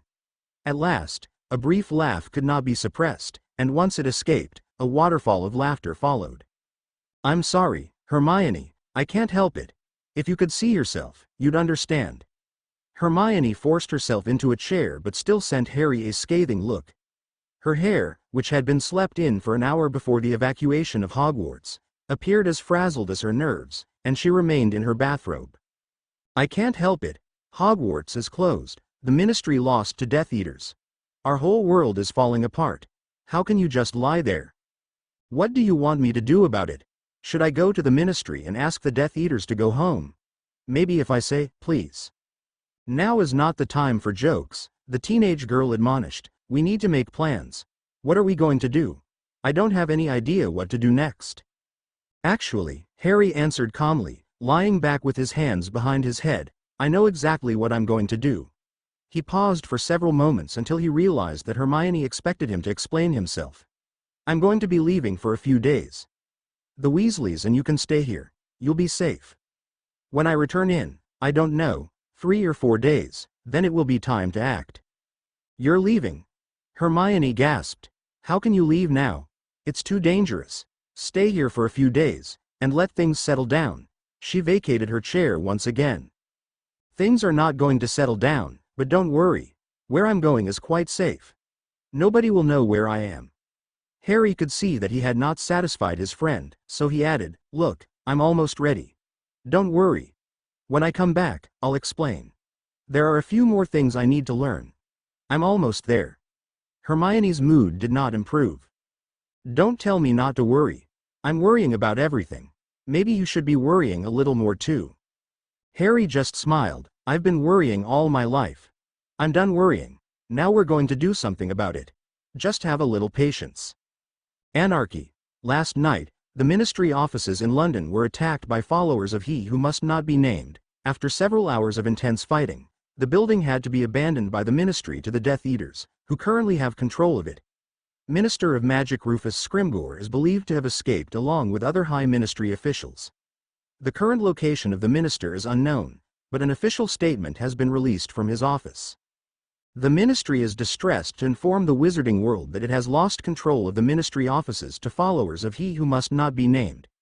Many Aurors and Ministry employees fought valiantly against the dark forces, but unfortunately they were not able to prevent the takeover. The Ministry is currently relocating to a secret location, and will continue its resistance against the forces of evil. No statement has been issued by those currently in possession of the Ministry building, and it is not known if He Who Must Not Be Named is there. The effect of the attack has been immediate and profound. All wizards and witches have been instructed not to report to their places of employment. Many families are leaving Britain or otherwise going into hiding. All schools have been closed, and students have returned to their homes. The wizarding world in Britain is currently in a state of anarchy and despair. The Daily Prophet has had to abandon its Diagon Alley offices as a result of this attack and will continue to print a reduced daily edition from an undisclosed location. The Prophet regrets that it cannot accept any mail from its readers until further notice. Professor Dumbledore quickly scanned the article which Harry had brought to him, as he had already read it before. Fawkes brought him the newspaper every day. A look of supreme calm came over his face, and in fact he slightly smiled. "You don't look very concerned about this, Professor," Harry commented. "Not true, I am extremely concerned, but I do feel that this tragic event may serve our purposes quite nicely." Dumbledore scratched his neatly trimmed goatee, much like a chess player contemplating his next move. Harry noted that the old man seemed to have gained some strength over the past few days. "I thought the same thing, sir," Harry agreed, sipping on a glass of water. "At least now we know where Voldemort is, and wherever he is, Nagini will be close by." The young wizard dressed comfortably in jeans and a t-shirt, his jacket hanging over a chair in the kitchen. "Correct, Harry. Moreover, I happen to have detailed knowledge of the Ministry offices that few others possess. Voldemort is, I am quite sure, unaware of the special characteristics of the building, and we may be able to use these to our benefit. Yes, I do believe that Lord Voldemort may come to regret his decision to mark his return with such a spectacular battle. He will not abandon the building. Otherwise, the attack would be for naught. Yes, many possibilities come to mind. I will need to give this my full consideration. However, most pressing is to continue your lessons, as we now have little time to waste." A sense of urgency infused their lessons, and Harry spent all of his time at Dumbledore's flat for the several days after the Ministry attack, transfiguring the sofa into a bed for the nights. Though aware that the wizarding world had spiraled into a state of upheaval, Harry only knew the bits and pieces that the Daily Prophet managed to publish. The newspaper with difficulty could print 2 pages of news, and it had to change its location almost daily, as Death Eaters were attempting to capture the editors and place the publication under their control. Minister Scrimgeour's pronouncements feigned control over the government, but everyone knew the truth: no government existed. Fortunately, Harry's progress advanced tremendously. His confidence in his magical abilities soared to an all-time high, and at times he realized he could perform magic that few wizards would dare to attempt. Dumbledore stepped up the pace, turning into a jovial but insistent taskmaster. He now attacked Harry's mind ferociously, testing Harry's occlumency. The teacher finally found himself satisfied. Harry could erect his wall of ice almost immediately. Legilimency came much easier to Harry, as Dumbledore expected, since he knew occlumency to be the more difficult of the 2 disciplines. They spent most of their time not on mastering the spell, which Harry had accomplished within minutes, but learning how to manipulate the invaded mind once he had entered. Unfortunately, Harry could only practice on Dumbledore. Ideally, they would have preferred to have many practice partners. On the other hand, Dumbledore's mental powers far exceeded any other possible subject, and he managed to provide many different exercises. Lastly, Dumbledore with some trepidation began teaching Harry the arguably dark art of animal possession. Most of the wizards who have practiced this art have been immersed in the dark arts, Harry, that is most demonstrably true. However, I have never been convinced that the act of animal possession itself is inherently dark. Both Slytherin and Gryffindor were known to possess animals for various purposes. I will admit to you now that I have possessed animals at least a dozen times during my life, and have found it to be an unsurpassed method of gathering information. Harry practiced first on mammals, rats and mice provided by Fawkes, as humans generally could possess mammals more easily than other species. As Dumbledore promised him, the act of possessing the animal did not prove to be particularly difficult, and most any witch or wizard of average talent could accomplish it with a bit of practice. Snakes, however, provided a different challenge, and few wizards tried to possess them, and fewer still succeeded. Dumbledore himself cautioned Harry that he had great difficulty with reptiles in general, and snakes in particular. Fawkes had set a 4-foot asp on the table, and Harry studied it with no fear. Instead, without thinking, Harry decided to speak to it, feeling it to be the most natural thing to do. "Hello," he hissed in Parseltongue, instinctively knowing the formal manner of speech used by snakes. "I apologize for the manner in which you came to this place. We intend you no harm but seek your assistance." The snake jerked its head momentarily in shock. "Who are you, human, that dare to speak our language?" Only the Dark One speaks the language of the adder. If you are a friend of the Dark One, then you are no friend of mine. I shall not assist you." Dumbledore examined the scene in fascination, Parseltongue being one of the few areas of magic in which he had no knowledge. Even when possessing a snake, a wizard could not understand its language. The headmaster often wondered if a wizard would be able to learn the language if a teacher could be found, but of course until Harry came along, no teacher candidates existed. With a hint of sadness, Dumbledore regretted that his life approached its end, and that he would not be able to delve into one more of the hidden secrets of magic. "I am no friend of the Dark One," hissed Harry. "No, I am his enemy. His sworn enemy, and it is my destiny to defeat him. But I need your assistance, for I must make contact with the Dark One's companion, Nagini." The conversation lasted for several minutes as the thin snake, naturally doubtful, had to be convinced to help Harry. Of course, Harry could have possessed the snake with or without its consent, but Harry sensed that this snake could be of much greater use to him if it cooperated voluntarily. Finally he convinced the slender snake, which agreed to allow itself to be possessed. Harry briefly explained what had happened to Dumbledore. "Excellent!" cried the headmaster. "You are becoming wise beyond your years, Harry. Always seek to make an ally when possible, for you never know when the alliance may save your life." Possessing an animal combined a form of apparition with entry into the animal through a spell during the act of disappearing. Once Harry had the timing down, he found it to be quite easy, at least with mammals and birds. Harry stood as the snake eyed him intently. He turned and disappeared with a quiet crack, silently reciting the incantation, Portus Animagus. This definitely did feel different than the other animals, especially having no legs, but Harry realized that he felt perfectly comfortable in the snake's body, more so than in the mammals. Possessing an animal differed from being an animagus, Dumbledore had explained, as an animagus is the animal, and has no difficulty controlling its movements. Possession requires some practice, and each animal feels different. A wizard may feel entirely at home in one type of animal while struggling to control another. Also, the animal being possessed remains, and can struggle against the possessing wizard. Normally a wizard has much greater power than the animal and can overcome any resistance, but such is not always true of snakes, which are renowned for their strength of mind. Fortunately for Harry, he did not need to struggle with this particular snake, which voluntarily allowed itself to be possessed. He could feel the mind of the snake alongside his own, and he slithered along the table to gain the feel of being a snake. The longer he remained in possession of the snake, the more he felt at home, to the point where he thought it would not have been so bad to be a snake. Eventually he tired, for possession of an animal requires constant effort and normally can only be sustained for 15 minutes or half an hour. Leaving the animal was as simple as relaxing one's grip on a cup, and in an instant Harry returned to the sofa, tired but satisfied. All of the elements had been set in place. Throughout Britain, turmoil reigned. Shops and businesses shut down, moving their inventory to safer locations. The darkest elements of the magical world, confined to such places as Nocturne Alley in the past, emerged from their lairs to wreak havoc. Muggles noticed the many unexplained events, dead bodies of perfectly healthy people. Suspicious fires where no source could be determined. Automobiles veering across traffic at impossible angles, causing huge traffic jams. Wizarding families dealt with the bleak future in their own ways. Many left the country, moving to the continent or even to America. Others moved to new locations within Britain, hoping to be ignored by the new power. At the least, families placed additional magical protections on their homes. The magical world held its breath. Two wizards, however, appeared to be calm in the face of turmoil. Albus Dumbledore and Harry Potter sat contentedly in an Italian restaurant not far from the flat.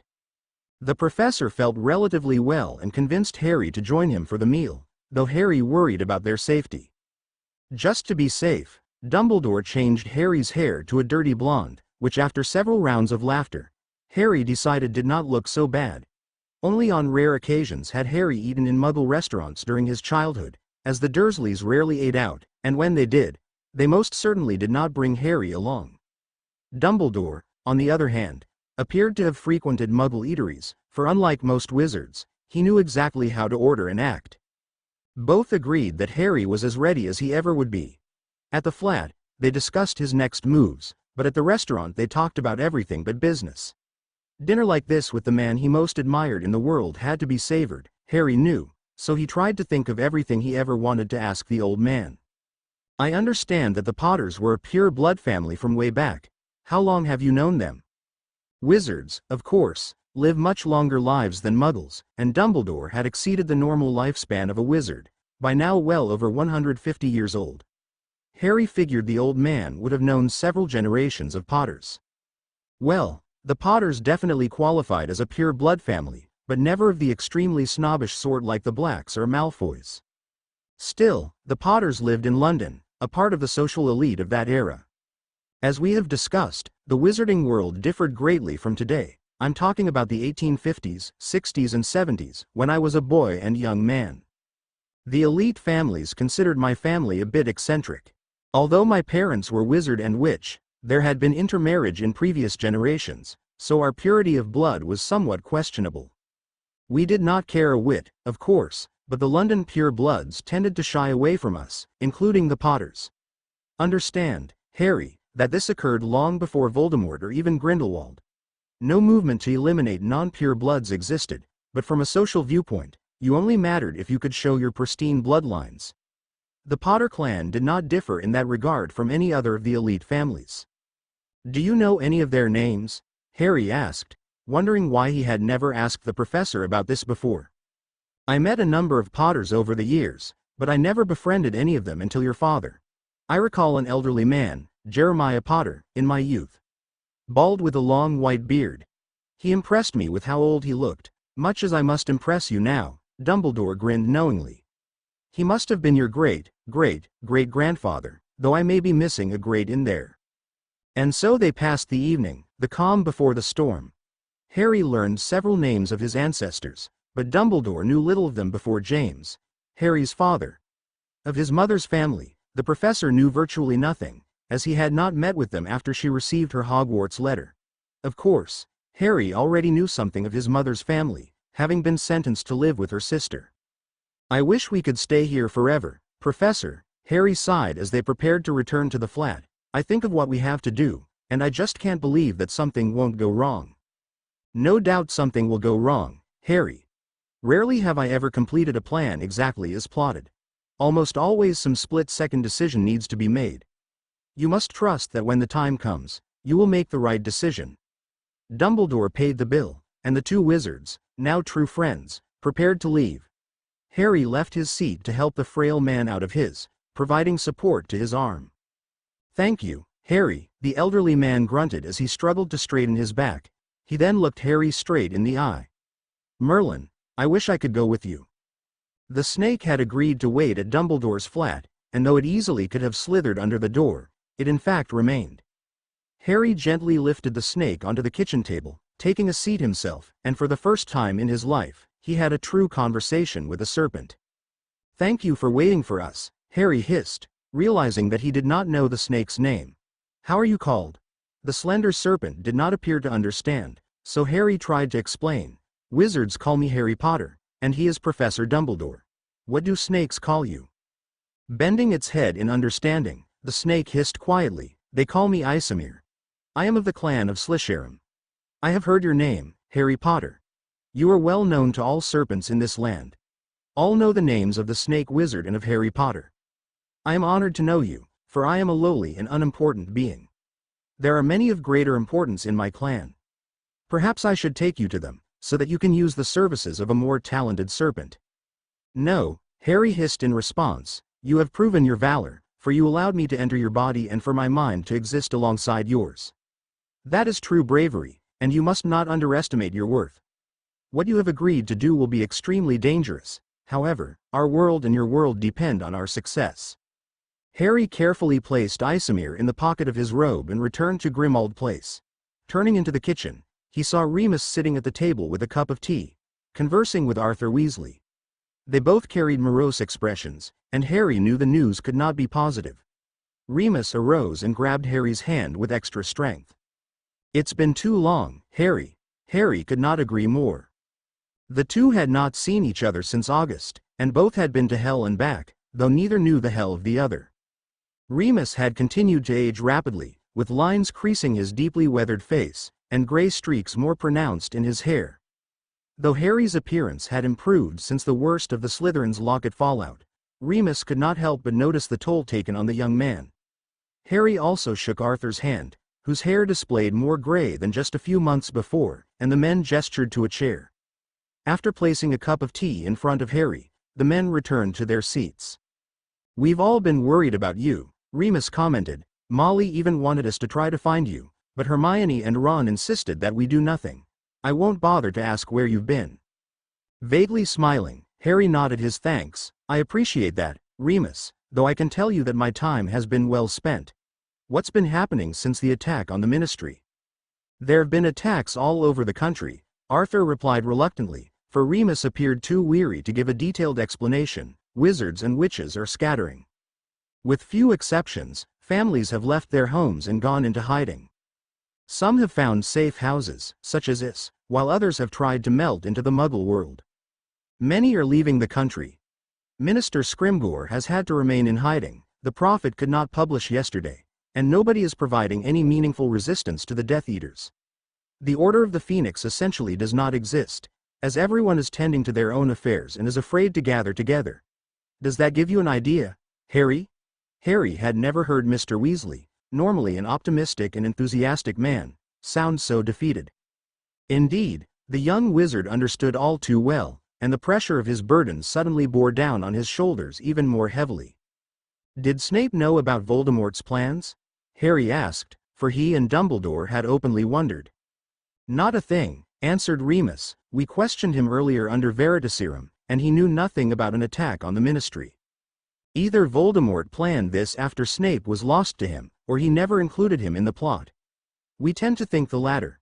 Basically, Voldemort was willing to sacrifice Snape, or perhaps did not entirely trust him.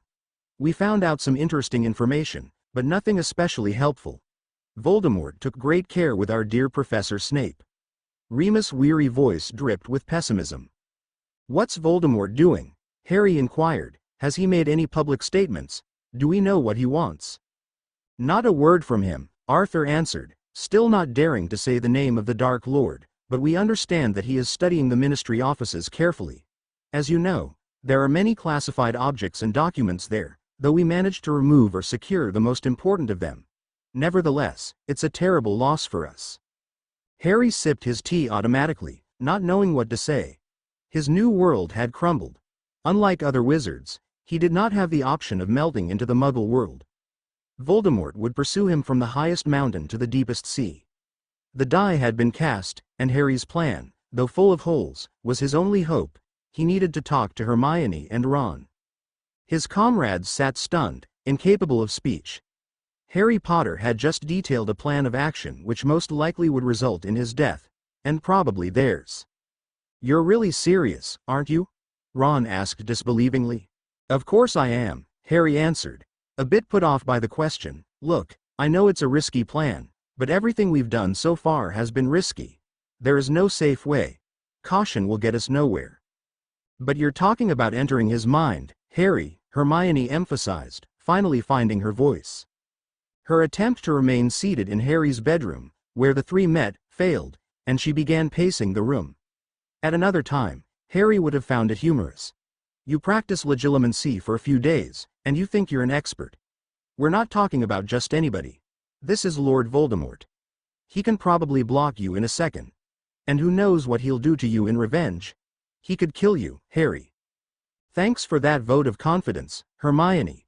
It's inspiring," Harry responded sarcastically, "but he can't kill me that way. Don't you think he would have done it already if that was possible? No, he can try to get into my mind and cause me a lot of pain, but this time I can defend myself. And I can also give as good as I get. He won't like me inside of his head any more than I like him inside of mine." His eyes glared at the thought, causing Hermione to shiver. "But what good will it do?" Ron interjected, his leg hanging over the arm of a chair. "I mean, we need to figure out whether he made another Horcrux. Won't he block you out before you have a chance to find out?" "Not if I do it right. I know how to bring thoughts to the front of the brain. If I can do it as soon as I get in, Voldemort won't be able to block me out until I have seen it. And if he does, then at least he knows that he's not safe, that I can attack his mind as easily as he can attack mine." Psychological warfare, you could call it. Harry had learned that term from Professor Dumbledore. That's if you can survive Nagini. Where's this snake you've told us about? How do we know it won't betray you? An exasperated Hermione asked. Harry hissed incomprehensively, and in a few moments, the small serpent slithered out from under the wardrobe, and Harry and it made eye contact. This is Isamir. He has agreed to help me. Hermione and Ron stared mutely at the unimpressive snake. Should they say hello to it, they wondered. Finally Hermione commented, "Isn't he kind of small, Harry? I want him to be small. We need to be able to get around without being seen. Isamir is good at that.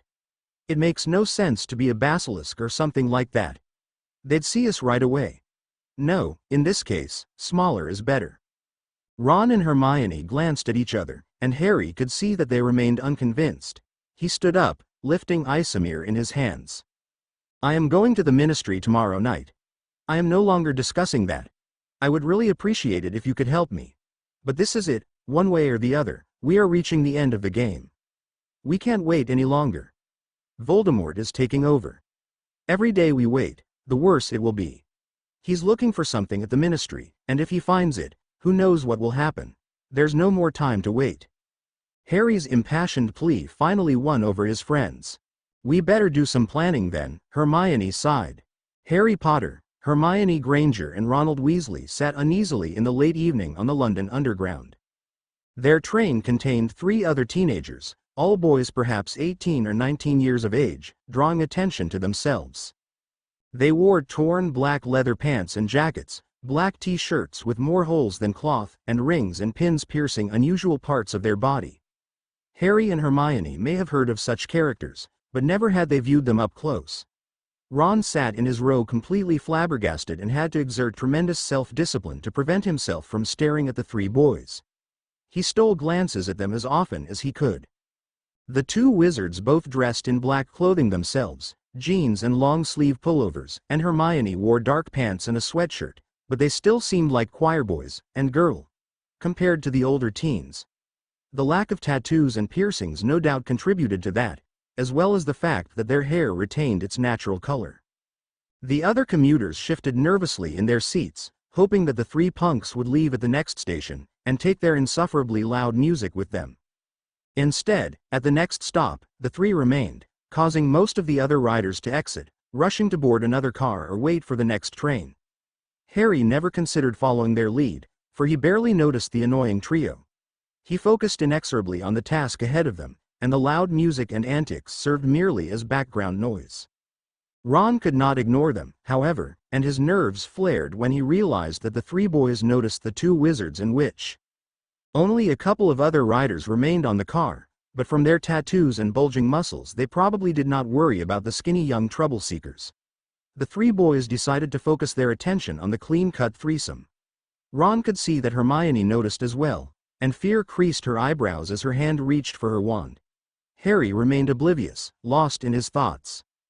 "Oi, what, avenue we, air, Colin, a few o' England's finest. Go to Eton, do ye? Mobby we could give him a different lesson tonight.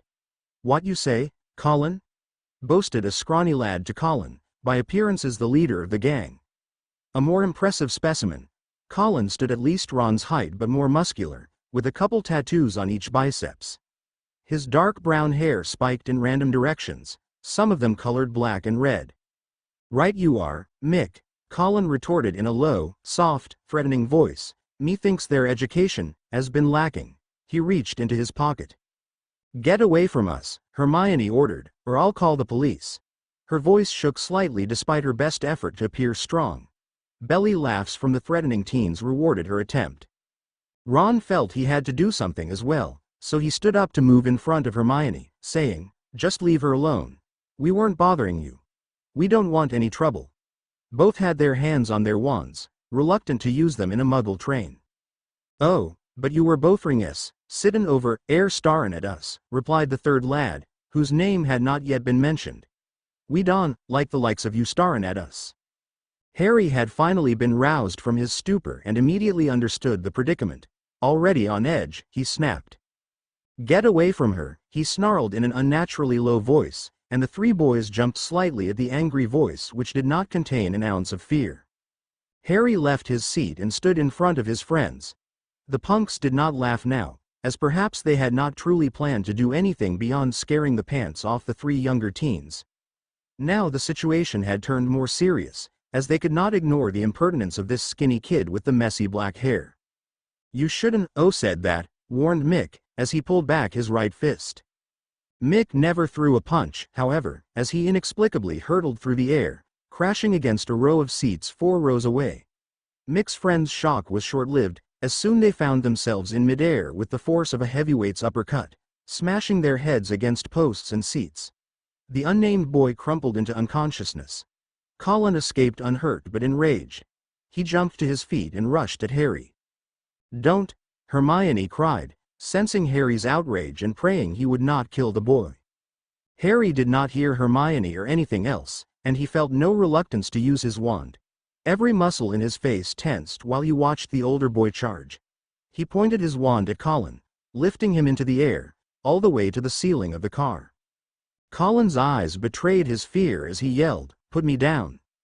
"Fine," Harry growled, lifting his wand and allowing his attacker to fall awkwardly onto the top of 2 rows of seats, then rolling off and crashing to the floor on his back. His head whiplashed against the hard floor, and another of the trio lapsed into unconsciousness. Mick had viewed these events disbelievingly, but he kept enough wits about him to dash out the door when it opened at the next station. "This is our stop," Hermione half-whispered in a quaking voice, her eyes wide in shock from the explosion of violence from her best friend. Harry glared at the 2 other passengers in the train car who witnessed the whole confrontation. Big, tough men they may have been, but their eyes widened in fear as the slender 17-year-old pointed a stick at them. "Obliviate them." Fortunately, Hermione performed memory charms with special skill, and within a few seconds, she had removed the memory of the one-sided battle from the minds of the 2 men. Then Harry, Ron and Hermione dashed for the door, just squeezing through before it closed. "What about those 2? Hermione asked, referring to the 2 unconscious bodies still on the train. "Forget about them," Harry ordered dismissively, and he immediately turned his attention to the underground station, going over the directions Dumbledore had provided. "This way," he nodded, and the 3 strode towards the end of the platform until they reached the point where the tunnel out of the station began. Harry looked back and saw that the few commuters still in the station paid them no attention, as most headed for the street exit. "Follow me." Quickly he jumped off the platform next to the rails of the train track and walked purposefully into the tunnel. His friends scrambled after him, Ron helping Hermione down, and they chased after Harry, who had almost moved out of view. As he walked, Harry ran the palm of his left hand along the wall, apparently trying to feel something. Suddenly, some 50 yards into the tunnel, he stopped. His friends caught up to him in a few seconds. "Is this it?" Hermione asked. "Yes," Harry muttered, grasping his wand. Dumbledore warned him that he must perform the special opening spell exactly the first time, or the passage would not open no matter how many times he tried. "Let me concentrate," he whispered, and then tapping the tunnel wall 3 times he chanted, "In the name of the Ministry of Great Britain, open for the safety of your people." He then drew a pattern of 3 parallel lines and 1 diagonal crossing them, and the wall disappeared to expose a dimly lit passage, barely tall enough for Ron to stand straight, and only wide enough for 2 at a time. "Hurry," ordered Harry, for he knew the wall would reseal itself in exactly 10 seconds. "Come on," he whispered as he carefully but quickly strode through the passage, which stretched out straight and considerably downhill. They did not need to walk far before the passage came to a dead end. Harry removed his wand from the pocket of his dark pullover, but before touching the wall he turned towards his friends. His hair had become especially tangled following the encounter on the underground, and he had not shaved in several days. His eyes glared with intensity, and his friends would have feared him had they not known him so well. "Remember what we planned. This wall leads us to a cloakroom in a little-used wing of the Ministry, but we'll be inside anyway. Anything can happen now. Stay under the invisibility cloak at all times. Any questions?"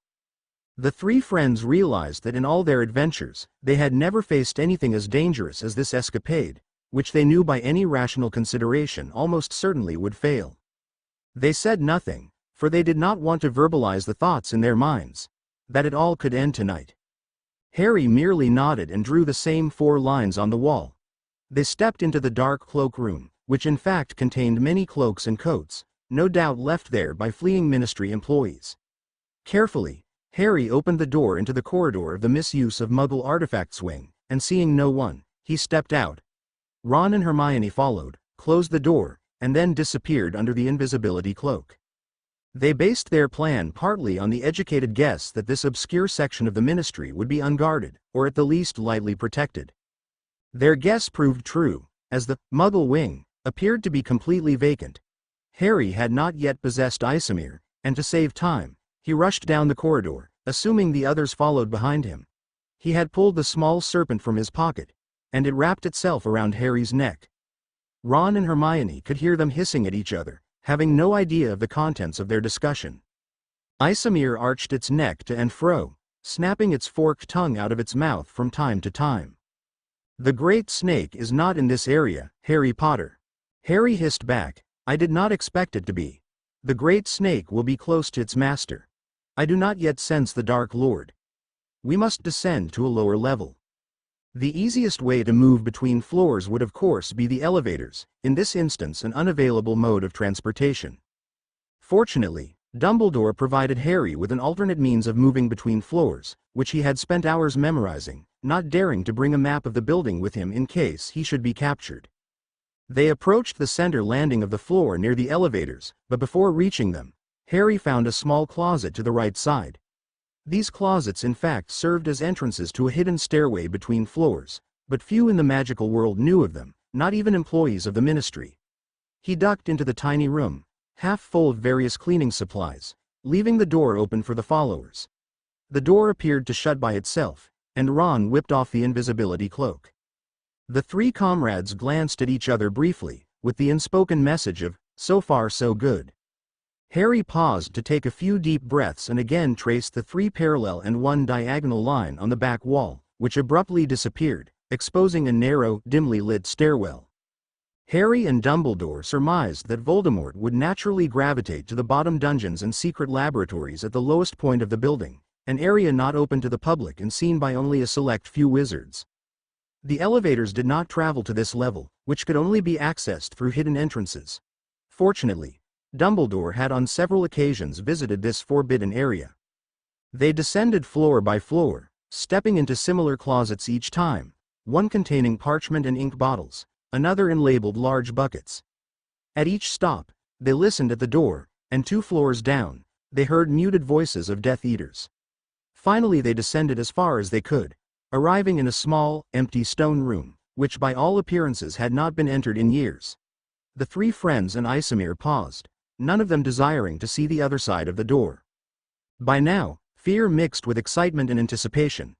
Harry, Ron and Hermione huddled close together, their noses just inches apart so that they could speak at the lowest whisper, even though Hermione had placed a silencing spell on the door. "Promise me again that you will stay in here," Harry urged. His 2 friends did not respond, and Harry angrily hissed, "We've been over this 10 times. If you leave this room, you'll ruin everything. Our chances are slim enough as it is. The cloak won't do any good if Voldemort is around. I need you to be here to get us out of this place. Who knows what condition I'll be in." Ron and Hermione could feel Harry's warm, moist breath as he implored them, "And stay under the cloak." "We know, Harry, we just feel so helpless," Hermione whispered back, "Be careful. You can only last about half an hour inside the snake." Harry nodded, but did not move. The whole idea of sauntering around in the body of a snake, finding Nagini, having a nice conversation with it, discovering whether it is a Horcrux or not, killing it if necessary, and then escaping alive, seemed ludicrous. Finally he smiled at his friends and with a nervous laugh asked, "Who thought up this stupid idea anyway?" Hermione forced a smile of her own and ran her fingers through Harry's hair, while Ron placed his hand on his shoulder. Hermione fastidiously cracked the door open and peeked outside, seeing nobody. Isomere arched its body and darted its tongue several times, then hissed. "Nagini is here," Harry informed his friends, barely audibly.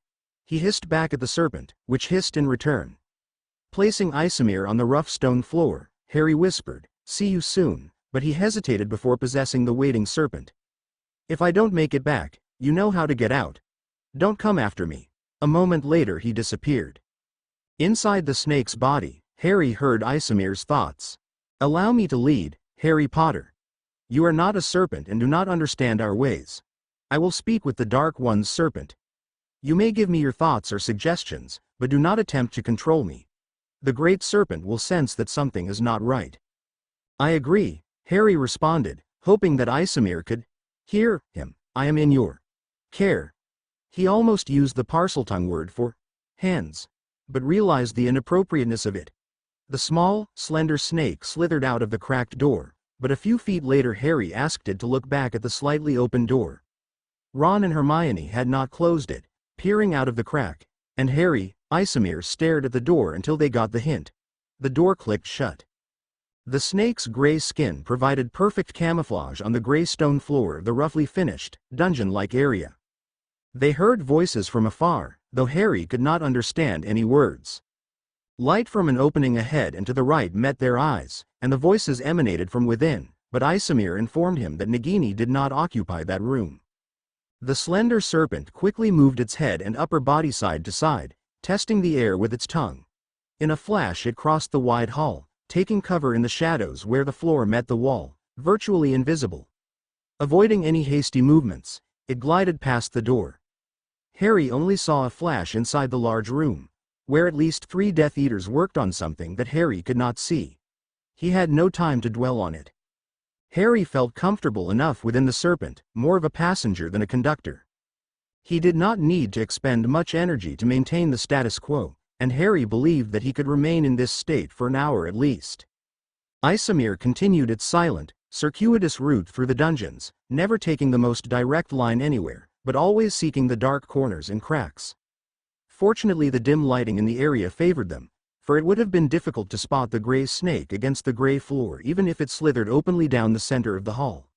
At one point, Isamir stopped in a shaded nook while 2 Death Eaters walked silently by. Harry vaguely recognized one of them. Isamir constantly flicked its tongue, and Harry could feel various sensations as a result, but not being a snake, he had no idea what they meant. The snake, on the other hand, understood every nuance in the air.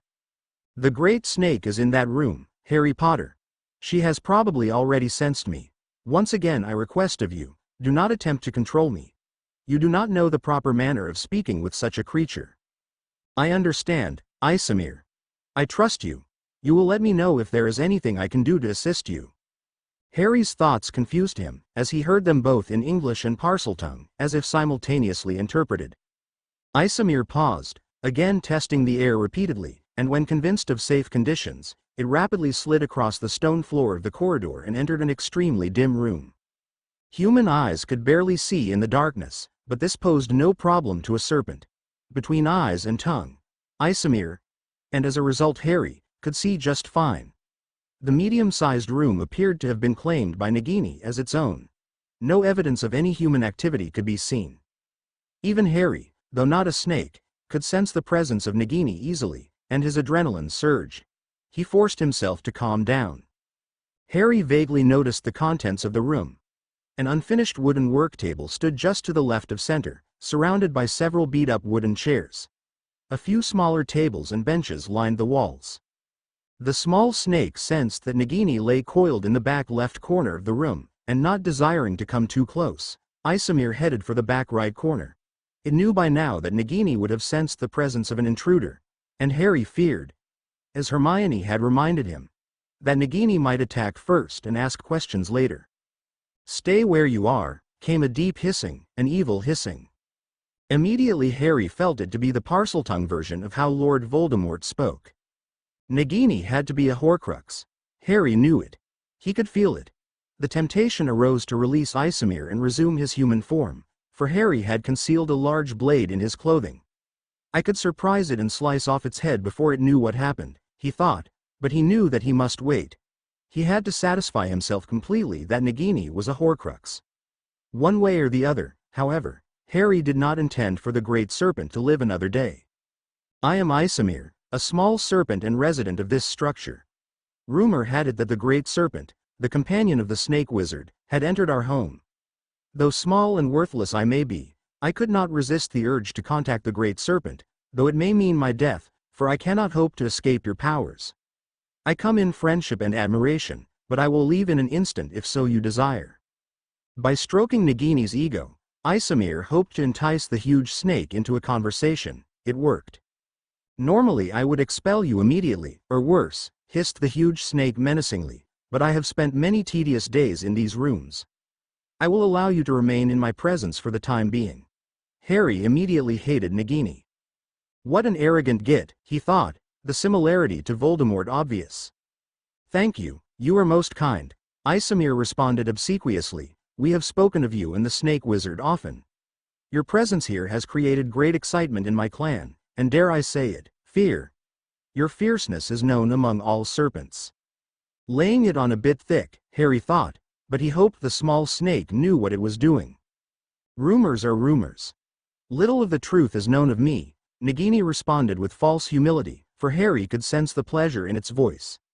Concerned that Nagini did not appear especially talkative, Harry feared that Isamir may be unable to pry any useful information from it. "Yes, you speak the truth. Many in my clan have complained that you are merely the servant of the Snake Wizard, but I have disagreed," Isamir hissed, expressing great disdain for his ignorant relatives. Harry knew that Isamir's statement would irritate the great snake. "Tell your clan that I am servant to no wizard," Nagini hissed with great indignation, briefly uncoiling and recoiling. "The Snake Wizard is my friend and partner. He and I have had many adventures, both great and small, triumphant and disappointing. But I am not his servant." Isamir's comment clearly bothered the huge serpent. It hit too close to home. "I knew that to be true, and I told my clan never to speak ill of the great serpent, and indeed many in my clan would never think such slander against you."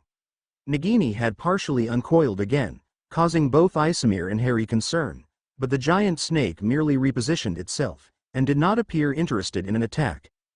Isamir carefully pressed on, "All serpents respect you, but because you are rarely seen by our kind, many false rumors are told. Despicable rumors." Nagini lifted its head and looked away, feigning complete disinterest in these despicable rumors, but Harry could feel the smoldering rage inside of it. Surely Isamir felt it too. Harry wondered why his new friend did not proceed.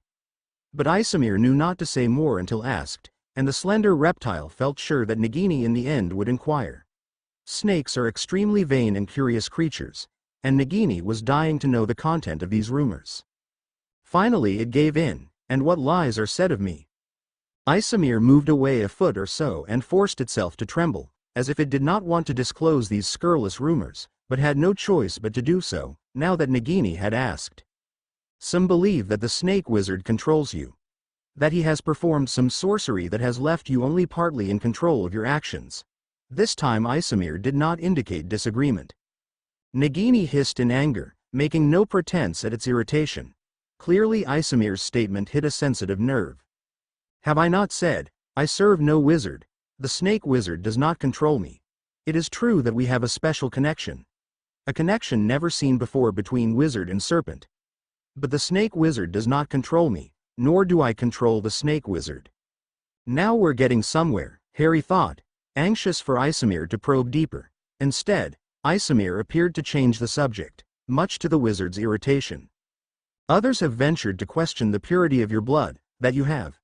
Isamir paused dramatically. "Basilisk blood."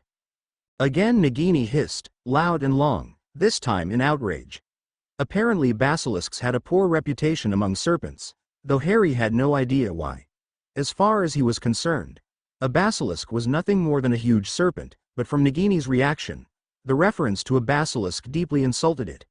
This time Isamir did indicate disapproval, perhaps out of self-preservation. "The idea is outrageous beyond words," the slender serpent agreed, "but now I can tell them the truth, that your blood is pure, untainted by evil. I will make sure to spread the truth throughout my clan, and beyond." Get back to the connection with the Snake Wizard, Harry communicated to Isamir, but the creature merely told Harry to be patient. More than half an hour had passed since he entered the serpent's body, and Harry worried how long he could last. So far, however, he felt no danger of losing control, as he had to exert little power to control his host. "I understand how the lie arose," Nagini hissed after a few seconds. Harry had the feeling that it wished to continue the conversation, as it rarely had a chance to speak to anyone other than Voldemort. There is a certain resemblance, though of course I am much smaller. I do have unusual powers. Yes, we have often heard rumor of your powers. They are said not to be powers of a serpent, but of a wizard. What are these powers? Of that I cannot speak. I will tell you this, however. My powers and the snake-like powers of the snake wizard are the result of an agreement between us. He has given me part of his essence, and I have done likewise for him. Each of us has gained from this mixing of our inner beings. That did it. Harry no longer harbored any doubt that Nagini in fact was a Horcrux. Reference to Voldemort's essence and a mixing of our inner beings could only refer to their souls. Suddenly it all made sense. Voldemort's snake-like appearance resulted at least partially due to a piece of Nagini's soul in him, while Nagini's wizard-like abilities resulted from the insertion of a portion of Voldemort's soul. Nagini was Voldemort's Horcrux, and Voldemort was Nagini's. Harry had heard enough. He communicated with Isomir. Now we know. We must do what we planned. Are you ready? Yes, I am ready. Good luck, Harry Potter. May we have the fortune to escape alive. With that, Isomir moved towards the center of the room, and through its eyes Harry quickly scanned for the best place in which to reappear. Harry and the snake had devised a plan, simple but deadly. Step 1. Enrage Nagini. Fascinating, hissed Isomir, who then paused for a moment as he heard a couple of Death Eaters passing by. However, most serpents believe that there is another snake wizard of even greater power. The boy named Harry Potter. He is said to have unknown powers. It is true, is it not, that your snake wizard has failed to kill Harry Potter more than once? The hint of a taunt could be heard in Isomir's hissing. Nagini lifted its head and neck, and then semi-coiled into an attacking position. And what do you believe, my dear Isomir? Threatened the giant serpent, which to Isomir's eyes appeared to triple in size. Is Harry Potter greater than the snake wizard? At that moment Harry released his possession of the small snake, momentarily paralyzing it, while the young wizard materialized in the corner of the room, about 10 feet from Nagini. As soon as he felt in control of his body, he reached into a pocket to remove a knife which he had found in Grimmauld Place some time ago. Magical in nature, it shrunk to the size of a pocketknife while in his pocket, but as soon as he removed it, a blade some 10 inches long appeared, which had been sharpened expertly by Dobby earlier that day. Yes, he is, Harry answered in Parseltongue, and today you will meet your maker. Nagini's shock at the unexpected appearance of the nemesis of the snake wizard caused it to freeze momentarily, and Harry lurched forward with the blade barely visible in the dim light. Nagini could see it perfectly, however, and Harry's body had appeared just a bit too far away to reach it with his first swipe. The giant serpent finally reacted and briefly retreated before turning towards his sworn enemy. Neither had time for trash talking now. Harry's leap forward brought him closer to his prey, and the adrenaline in his blood precluded any sensation of fear. He regained his balance and leapt to the left, as Isomir scurried to the far side of the room. With blinding speed, Nagini coiled and uncoiled, streaking through the darkness towards Harry's neck. The instinctive leap to the side just avoided the strike, and Harry wildly slashed at the serpent's body some 4 or 5 feet below its head, leaving a deep gash. The snake emitted an SSSSSSSSSS of pain, but it had not been incapacitated. A surge of energy passed through Harry's body, a combination of hatred for the snake and its master, adrenaline, and competitiveness, for suddenly this seemed like a sport to the young wizard. If he had a moment to reflect, he almost would have thought it enjoyable. But he had no time to reflect, for Nagini swung its body back towards Harry, who avoided its mouth only to be struck squarely by the snake's body, throwing him some 6 feet across the room, knocking over the table and chairs. Like a seeker on a broom, Harry rolled with the force of the strike and then jumped to his feet. He knew that his wand would have little or no effect on the creature, which like a dragon was immune from most spells. Nagini would die the Muggle way. You were very foolish, Harry Potter, Nagini taunted, regaining its arrogance. It felt that it had survived the wizard's best shot, and the human no longer enjoyed the element of surprise. Harry hissed his response, "No, you are the foolish one, allowing the snake wizard to place a part of his soul inside of you. You are as evil as he is, and you deserve to die." Just as Harry finished his comment, Nagini sprung forward, and Harry anticipated the strike just in time. The giant snake's huge mouth opened in front of him, exposing two 5-inch fangs. Harry feinted as if jumping to the left, and the snake, anticipating it, moved in that direction, but instead Harry ducked straight down, and sweeping the blade with an upward backhand stroke, the knife sliced through Nagini's neck, just a couple of feet below its head. The blow nearly severed Nagini's head from its body, and only a thin layer of skin and muscle attached it to its body, the reptile version of nearly headless Nick. Arteries had been severed, and deep red blood spurted from the snake's body like a geyser, soaking Harry's pants and shirt. Its head and upper neck momentarily stayed erect, and the head briefly turned towards Harry, who saw the life quickly fade from its stunned eyes. A moment later, Nagini crashed awkwardly to the stone floor and died. To be continued. I hope you enjoyed this story. Also remember to subscribe and like this video. See you in the next video.